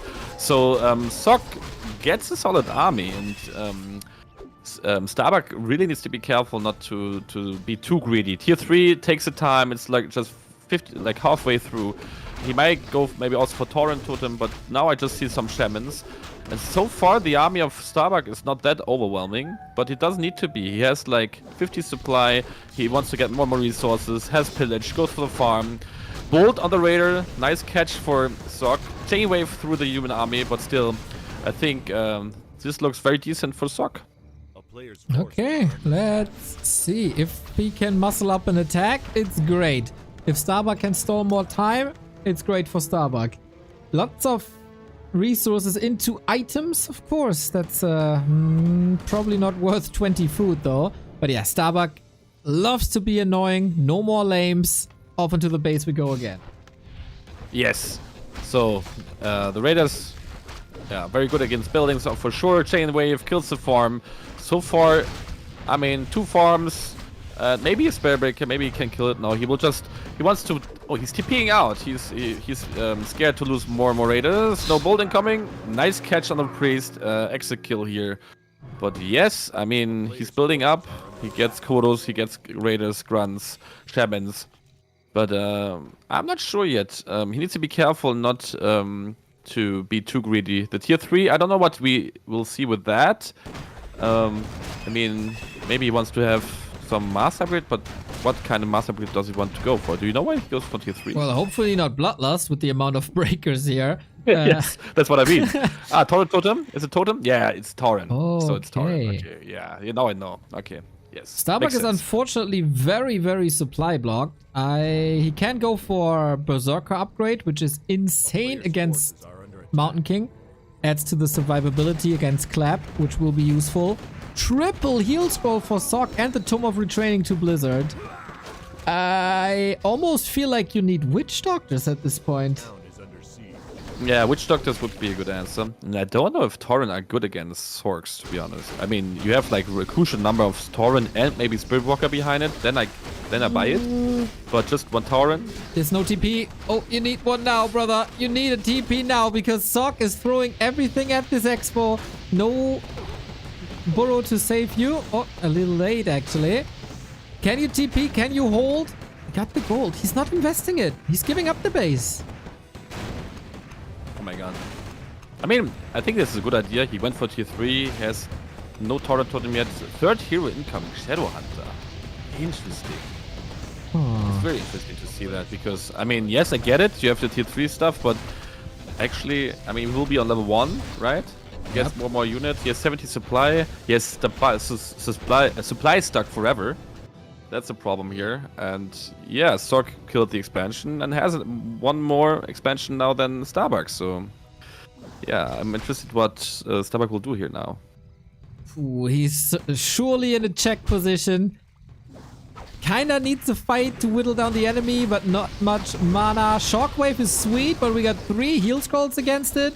Sok doesn't seem too comfortable. Kodo is marching forward, gets a kill. Blizzard is hitting these raiders. Oh, mega hard! Heal scroll used immediately. The spellbreakers burn the mana. Shockwave, okay. But the heal scrolls at the ready. He only used 1 out of 3 so far. The priests are healing like crazy. And Starbuck can still not recover his losses. This looks very much like a 3-0 to me. Yeah, this fight is not looking good for Starbuck at all. Yeah, GG. Jesus! Forge. Oh my god. The WSB runner-up is just stomping Starbuck here today. After a very, very good performance in the group stage, it feels like Starbuck couldn't follow this up at all. Surprised twice by a Griffin on map 1 and 2. That kind of broke him. And the Pally Rifle Griffin play in general, hard to counter in the late game. And on map 3, it was pretty straight up by Sok, right? Archmage, Yes. Expo, 70 food, fight. I'm a bit confused. I think what you just said with the raiders and not going for the buildings, right? I think if you go for raiders and you're not once controlling the human a bit, so he's like, losing resources to rebuild buildings, to, I don't know, rebuild units he needs to have, maybe unnecessary ones. You catch some units, you kill them. The human is very fragile when he's going for an expansion. And Starbuck went for a passive play, which is fine, but then going for tier 3 behind it, and he did not really get the usage of the tier 3, right? If he stays on 50, has mass raiders, buys some time, and then produces mass torrent to Speedwalker, I would say this is a transition. But it felt like going too many things at once, and then if you want to fight a human army on tier 2, he invested everything in it. He had 3 heal scrolls, spare breakers, swords, priests, the perfect human army. You need to do at least a bit more damage in the mid game to make that happen. Yeah, I felt like Starbuck was a bit deflated on map 3 as well after the 2 early losses. The dominator of yesterday in the lower bracket. Sok, very surprising, like positively surprising. He had the strats ready. He had the execution ready. There was barely any flaw in his game. He reacted to his opponent really well, made his opponent react to him out of his comfort zone. This was a wonderful, wonderful series by Sok. Yes, just very well played. Also having an answer to the counter strategy of Starbuck's Panda second, level 3, tier 3, Torrent, Speedwalker build. Still, I think that this works. If the mid game is better for Starbuck, I think he can adjust again. So this is a good thing. So it's not like this build is not working. I think it's just was a bit unfortunate. He lost a couple of headhunters unnecessarily, and also with a Griffin in his base, with not having reinforced defenses stuff, was a bit annoying. So I think he can fix this. And on this last match map on Hammerfall, you could see it's hard for your orc to play this matchup because yes, you might have like everything against Pally Rifle, but the human has so many weapons against orc. They can go for an expansion, they can go for one base rifle, they can go for Pally Rifle, Archmage Rifle ban. Lots of different builds, and as an orc player, you need to have everything precisely ready for every build. So that's what's not that easy for an orc player. All right, predicting the bracket going forward, Sok will be up against the winner of Kaho and 120. That should be good for him. It's winnable for sure, both of the matches. For Starbuck, it's now incredibly rough. I am looking at Liquipedia right now. So he's dropping to the bottom part of the lower bracket. And at round 2 or after round 2, after round 2, we will cross the bracket. So Starbuck is now in a lower bracket with either Fortitude or Happy. Well, I mean, if you want to win a tournament, you win them all anyways. So I think you don't care about your opponents at all because I mean, yes, it's better to have sometimes, weaker opponents to get further, but this tournament is just stacked, and it doesn't matter who you face. And I think, he has chances against both.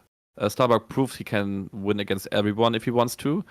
and also he will watch the replays he just witnessed. He will see what kind of things he need to do better with his build to win against the Fortitude. And also, Happy has its weaknesses. He just showed that if you play different strategies, he struggles against it as well. And Starbuck is someone who is doing different strategies. So I think it doesn't matter who he will face. He will be ready. And I think the performance today was still not bad. It was just like a bit unlucky, you know. Sometimes you play a game and something happens, and like your head turner gets ensnared, or you're out of position in a bad way.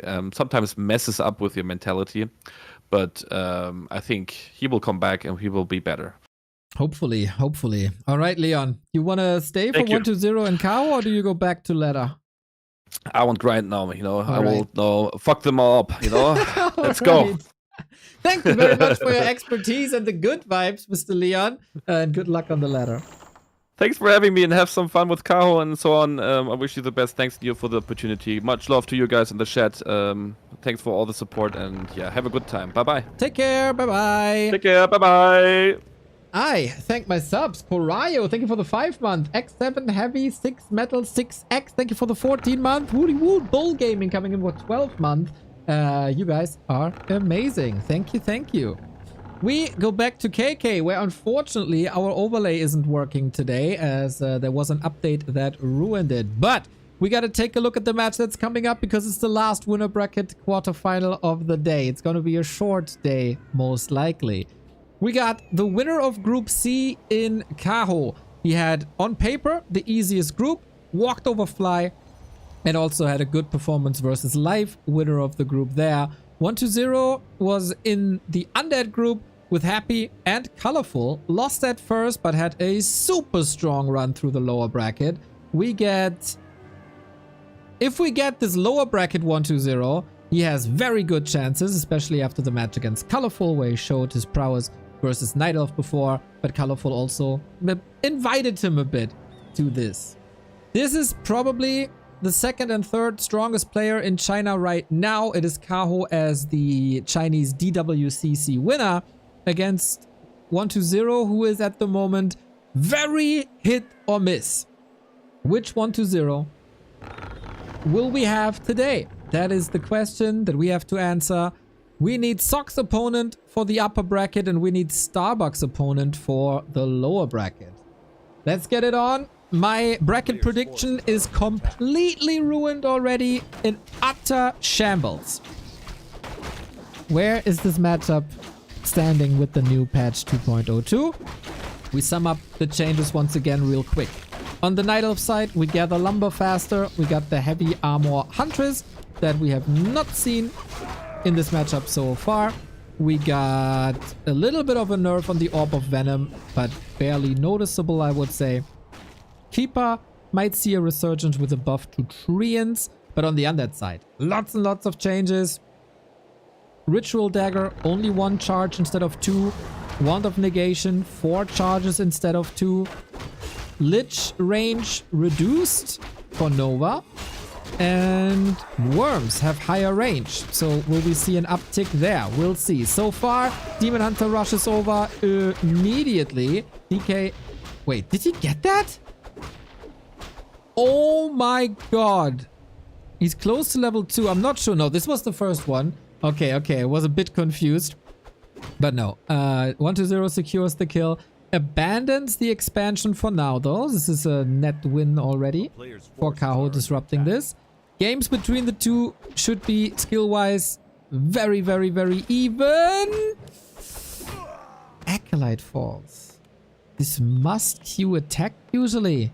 But 1-0, little low on gold for that at the moment, as he has another ghoul selected.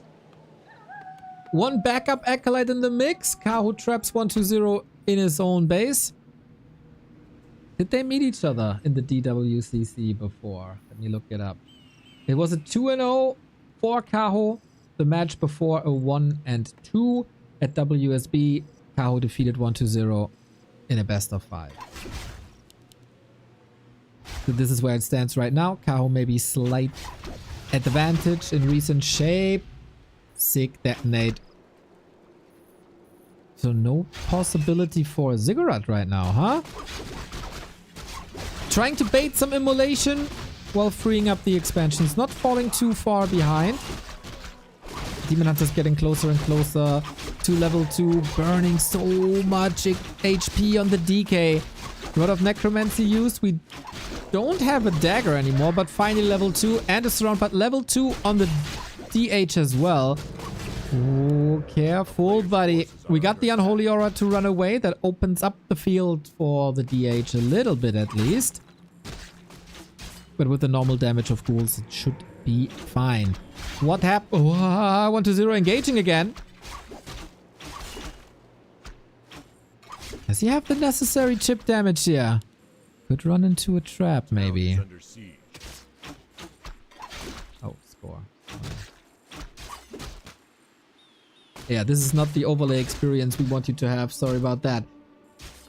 2 high wire artists with their heroes, but we don't have a coil for the foreseeable future, and we can also run away. It is nighttime. Kaho with 480 gold. Could go for boots, which she doesn't have just yet. Arch has been cleaned up as well. Blight spread. Tower coming up. Very Edo way of playing. With that threatened mid-tech expansion. Speaking of expansions, can we call this a counter expansion? When he's the first to get a second base up. Naga in position to put some more pressure on the DK, but no boots, no connection. Ritual dagger used as well. So we finally get the healing. Plus aura healing, plus blight healing. This should be a healthy DK in a second, but he sees the next attack coming. High pressure Kaho. This should be his specialty. The micro department getting the healing cancelled. New Rod of Necromancy. No Wisp anymore, even though that would be juicy detonate possible.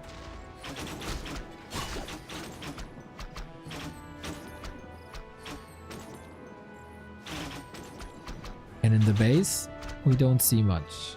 Lich coming. But we have to wait for that expansion before we make another call. Could go for a slaughterhouse. But he wants a bit more stability first. Kaho not teching yet. At some point he has to retreat to creep up, but he wants this one more fight to do tons more damage. Level the Naga a little bit, getting closer to level 3. Very disruptive play by Kaho. Pretty successful, I'd say, but if he's losing the town portal here... Ooh, maybe that was a little bit too expensive for my taste, but gets the ghoul kill. That's what he wanted. Now the tree is up. Needs to move over. And this is all the moon juice left at the end of nighttime. Not a pleasant situation for Kaho to be in. As 1-0 is saturating his base, is going for the slaughterhouse. The DK survived. He has some health again. The benefits of passive HP regen.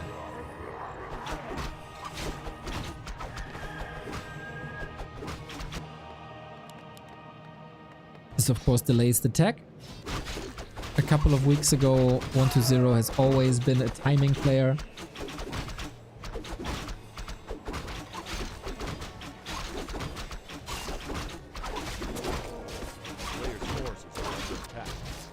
Not with this though.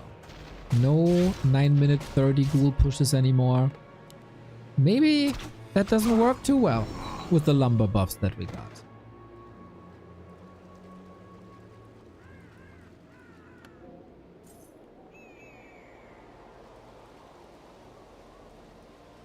Solid position for both of them. Of course, Kaho was heavily neglecting levels. Actually, this skeleton could be level 3 for him. A player's forces are under attack. But 1-0 has no interest to run into the Night Elf army at the moment with Dryads and Naga too much control. Rather creep a little bit. Lich is in, trying to steal. But I don't think there's too much to steal anymore. The big camp is gone. The big creep is gone. Interesting idea, to be honest. He wants to prioritize level 3 DK with that camp on the right hand side.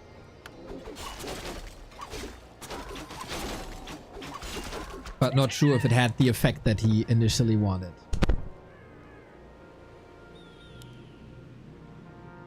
Okay then.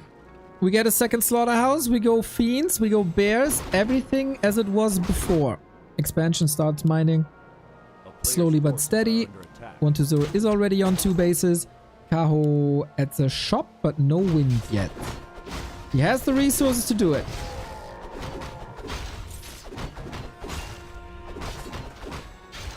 Deliberately holding that back.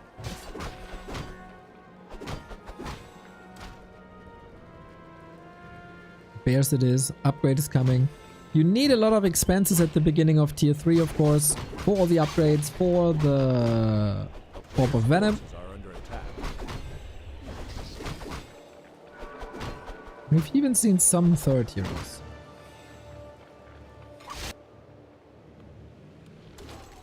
But with only 2 production buildings, how do you hold against the 70 food Night Elf push?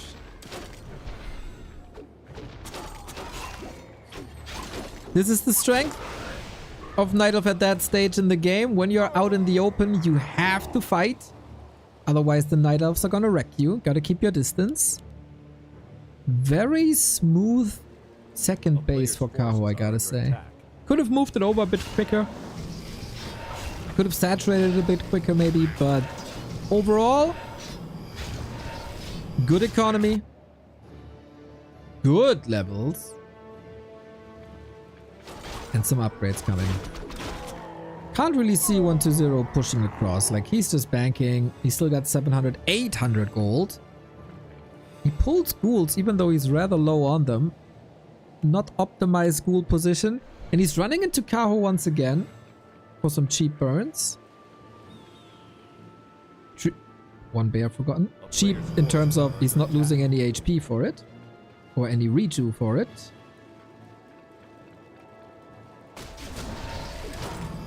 And Kaho continues to keep 120 in check.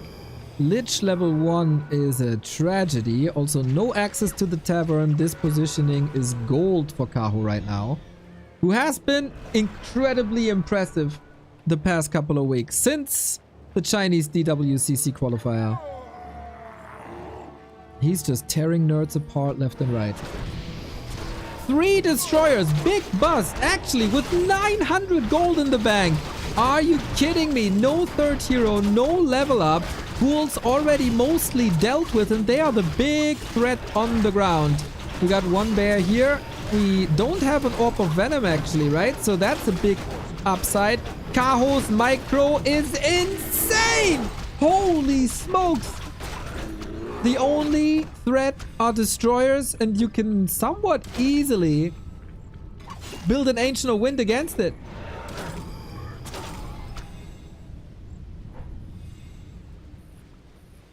Those were some magnificent saves. And he assumes his position once again in front of the tavern. And just holds. Bottom third. She's gonna bring orbs, I guess, and stats.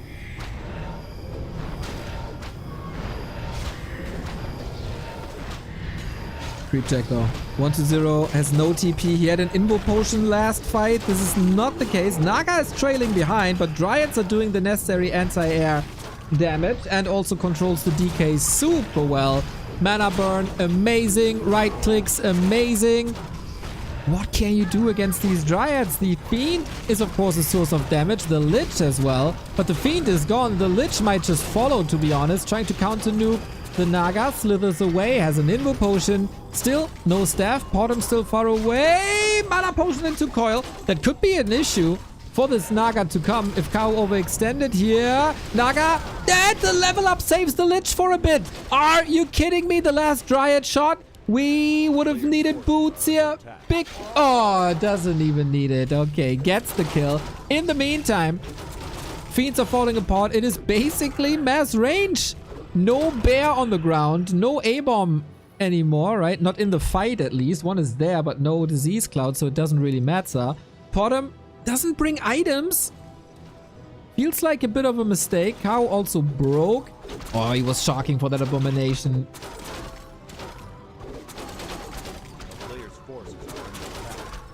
And Kaho is outmaneuvering 120 big time. What a crisp fight by Kaho. And I kinda don't understand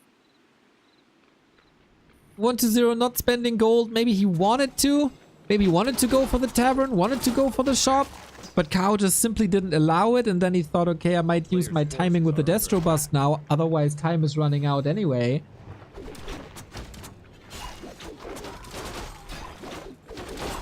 Oh, and the web gets him another kill. Game 1 is almost child's play.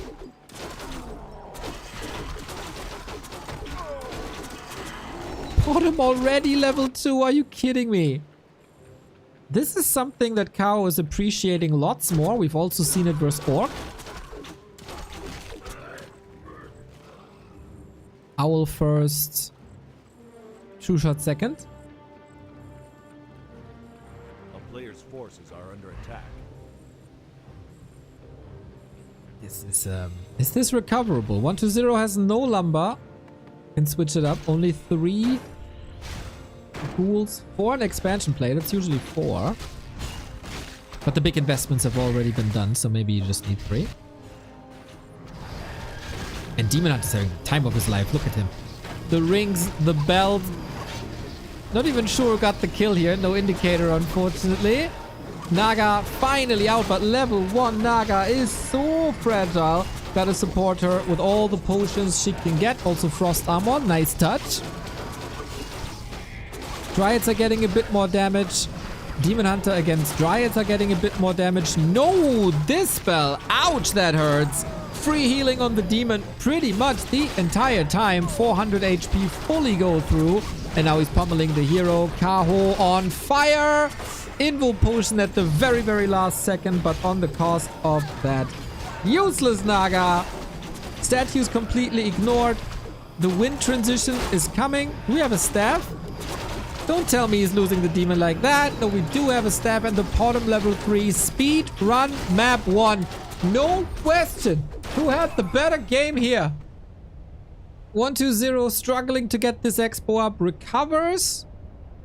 Is able to tech quite a bit, but no chance with Kaho. Demon Hunter speedrun 120 dying here with 1300 gold, by the way. Maybe it's just because he knew he was dead already, but that's not optimal. Also, fighting the first fight of the game with 900 gold was also not optimal. And then Kaho rips you apart. In 50-50 fights against this kid, he's just terrorizing. The bear saves, the dryad saves, everything coming together, even without staff and orb. Super impressive. Oh, I got a double invite. Chill. Northern Isles.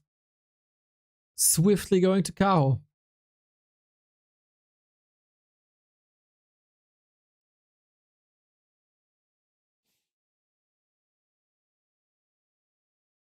He's promising. He is very promising.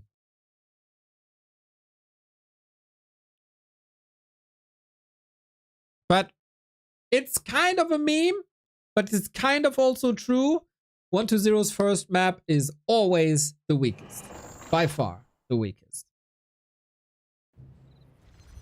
So let's see how we switch things up on map number 2. That is Last Refuge. A lot of Night Elves are picking this map, but Happy also a big fan of playing it.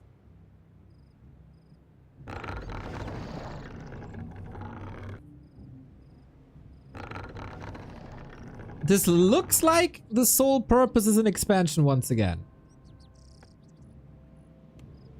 As it is relatively easy to expand here and get the expo done.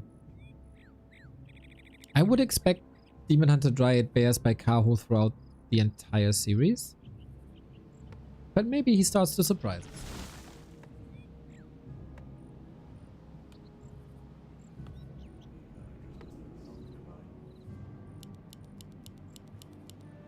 Drunk Ship, thank you for the Prime.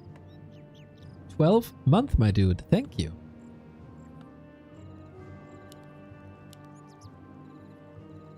Quite an example for the rest of the community. If you have a Prime sub lying around and don't know where to use it, we gladly take it. Supports the channel a ton. Quite some streaming hours in the past couple of weeks. This month has been nothing but grind. A wonderful action-packed grind.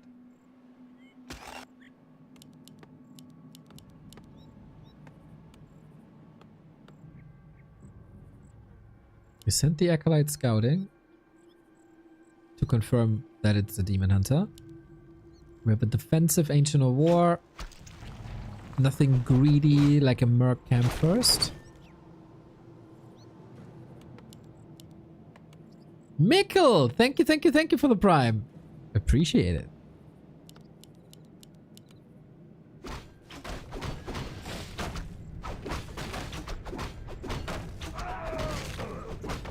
Demon Hunter levels are incredibly important. Disrupting the early game is incredibly important. So we creep at the same time as we harass. Really like that new touch to the Night Elf game. Get the item, run across, be disruptive, even with the circlet here. Claws, circlet, and maybe immolation. Kaho is surely ready. Has a wisp up there in the trees as well. 1-0, it seems like he's a bit too easy to read at the moment. Immolation it is, confirmed. End snares helping out. Wisp detonate. Not yet. Doesn't want to detonate the ogre maybe, but gets the attention, draws out the aggro, and that should then be an easy wisp kill. We have backup though, and the ghouls are suffering too. No coil usable on that wisp, but again, he values the bloodlust on the Magi more than getting rid of the blight.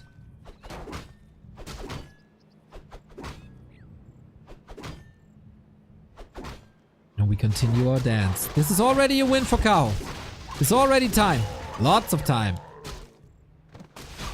And surrounding this Demon Hunter with herd ghouls like this, questionable.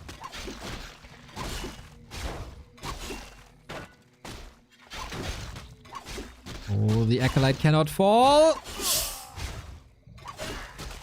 He's GG! GG! GG! He simply destroyed him with the Demon Hunter alone.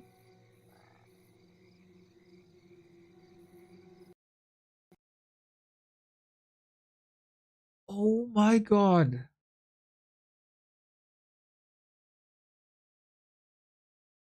What the hell just happened? 1-0 feels broken. Uninspired. Expo again, super easy to read. Kaho comes in, sick items, destroys everything, including the Acolyte. And then there's like, you can fake an expansion and tech behind it and then expand somewhere down the road to tier 3. But brute forcing tier 3 doesn't work anymore.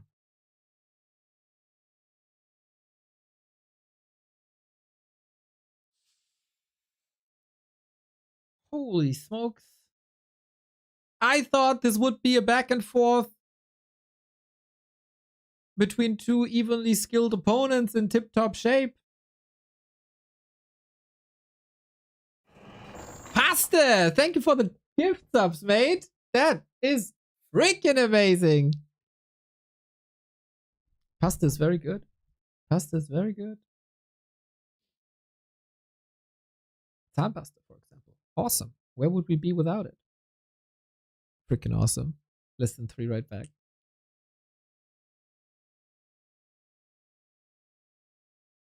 Completely destroyed.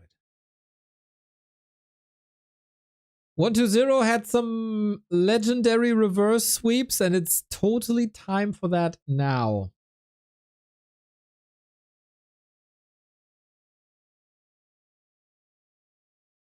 Zero 2 in no time. We got a join bug here, and I don't really know how to get out of it.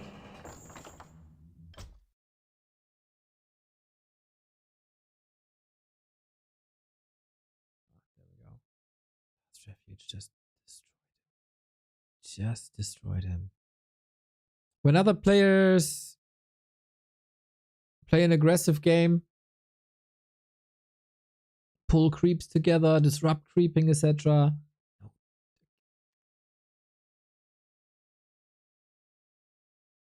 Maybe 1-0 needs the pressure of the lower bracket. Maybe he just needs the pressure of being eliminated. There's still a chance with 1-0 that he's a different person in this upcoming match and starts to slay. Always has been.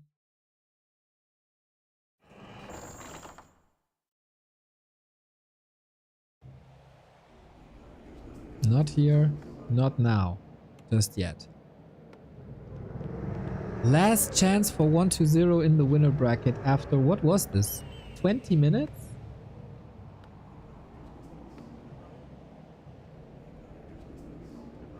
Ridiculous punishment. Ridiculous punishment by Kaho to this greedy and uninspired expansion play.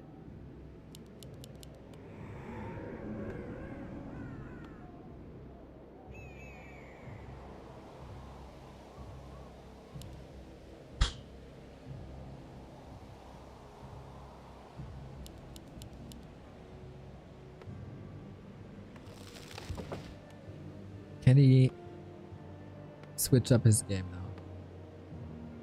No ghoul pulls. No big shenanigans. Are we going for an expansion 3 times in a row? Not blaming him for DK ghouls, of course. That's the only opening we got.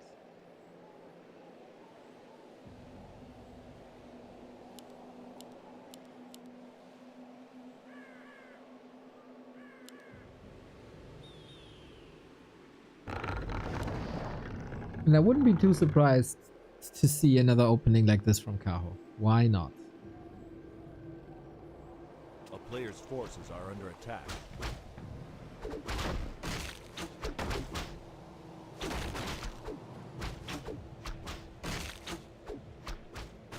Kaho also took a little bit of a break at the beginning of the year. Came back stronger than ever.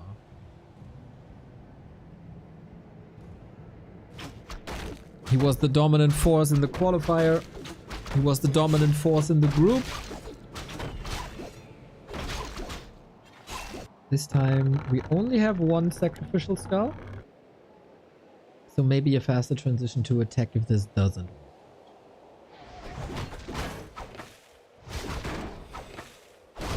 Oh, double detonate! Bullseye, baby! This makes creeping this so annoying. Guys, this series could be over in a bit.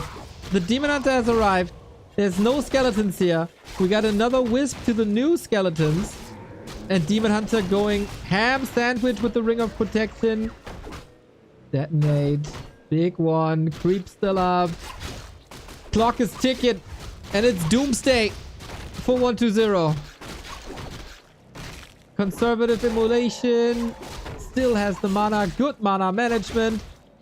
The ghoul retreat is fine. If this ziggurat holds, it's not as bad as it was in other games. Is he attacking behind it? No. Creep's still up. This Sasquatch is a problem. But we got the tower.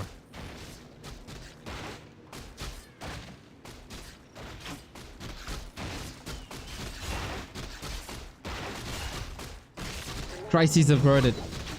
Now we got movement speed boost. Ritual dagger deny. All of a sudden we're gaming. If a couple of clicks go the wrong way, this series is over.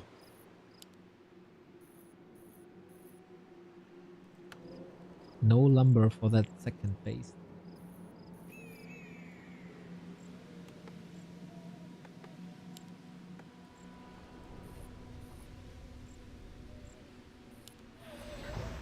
tech isn't running as we counter expand A on player's tier 1. forces are under attack. This is now a very readable play as well. Tech has started. Would have been awesome if the tech has started before 120 arrives here. It's a little bit of a rouse. Kaho had the resources to do so. Demon Hunter's still very hurt. Controllable. Archer damage is great. Level 2. Wonderful. He's kind of like taunting him, no? Like, look at my red HP bar. Wouldn't it be nice if you had mana to kill me now or surround?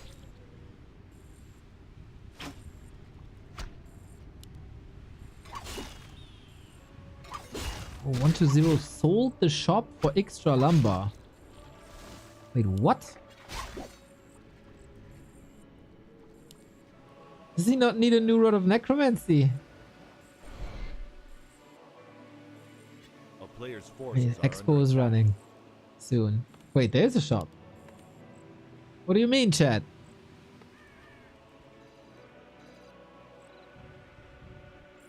Sold the altar, of course. But that's normal. Wait, did he sell and rebuild it? No. Are you just talking nonsense?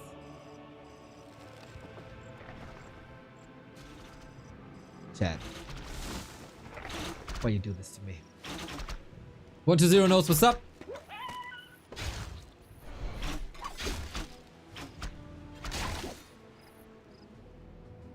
Rules waiting in the wings. A player's forces are under attack. Fake news. Yeah. But alright. We got an undead expansion before we have a night elf expansion. We have healthy ghouls. We have a healthy DK. The first non-disastrous game for 120.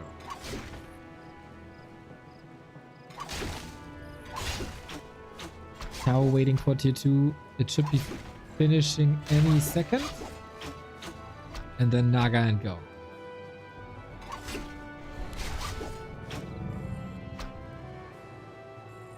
He still has to creep this. But we fortify. And we get the tier 2 tech. We get the second crypt, the graveyard. This game is finally coming together. And then we got a whole different timing.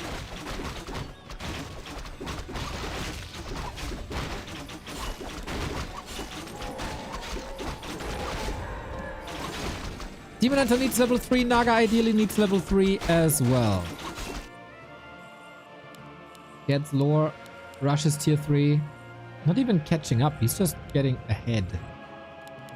A player's forces are under attack. The tech difference is crazy.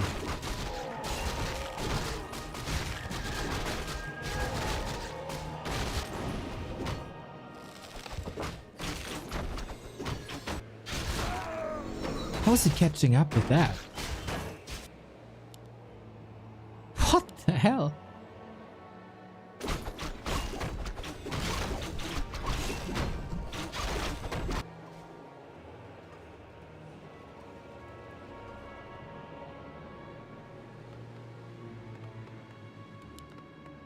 A player's forces are under attack. We're gonna have early orbs, early bears,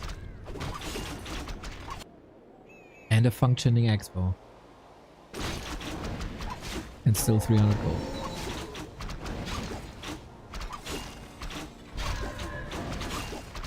One to 0 wasn't able to do much to slow down the levels. And with help of an ancient of war, you escalate quite quickly. Funny how 1 to 0 rebuild another altar. He needs to go to tier 3. That is a tech requirement. A player's forces are under attack. Not too many towers just yet. Tech has been queued. And it's an arms race. Kaho is skipping all the units. He goes 1, 2, 3 upgrades at the same time. And he's still got 200 lumber.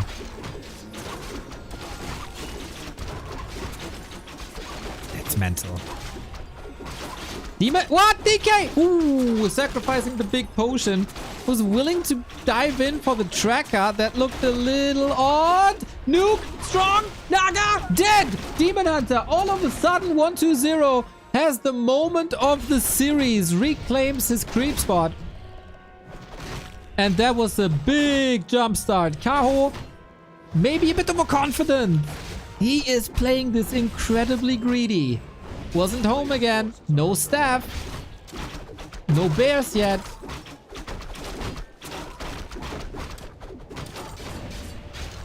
Was this too greedy? All of this was an entire level and the flute. Amazing drops for 1-2-0. Yeah, he's not giving this up just yet.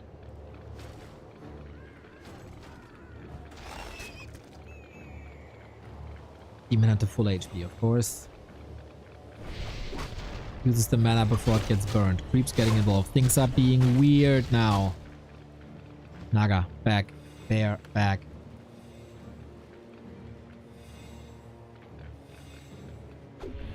It's only a couple of fiends, but good healing and the stat. One more coil for the kill. We got orb now. Yeah, this is not a fight you want to have, Kaho. 15 food up. Tech evened out.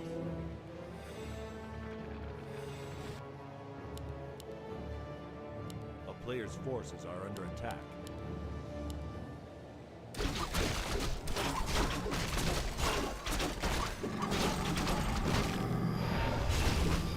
A lot of fiends will be a lot of trouble. For dryads especially. We only have one slaughterhouse though. No, two slaughterhouses. Sorry, was out of thingy. And both are getting ready. Supply is neck and neck. 1-2-0 a bit richer. Way healthier lumber number. But we just have a bottom. He's going bottom every game now. That's super interesting to me. Very squishy hero. Maybe appreciating the owl. It's amazing versus shades, of course. It's good for general vision.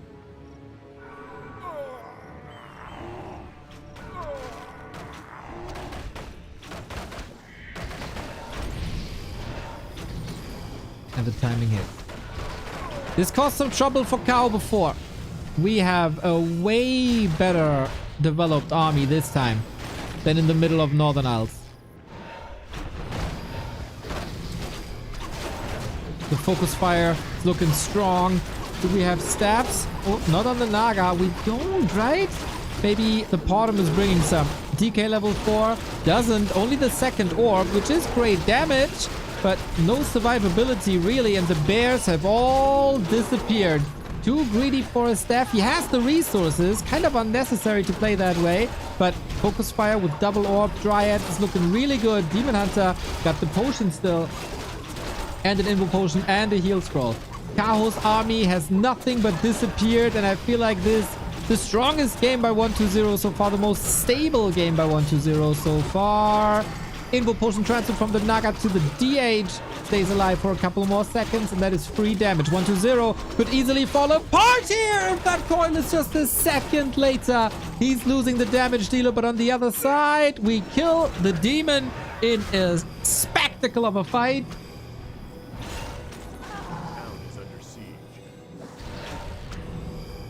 And 1-2-0 has turned this around. My god, was he close to dying in the early game? Oh my god. If this Demon Hunter cleans the expansion just a little bit more, I can see 1-2-0 getting mega triggered.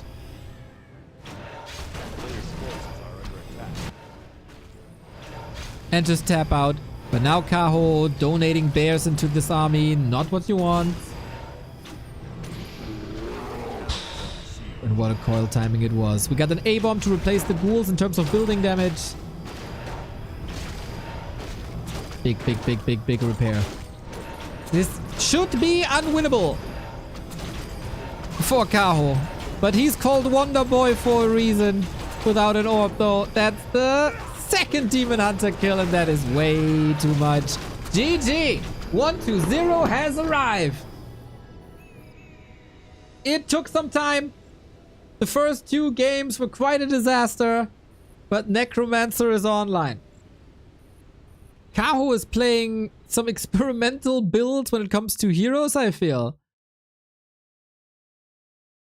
This bottom, I can't see the reason. I mean, we do have updated Burrow, which is faster. So the incentive to go for Burrow is a lot higher than before.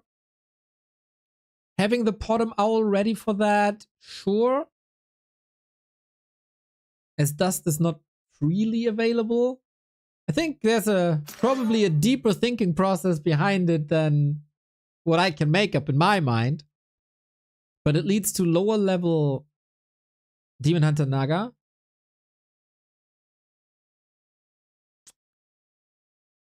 It's not ideal. It's surely not ideal, but it's very good that we continue the series. And it was very, very close, right? If that Lich falls, all the momentum is up on 1-0 again. On Kaho again, against 1-0.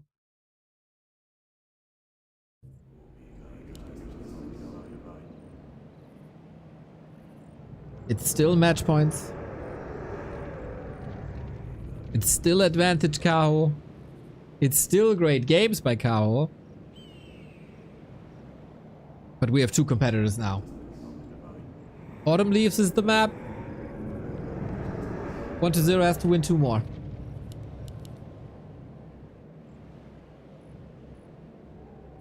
He has reverse swept Lin. He has reverse swept Happy. Town is under siege. And if you're able to do that, there shouldn't be an issue to reverse sweep Kaho. Ghoul pull! First of the series. Send the Ghoul across, ruin the Ancient of War, but Kaho with a good adjustment. Cancel the Ancient immediately. Replace them in a more defensive position. Funka, nice to see you, mate.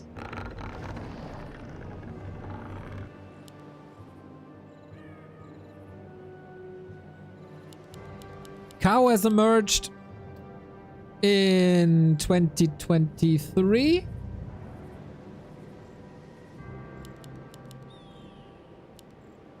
As one of the top players in China. Out of nowhere, basically. He was there making top 8 runs. Shortly after, top 4 runs. Probably the best micro in the world when it comes to Night Elves. Life can contest this from time to time. Oh, the charming Frenchman. How can I not smile when I'm reading this? The big tournament win still eludes him because oftentimes Happy was in the way, Fortitude was in the way. But he beat Fortitude in the Chinese qualifier for this tournament. That was an upset. He was it the end of last year? Or was it the beginning of this year? I'm not 100% sure of the timeline. Affected by a huge flood in China. Couldn't really game as hard as he probably wanted to. But now he's back. And currently, this week, the best Night Elf in the world.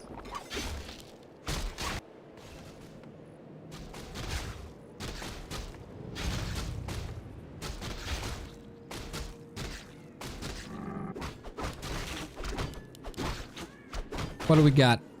No expansion just yet. Sacrificial Skull coming. Interesting to creep this first. It shifts the timings a little bit. Maybe 1-2-0's goal is, because Kaho is a very mechanic player.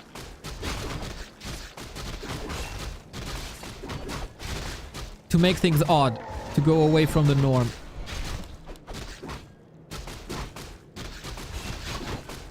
And that game knowledge decide the outcome.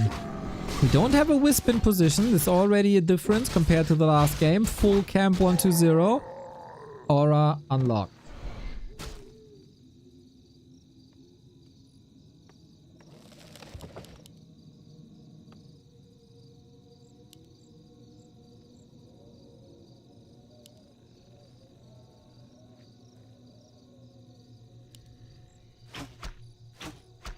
try to expand once again. I don't see any wisps here, do we?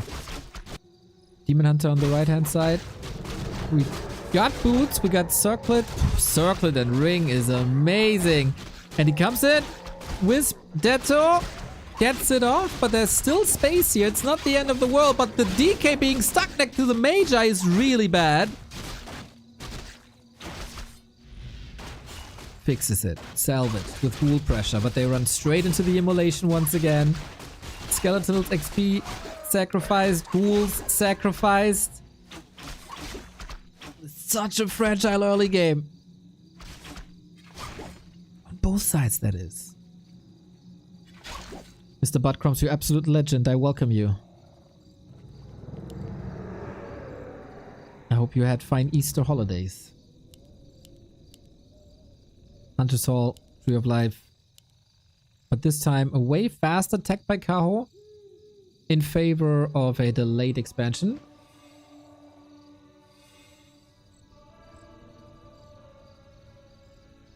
A player's forces And are with these under saves, I feel 1-2-0 is alright. Can go for some counter pressure. Love the invisible archer here. To be able to go for a Naga, regardless of 1-2-0's position. We don't have a town portal no more that was traded in favor of boots.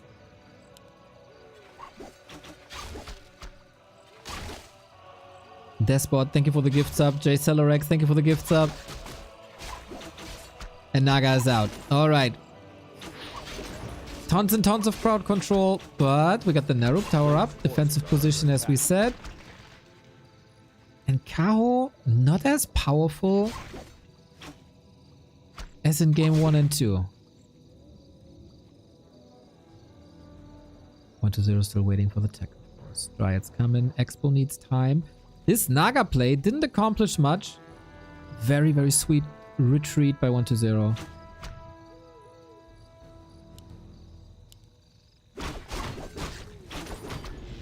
This guy is fascinating. Finds an archer with an entangle. Easy kill. And with that, 1-2-0 might just get the Magi again. It's a bit tricky, because end snares will be flying left and right. Damage output is really good. But yeah, that's XP stolen. Demon Hunter controlled well. Item picked up. Double Naga this time. No waiting for the lich.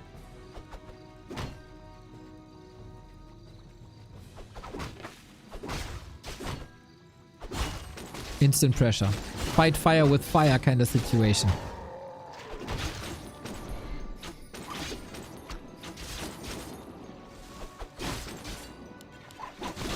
Hunter with this group spot outcome. Super far away from 3. So I like this position for 1-2-0. But Crumbs with another gift sub to Walter Frost Zigaretten. Gift sub number 3022. This number is so surreal, dude. This number is just out of this world. Glad I can make your life a little better. A player's forces are under attack. With Walter Frosch.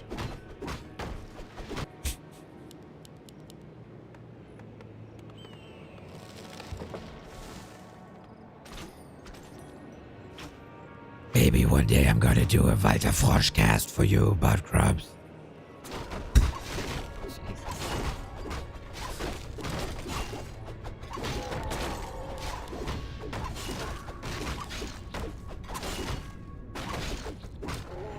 Kaho still playing crisp. He's not forgetting Hunter's Halls. He's not denying creeps, really. He's doing best he can.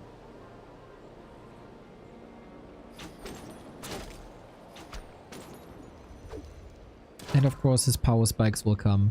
His tech will come a lot faster than 1-2-0's. Oh, it's not actually a lot faster.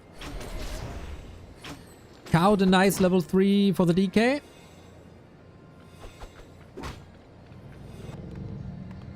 But we don't have the production buildings just yet. Working on the second slaughterhouse. Fiend numbers will be low-ish.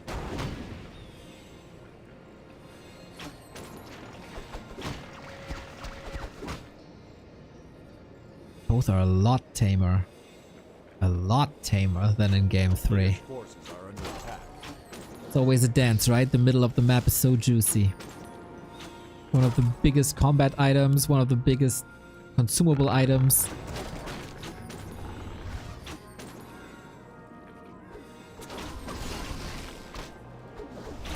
Who gets level... still denying level 3. Kaho is doing an excellent job of stalling. Can't stall forever though.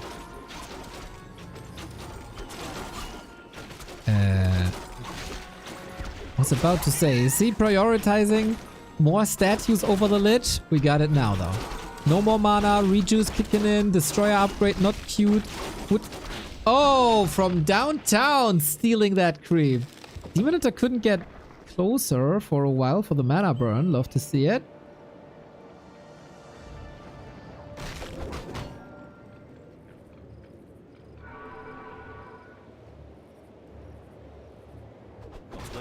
Four destroyers. Ready to burst into 70 food. And of course waiting for the Lich. At the moment, 1-0 can't fight. He's missing very important power spikes. Kaho also, waiting for the Master Bears. Naga is not level 3, it's an issue. Demon Hunter is an absolute powerhouse though. Needs to be controlled by the Naga, but that's rather hard. Oh, Invu Potion. Used to get the Mana Stone that was just dropped here. Excellent play by both. Super high class engagement. And now we retreat. Kaho still needs a bit more time. Potom was cute. Upgrades coming. But 1-0 is not willing to give him that time. If he kills this Moonwell, Kaho is stuck at 60. Rip. I don't think he has enough damage for the tree. But maybe I'm wrong. Still waiting. Still holding. Naga Lich level 1-1. Of course not optimal. But you get some burst damage and you get the control. Fools reposition. Repair is pretty much impossible. Who would have thought after game 2 that 1-0 would have a chance in this tournament? In this winner bracket. The resiliency of that guy. Again, Kaho plays without a staff and he's getting hardcore punished for it. This is unbelievable. The Expo holds and Kaho is getting damage in. Lots of damage soaked up by the Demon Hunter. Bears falling now as well. No more Fiends on the ground here. But Disease Cloud is spreading. Demon Hunter back. And the heroes have to retreat. Kaho, the madman, holds this on cost of a Naga. Of course, on cost of a lot of supply as well. But he holds. And with that, he has a chance. Gotta lick his wounds. It's not that easy against Disease Cloud. Funny to see. 1-0 is not experimenting at all with worms, while Happy is now going for that more often than not.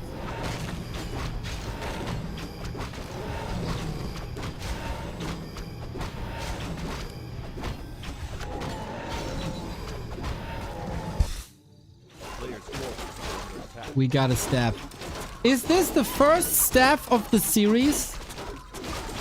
I'm a little bit of an idiot when it comes to remembering things. But it feels like it. Red spot can't be contested.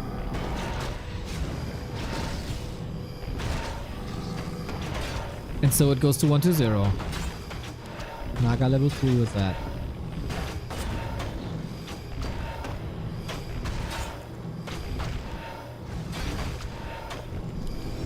Unholy Aura, of course, unfortunate. But imagine that in the hands of Kaho. And then having that and your opponent doesn't have that, still a net win. A player's forces are Oh. under attack. What the hell is going on with these undeads today? First Happy, now 1-0, 4 out of 5 acolytes.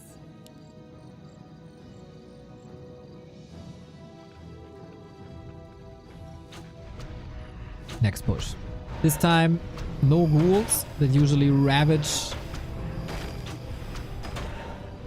buildings in seconds. And it seems like we don't have a TP here for the rest of the army to arrive. Moonwell on the right-hand side. Demon Hunter coming in. Didn't burn for a long time, so Nova, Fork Lightning, plentiful. Are we brute forcing this? We can't. That would be incredibly ambitious. 1-0's mana is empty already. Level up. Level 4 is super nice. The bears are falling left and right due to the Destroyer focus, but they barely have any mana. Careful with that A-bomb. No deny. Big repair for Kaho. Still holding on against all odds. 15 food down. Needs the staff plays and needs this overwhelming Demon Hunter to somehow get a chance on this map. Fork Lightning, Fiend kill, staff out. Already worth it. Disease Cloud ticking though. Always damage. Demon Hunter back. I love this Moonwell position. I love it. Lich level 3. Big damage output, but 1-0's age-old problem with the forward DK, sometimes used as a trap to create amazing plays. This time is getting hardcore punished for it, and Kaho holds again.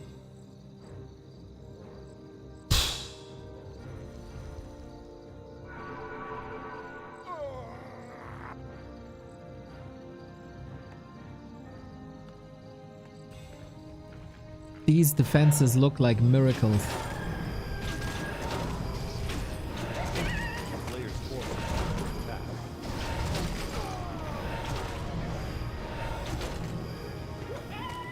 Leon! Thank you! Always a pleasure casting with you. It is a fascinating series between 1-0 and Kaho. Lich no mana. Might be burned. Golem makes things very weird. DK doesn't have a potion. Has a TP. Nuke! Demon needs the staff very soon. Trying to squeeze out that one more auto attack. Fork Lightning.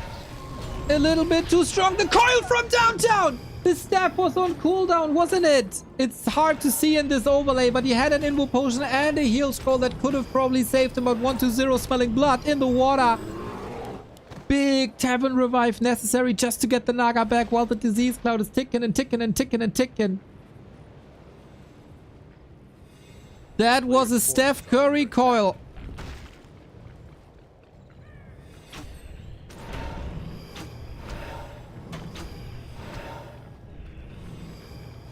Still dancing for the red spot.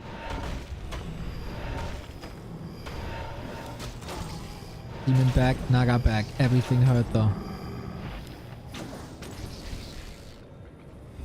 12.5 armor on this Demon Hunter. Needs it. 1-0 wants the Golem. 1-0 gets the Golem. Item Talisman. Kinda nice in these hero focus centric situations. Heal scroll used. Absolutely necessary also against the disease cloud. Demon might bite the dust, but no mana anymore. 4-4-3 now. Big XP lead on 1-0.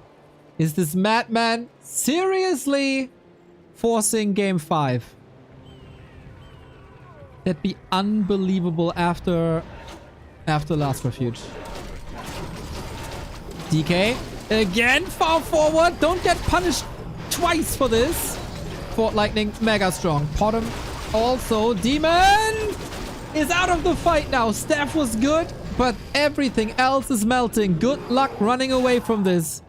Unholy Aura 2 makes you catch up with ease, but 1-0 plays it safe. The set used to the job. Go to the shop, spend your gold. 80 food versus 60 cows, constantly 15, 20 supply down, and he still makes it so that he survives. Kaho is playing without Ancients of Wind this entire series, basically. We haven't seen a single crow this game.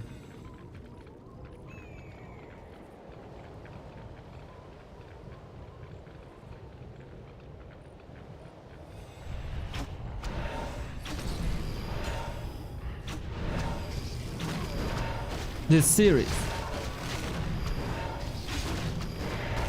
3 times the charm? Maybe. The repair by Kaho is magnificent. Bears trailing behind. Not part of the fight initially. Maybe trying to dodge Novas. There we go. Couldn't dodge that. Dryad Orb focus seems to be alright for the Destroyer at the moment. Lich level 4. Tremendous level up for more damage. Can he save that Demon Hunter again? Can the Demon Hunter do the heavy lifting? The supply gap is narrowing, actually. We get Fiends, more Dryads in. Naga in a world of trouble, but the Demon! The staffs by Kaho on freaking point. And now we kill bears. And now we put our attention once again to the tree. Just when you thought that 1-0 is crumbling just a little bit. Necromancer turns it up a notch. Dodges the focus on the Naga. Needs to dispel a bit quicker here, 1-0.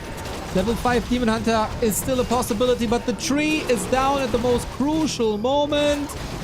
And a TP out and a GG after Game 5. Game 5. Northern Isles, the Kaho show. Last Refuge, a 4-minute destruction. The clean, easy 2-0 for Kaho. And half an hour later, we sit here series tied. Match points for both. Only 1-0.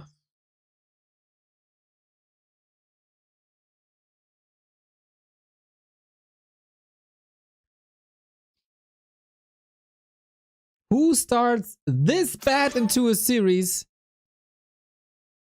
and comes back swinging like this?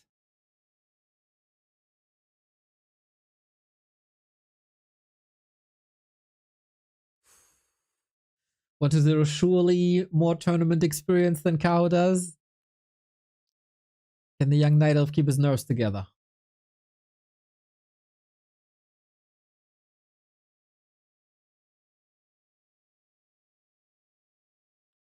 Kaho is not making any glaring issues, right?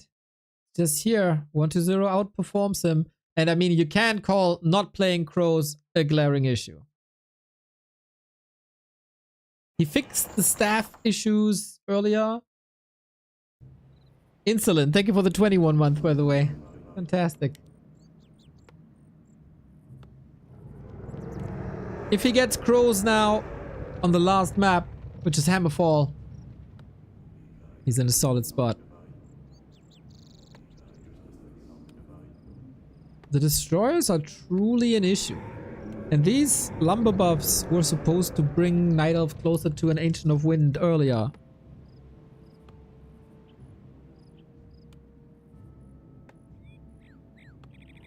The control by Kaho is out of this world. The decision making might need some improvement.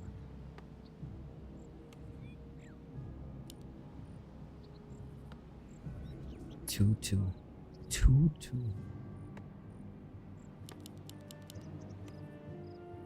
No ghoul pull this time. He did those shenanigans on Autumn Leaves.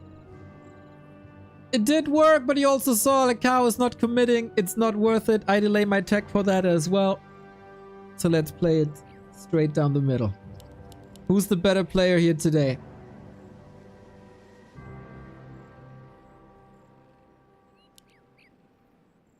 The momentum is clearly with 1-2-0.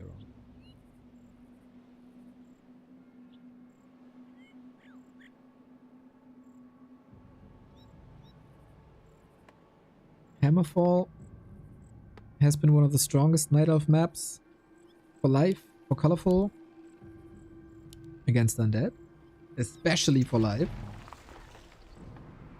I'd say just play like life, and you're in a very good spot.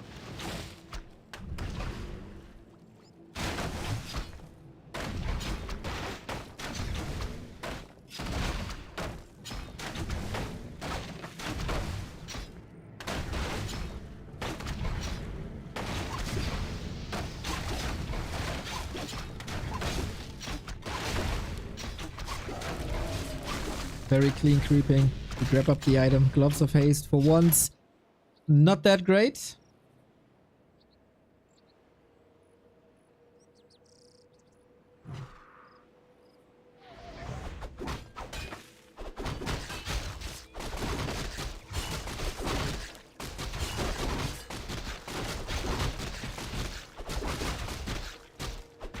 And we have the same strat again. No real threat this time to lose the big creep. 1-0 is retreating a lot faster, not giving the Demon Hunter a big opening.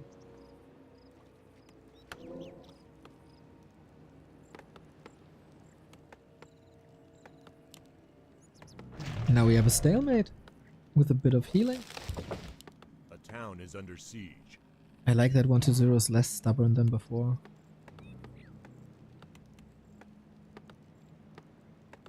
And just use the tech. What are you doing now, Kaho? A Also player's attacking. forces are under attack.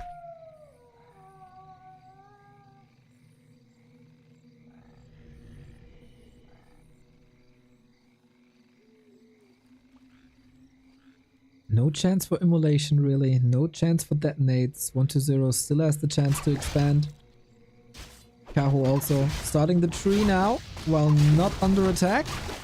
Here's level 2. This is the strong level with mana burn, with more stats. 1-0 is committing quite a bit here after having everything healed up once again. Archers are coming in at the perfect time. Great read, great control. And ghouls are a bit hurt here. Still gets it done.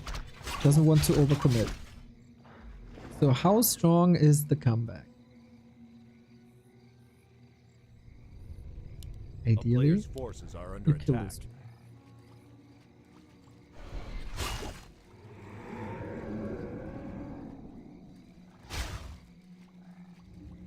tree. Demon baiting is around. That was a bit obvious. Sacrificing lots of HP for it, lots of moonwells for it. And 1-0 sends everything back when it's like 2/3. Ritual Dagger and the Blight will be waiting for you. A player's forces Now we are got under the lumber. attack. Including walking distance and creeping and entangling. Expansion should come up at the same time.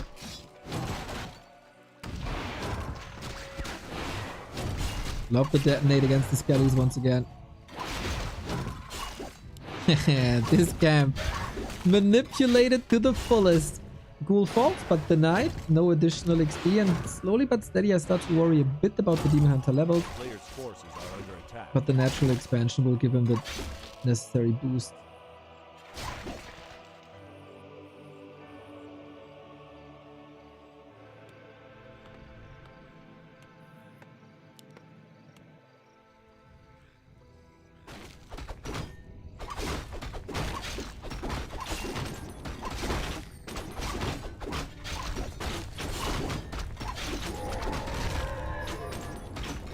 Player's forces are under attack.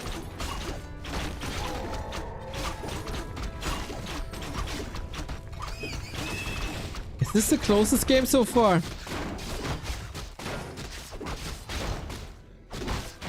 Levels are on a good way for both. Expansions seem to be safe for both. Tech is looking fine for both. Shout out to Kaho being the only knight of this tournament who didn't forget his Hunter's Hall once. Player's forces are under attack. The plague is not affecting him yet. Counter Naga by 1-0 once again, dribbling into the creep spot a little late. Shredder? Okay, that makes sense. He only has 3 wisps at the moment, then Shredder's good. If he wants to go into higher tech and more production buildings. A player's forces are under attack.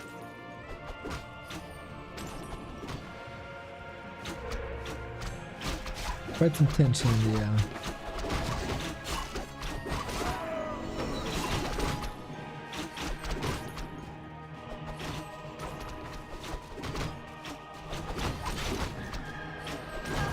Both are getting little kills. One gets a ghoul, the other gets an archer. So, greater healing necessary. A player's forces are under attack. weird sandwich position here. But good by Kaho to turn this around. He will very, very likely get this draw. Got it. Good XP boost. Levels in favor of the Night Elf. Tier 3 on the way. Dryads coming. Expo. We'll get the Wisp in a second. 120 also on 2 bases. Needs production buildings Players' forces are under and the attack. tech.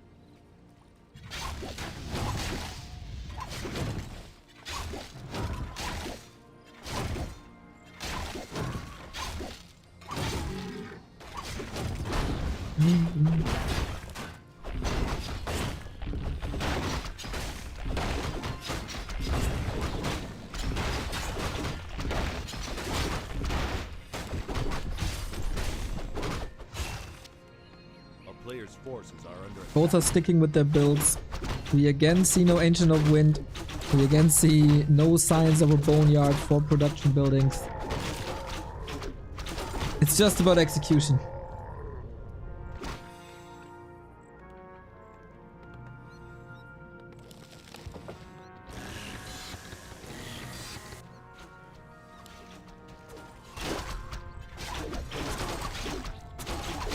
Maybe Kaho thinks crows are too fragile.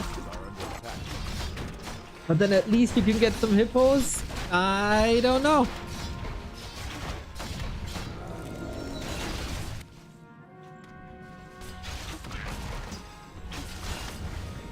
Mass range and triple orb. That's the play.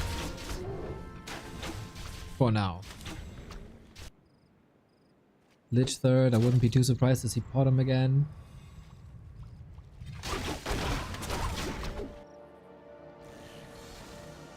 Yeah, we've crapped a little bit on this map.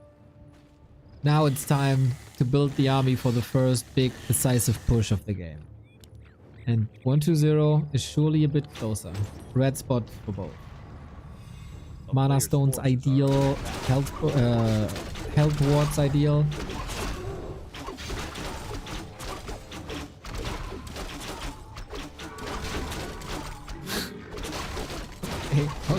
Okay.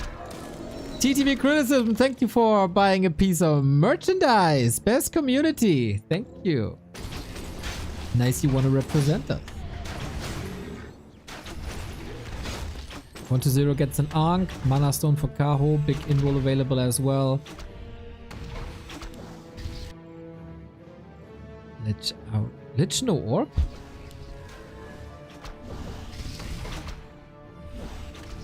Ah, DK has the orb already. Players' forces are under attack.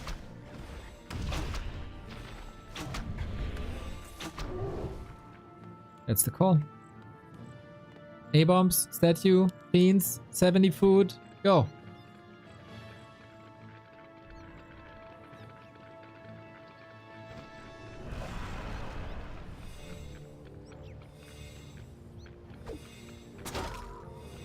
Very few burns on the heroes.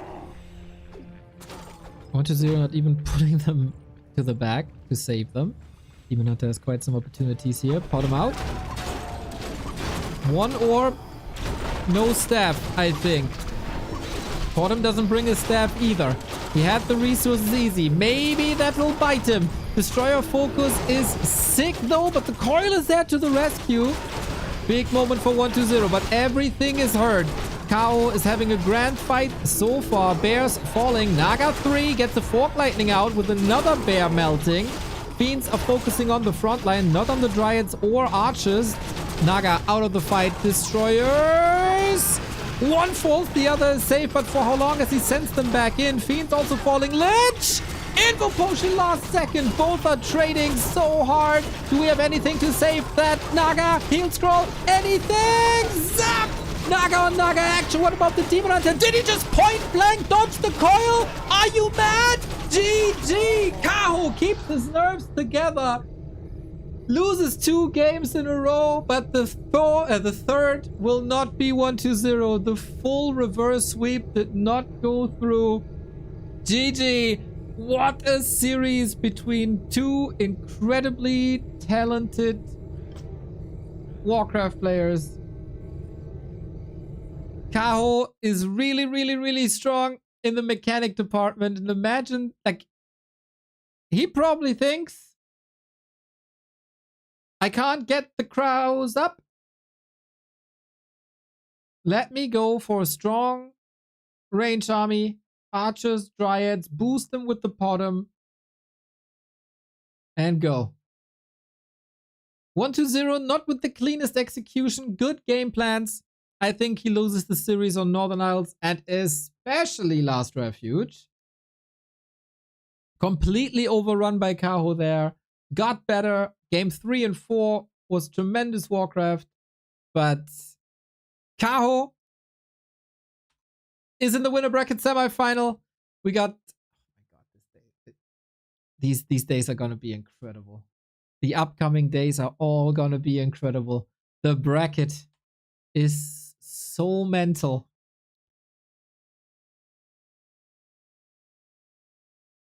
Let's see the standings of the predictions that we started earlier. I can't show it on stream because it leaks all the emails.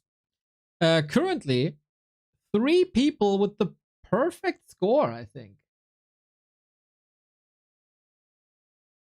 And that is... Look at that, dude. One of the people. Jay Celerex. The perfect prediction for Jay Celerex.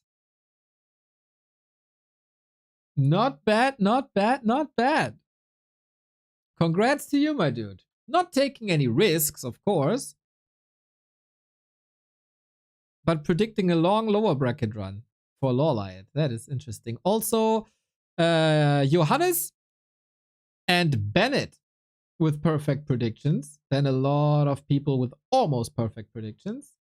And I'm probably somewhere at the bottom of the barrel. I got 4 points only. That's ridiculous.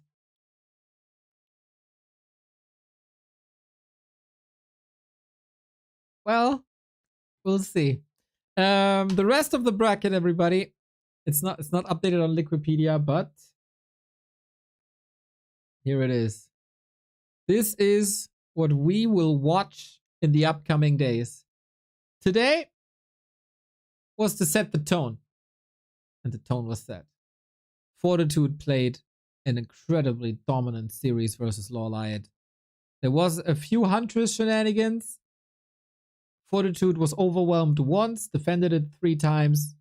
Better player wins. Happy and FoCuS. Tight Hunters was really, really, really close. Then FoCuS messed it up, lost the TC without any reason. Concealed Hill was total domination. Hammerfall was total domination. Happy not dropping a map. And tomorrow, the day after tomorrow, at April 24, the big match. Best of 5, Fortitude versus Happy. The 2 best players in the world clashing tomorrow, the day after tomorrow. And this will set the tone for Undead versus Human for this patch to come. Starbuck, after a dominant group stage today, a bit underwhelming. Sock brings his A game. Sock is scary. Sock is really scary. Pala Rifle, Griffins were too strong. And also his Archmage play. Starbuck was maybe mentally a bit deflated at that point in game 3. But also Sock's Archmage play was too much for Starbuck to handle. Very, very rough day for Buck, who now has a gruesome lower bracket ahead of himself, versus the former world champion 1-0 first and foremost. Kaho versus Sock, of course, then also April 24. LawLiet and FoCuS, they meet on in every tournament, it seems. One Korean will be eliminated here. Starbuck versus 1-0, where he can play as Human again, finally. But that also means that Kaho and Sock are in the bracket of LawLiet and FoCuS, and that the loser of Fortitude and Happy will meet Starbuck or 1-0. Out of Happy 40 Starbuck 120. 2 players will be eliminated by Thursday.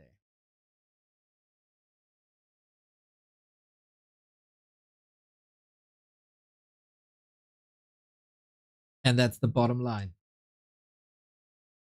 Because Neo says so. Fun cast, fun games. Tonight, there's no Dach Inferno, by the way. There were some postponed matches and stuff. But instead, 3 games tomorrow. So we're going to have 2 best of 5s here at DWCC tomorrow, then 3 series in Dach Inferno. And I think we're going to have a good week regardless. So, from today, 40 stronger than expected. LawLiet, unfortunately, not bringing his A game. Happy had a game where he played for a while with 4 acolytes. So weaker than expected. But still, no revolution in the Orc Undead gameplay. Sock, for me, stronger than expected. Way stronger, actually. And Starbuck a little inconsistent, unfortunately, today. Kaho 1-0, pretty much exactly where I would expect them. Kaho, interesting tactical deviation. And 1-0 with a sloppy start that he has to clean up against Starbuck. Otherwise, he's dead in this tournament. I hope you like what we're doing here. I hope that if you have the means, you can think about supporting us. Back to warcraft.com/support. Every sub, every membership, every dono, every merchandise purchase means the world. And of course, if money is a little tight right now, every like, every comment, every share, every contribution to the Warcraft scene is very beneficial to us as well. So spread the content if you enjoy it. I'm going to rate you over to another Warcraft content creator and wish you a wonderful evening. See you tomorrow for more Warcraft 3 action.